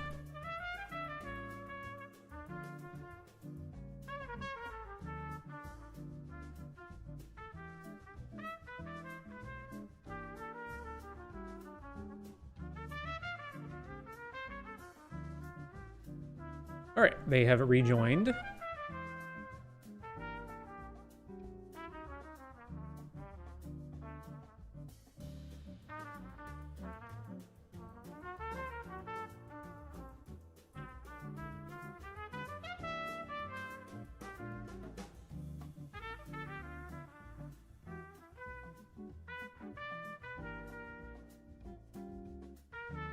Play Highlands, and back to them.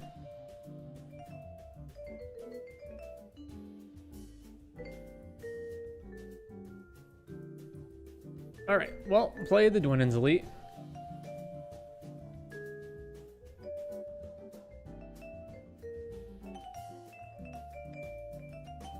Three mana for this dude, which is first strike during your turn and creatures with +1 counters on them at first strike. Okay, well, we're still not hitting lands. Maybe I honestly need another land in this deck, or I need to move Bushwhack back, because right now this is not working out well. Well, I can't attack them, so we just pass.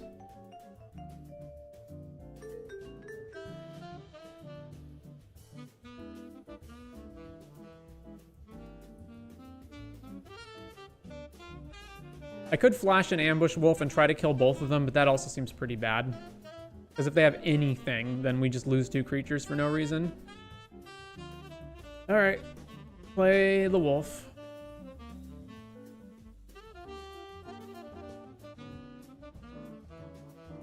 Alright. Back to us. Hey, lands. So I can at least attack into this thing. Combat. Swing. They don't block. All right, play this guy.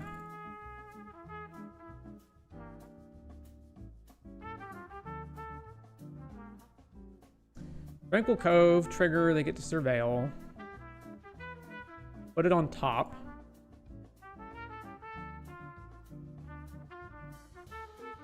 Cat dude.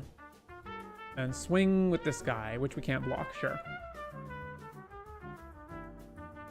Ooh, Grow from the Ashes. It's worse than just playing another Ashroot Animist. So let's go to combat and attack with Ashroot and Wolf? We get +X, right? Yeah.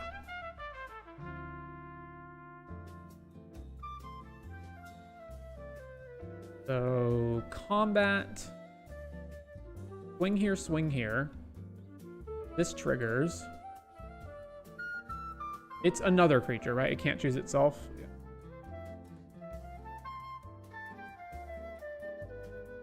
All right. They can dual block this guy. Yeah, that's fine. So, damage. Kill your first striker. Then, ho ho ho, I have another one.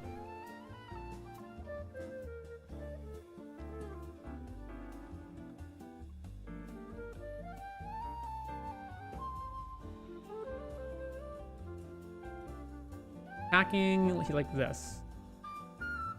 They're attacking with the freaking cat.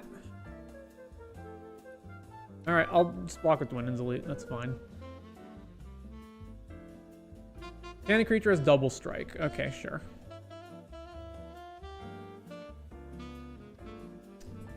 Oh, that's a shame. Okay, so attack, we get 12 trample damage.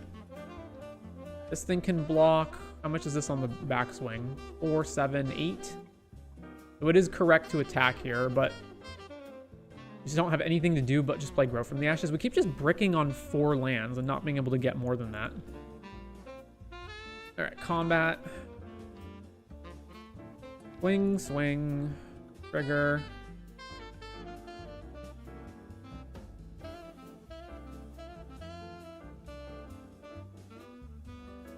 Blocks there, nope. Blocks there, sure. You trample, so that's fine. Does this kill them? This kills them, right? They take 9, and then that's lethal? Yep. Alrighty then.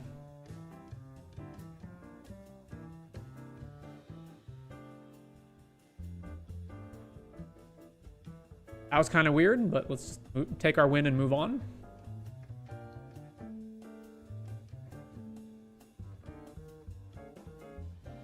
So I think this kind of deck has the problem of it's basically where fun runs into what's actually good.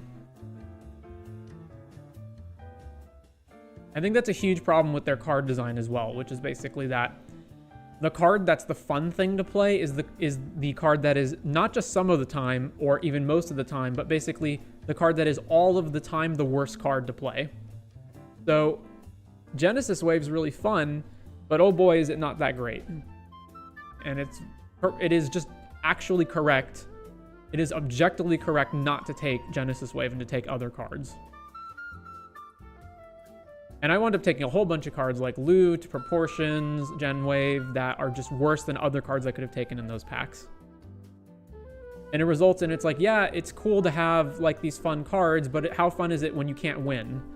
Or even put winning aside, when your like deck is all clunky and you can't cast anything on curve, right? Yeah, Moto especially is higher competition since there is real money on the line. Exactly.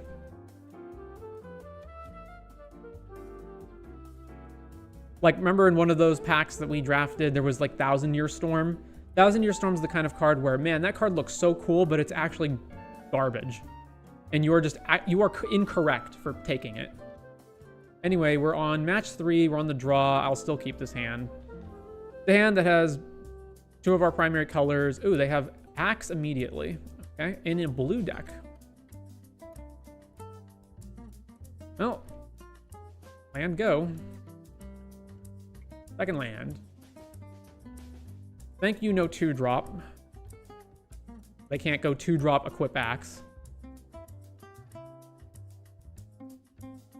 Not playing anything. All right, well, I will also not play anything. Man, double Gen Wave. This is pretty rough. Fourth land. Also not playing anything. All right, Flash and Wolf.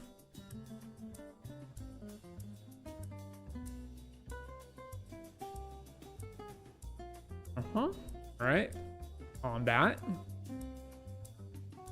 Wing.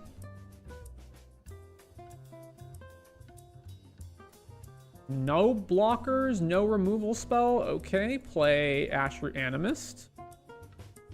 No counter spell. I am thoroughly confused. Opponent plays Bounce Shark. Bounces the wolf to our hand. Why in the world would you... Oh, okay. I was like, why not bounce the more expensive card? Like, oh, okay, that makes sense. If I attack, this blocks, and I play Gorehorn to kill it. That actually seems correct, because I don't want them to be able to equip this axe, and then we're just taking a bunch of damage, so... Combat. Swing.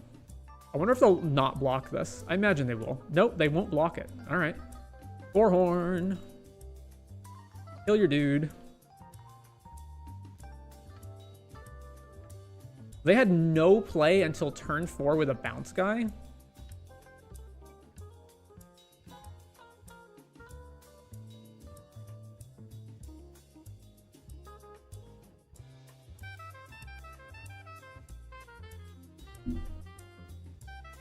So guys, does this axe make the Metalwork Colossus deck in Pioneer dumb? Or is it not good enough? 4/2 double strike trample lifelink. Cool. Alright, well.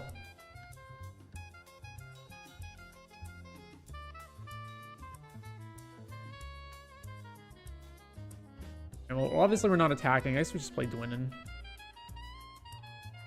They attack, do we even block? I guess we kind of have to, right?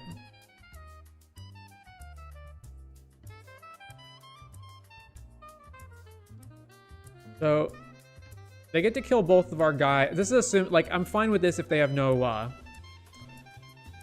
tricks, but obviously they could have tricks. Block here, block here. Oof.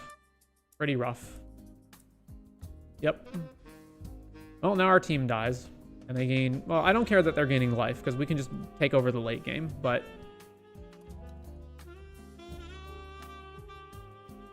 At Jova that we can't play. We could Gen Wave for 3. That seems pretty terrible. Guess I just play this elephant and put counters on it.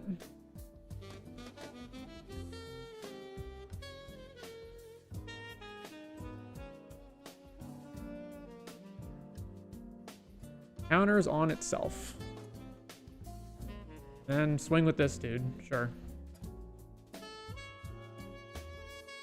The downside to a dead 4 mana value card... Ugh. 4 mana value card is essentially an artifact storm deck is huge, but Pioneer isn't my forte, so I'm speculating. It actually does everything that the Metalwork Colossus deck wants it to do. God damn it. The fact that it gives it double strike and trample, like, just so ludicrous.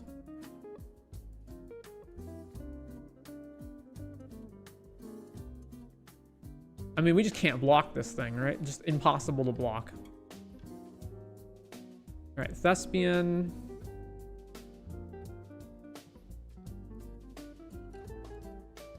It's like, it's so ludicrous. It's just put it on anything and you can never actually deal with the creature. Grow from the ashes, wonderful. It's gonna be too late by the time I cast that, so just bin that. And then, so I have no way of blocking it to where my guys won't die. So how much do I have to block to not just lose to this card? I don't know. It's enough that I don't want to attack for no reason.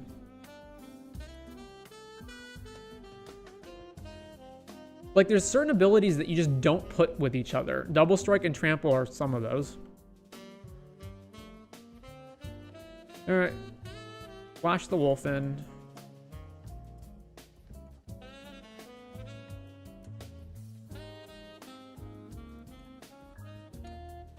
This is 10, so we have to have at least multiple blocks.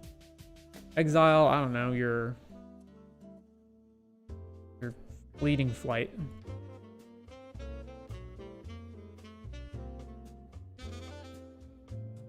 All right, I want to surveil here, so we're gonna block here and block here.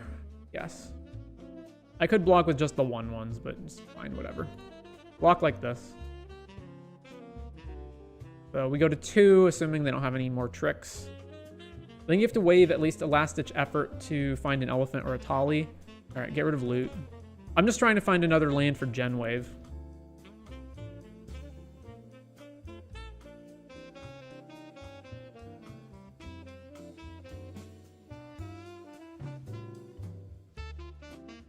They have 3 cards in their hand and they've barely played anything this game, so I assume they have some kind of answers here.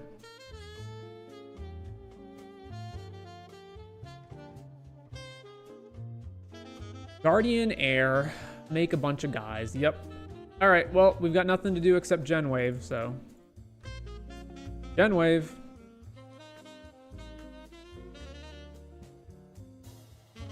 All right, that is actually death, right? No, it's, I guess I can gain life, right? So if I gain life, this is 10 no, we're dead.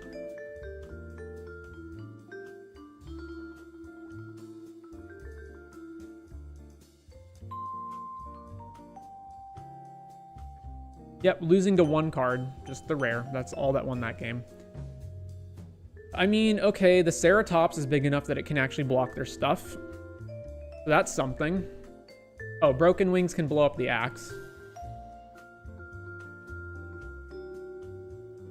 So, let's see.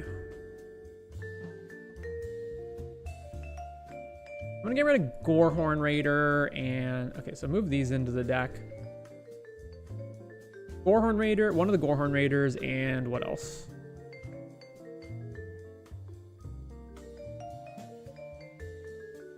This definitely seems like a game, like a match where getting to the late game matters way more. So something like Dwindon's Elite just doesn't matter.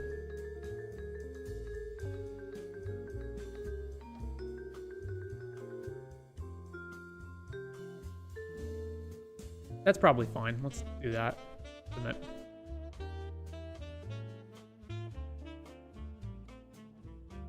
So they had an old thing where they talked about, Wizards did, where they talked about, in terms of the game design philosophy of make what's good, like makes what's fun also good. And they talked about how in early Magic, spells were really, really good and creatures were really bad. So you'd have people playing like, you'd have Shivan Dragon, which was your 6 mana, 6/6 flyer, but that card actually sucked and you didn't want to really play that. You wanted to play all the spells. And they said, why are we doing that? Like, why are we designing the game so that the cards that people think are the most fun cards are not the cards that also help you to win, right? And I think it's the same kind of philosophy here. It's like Genesis Wave and Thousand Year Storm and these other like build around fun cards are not actually good. And that's a huge problem. Play loot.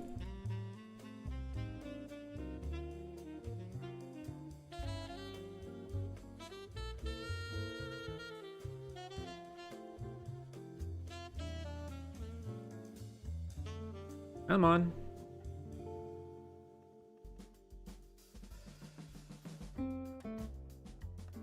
Island, go. Fortunately, if we don't hit lands now, we're kind of not doing anything. Shivan Dragon was actually good when it came out though, right? Black Lotus and all. Was it? I thought maybe not Shivan Dragon specifically, but just other creatures. Like, I know even stuff like Crawworm used to be good.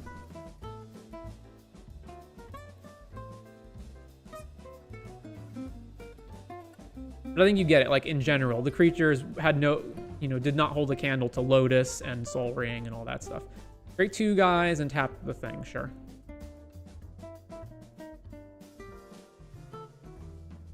Well, I'm not going to cast Broken Wings on a 1/1. So, I guess we play Thespian and try to surveil into more lands. Alright, top that.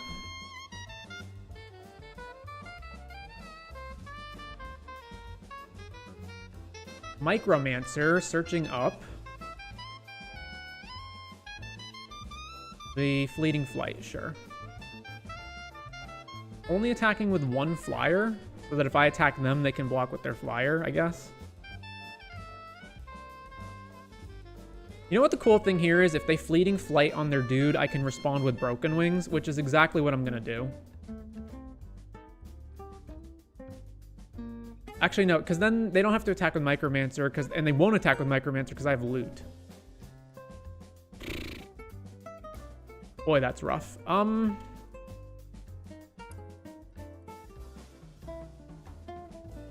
mean, if they just attack and I block and then they Fleeting Flight the guy, that's fine. Probably just have to play Garruk's Uprising this turn.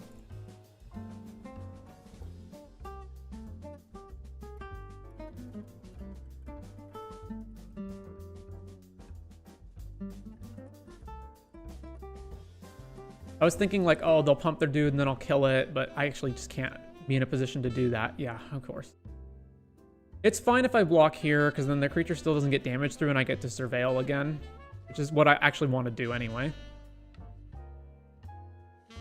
I need to hit another land. Yeah, Fleeting Flight. Sure. Take some damage. This guy triggers. Surveil. Well, we can't play the Ceratops, but we can at least play Apothecary Stomper.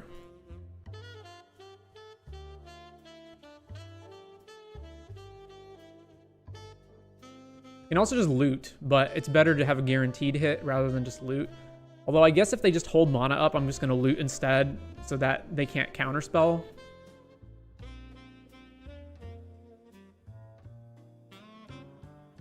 Alright, so they're just holding mana up. In that case, I'm just going to pass with loot open.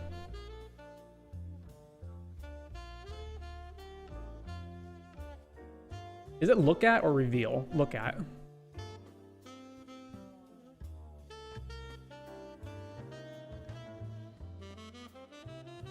No reason to potentially play into a counterspell. Spectral Sailor.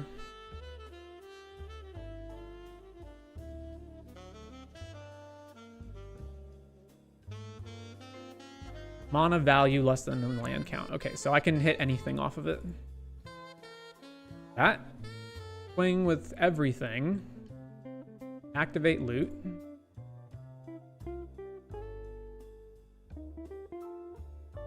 We only hit 1 creature? Jesus. And it even just trades with their guy?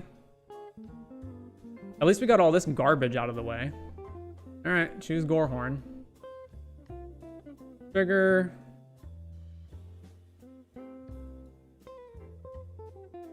Card. Alright, block Micromancer. Oh, come on. You have another Fleeting Flight? Give me a break. And kill loot. Well. Alright then.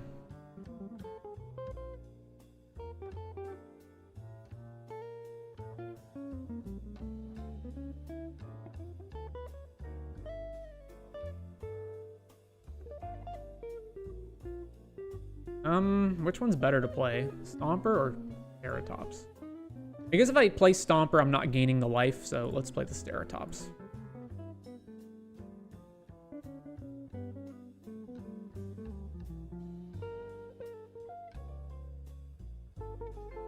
Trigger. All right, over to them.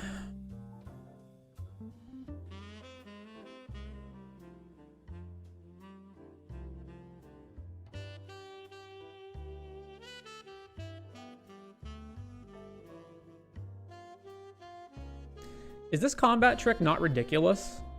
It permanently increases the creature's stats, also evades it, so you can jump your guy over blockers, and it saves him in combat. Usually, at most, you would do 2 of those things, not all 3. And they're attacking with Micromancer? Jesus Christ, what do they have?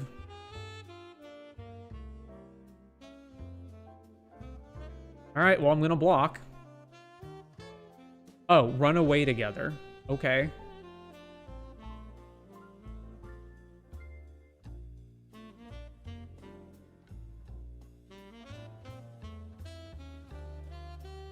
So they can do 7 damage next turn, assuming... Oh, sorry, no. More. They can do actually lethal, because they're going to flash Spectral Sailor back in. So if I just play 1 creature, and... But the problem is if I just play Stomper, and then I gain life instead, then I'm just taking 5. So...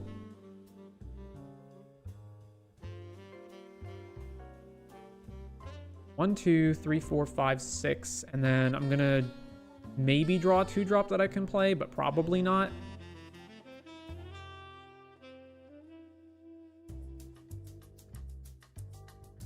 So I go Stomper, they go Spectral Sailor, they attack, I can't even block anymore. So I'm at 12, and then I take 8 damage and go back to 4. And then I'm dead in 2 hits from the air.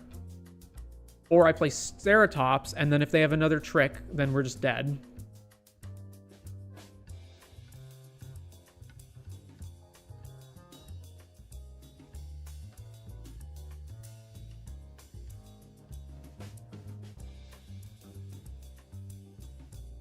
Draw with the Lizard and hold open a spell? That's awful.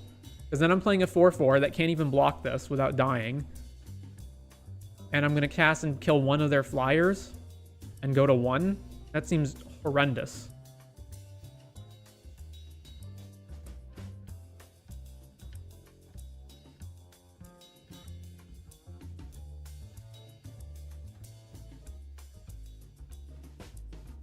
The only benefit that has is if I like hit Dwynnin and can also cast it, but then I'm still just taking a bunch of damage from Micromancer. That's the problem.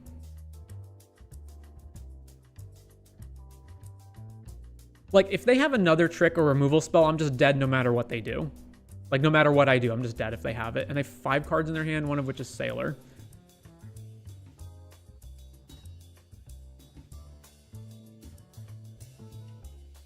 Because, like, the Elephant doesn't even really stabilize us, right? It just... we go to 4.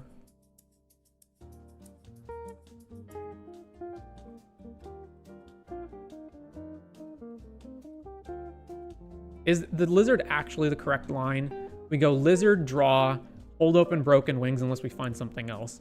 Then they flash Spectral Sailor in attack. We kill Spectral Sailor, and then we take 7 and go to 1. But then they just have 2 flyers in the air, and we're still going to lose anyway, unless we play Stomper and gains life. We're still eventually losing to the flyers.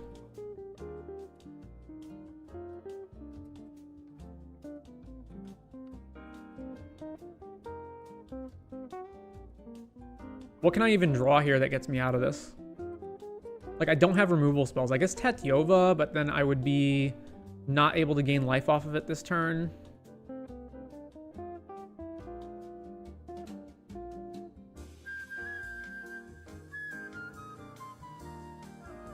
All right, Animist.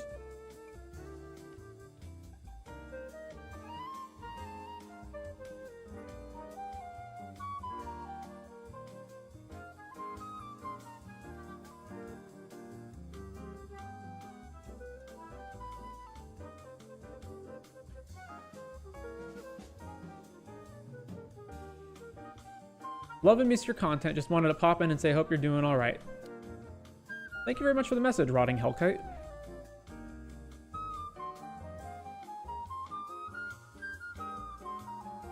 Oh, we hit a land. So, yeah, we're just passing with Broken Wings open. I don't think I'm going to use it now. Like, yeah, hypothetically, they could spend all their mana to draw a card in response, but that's fine.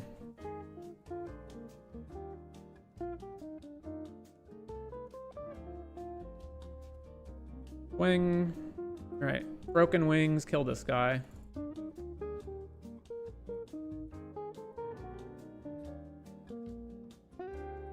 I'm sorry, what? Well, I'm not blocking. Alright, so they're going to have 3 lethal flyers in the air.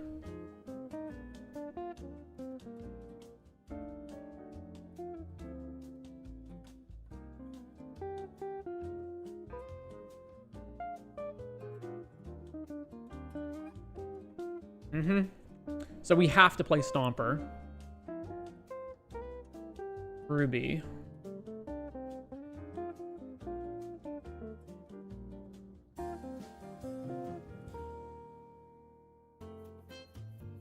Alright. Blue, this. Does it matter what the last one is? I guess green.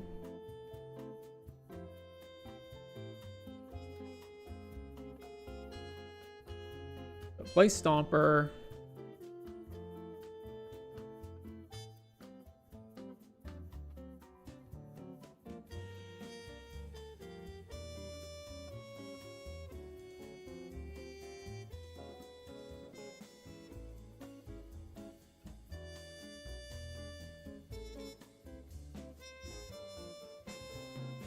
So we're going to gain the life. Draw. Thespian. All right, gain the life.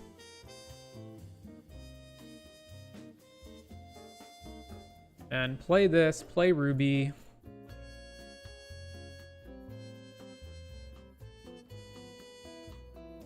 The Epic Proportions is on the bottom of our deck, right? So that's not an out.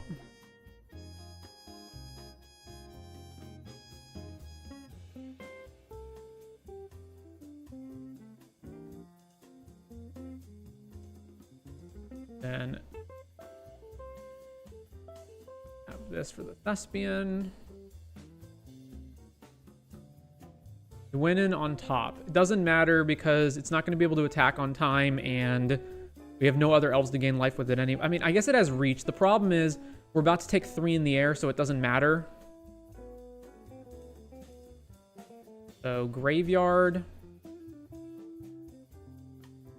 Okay, if I attack with Ashroot, then they flash in Sailor, then they attack with everything. We double block No, I can't double block Micromancer. I have to block the stupid pup too, right? So I actually cannot afford to attack. And then I've got 1 turn to find some kind of answer to 3 flyers.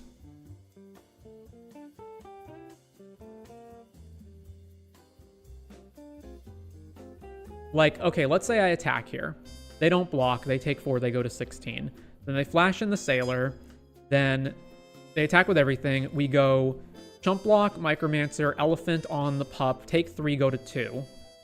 Then we get to untap with Ashroot plus the Elephant, plus Ruby. And hack for 12 trample, which is not enough to kill them.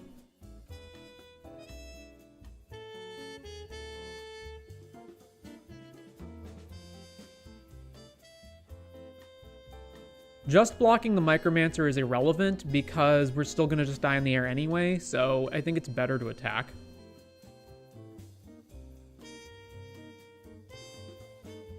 So combat.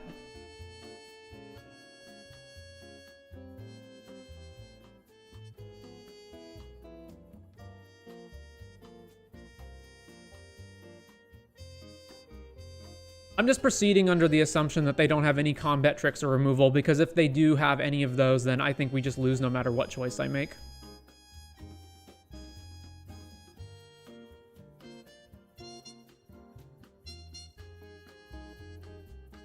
Yep, there's comes Spectral Sailor.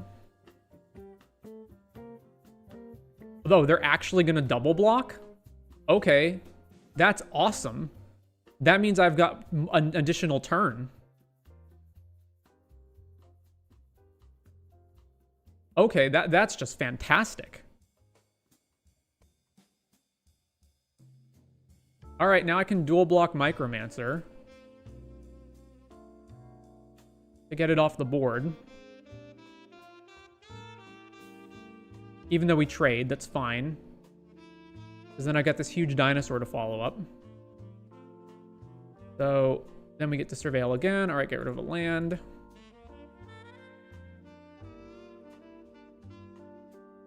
Why in the world would they double block there? That just makes no sense. Oh. Well, we seem to be fucked now. Unless I've already used Broken Wings, so I can't blow that up now. All right, well. 3, 4, 5, 6. Play the dinosaur. Awesome. All right, we're dead. Trigger. Swing.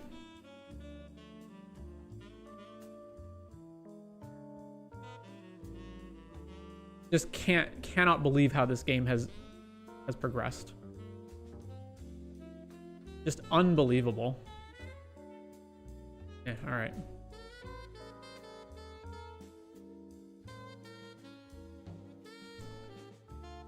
Oh and 1, no prizes.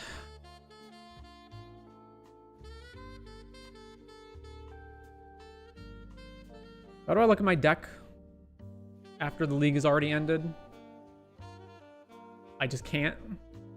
Really?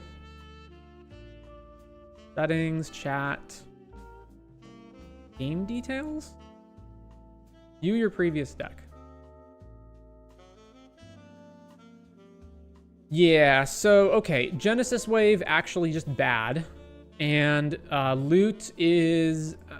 loot's okay. It's a 1/4 that can play additional lands. Like, loot's fine. But Genesis Waves are actually just bad. Never actually got to cast any of them. No, I'm sorry. No, I did cast one of them. It just was irrelevant. We got a Gorehorn off of it. And... never actually cast a Tali either. Preposterous Proportions is probably just not good because it's too expensive. Like, by the time... I mean, this one's at least defensible in that if you make it to this point, you can just, like, overrun your opponent.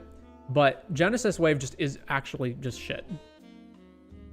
And I did not realize that the Dwindon's Elites didn't actually make tokens by default. So, yeah, they're bad too.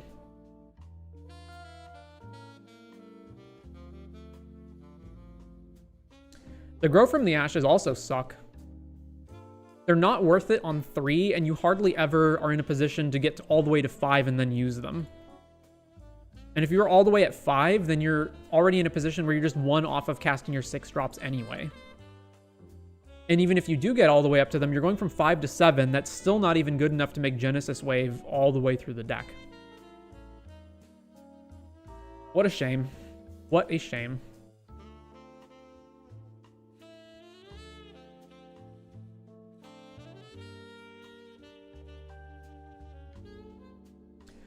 Looking back on this, I probably should have just cut the Dwinins. Right, move stuff, please. Hello? No, can't do anything, eh? All right. I probably should have just cut the Dwinins and put Bushwhack in the deck. That way, we have actual removal spells that we can use to kill things in combination with just making sure we're always getting lands.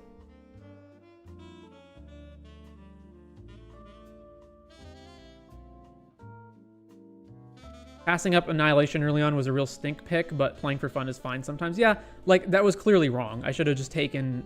What did I take over that? I took Loot over that, right? Or was it Gen Wave?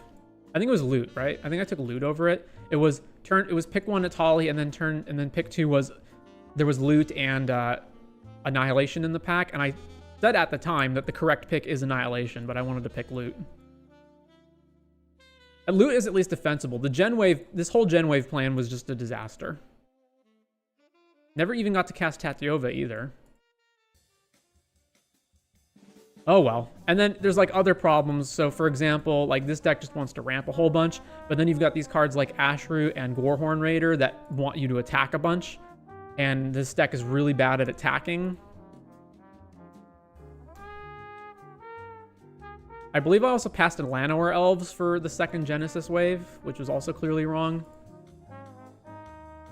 Well, At least lesson learned, don't play for fun anymore, only play to win. Just don't even bother, like all these rares that look fun, no, they suck actually. Just don't even bother picking them. Just pick the strictly better and way less exciting common. Anyway, it kind of sucks to end there, but I've been going at this for kind of a while. It's pretty late. I need to eat dinner and whatnot, so you know, the format overall is still fun. Definitely hasn't gotten stale yet. I mean, we're only 3 matches in, but that's 3 leagues in, but that's fine. Yeah, so we'll come back with more of this. Anyway, if you tuned in tonight, hope you enjoyed yourself. I'll come back next time. I've also decided that, so the last time I did these drafts, I streamed them and then I recorded them and put up like the fine-tuned recorded versions that were like all edited down with all the gaps eaten out. I think this time I'm just gonna have the live streams up for this and not post like recorded cut videos of it. So it'll just be the live streams. Whoa. Hopefully Moto gets fixed. I don't know what's going on with it. It's laggy, like the Q button isn't working properly. There's weird stuff where you can't like move cards around. Hopefully that gets solved. Anyway, see you guys next time.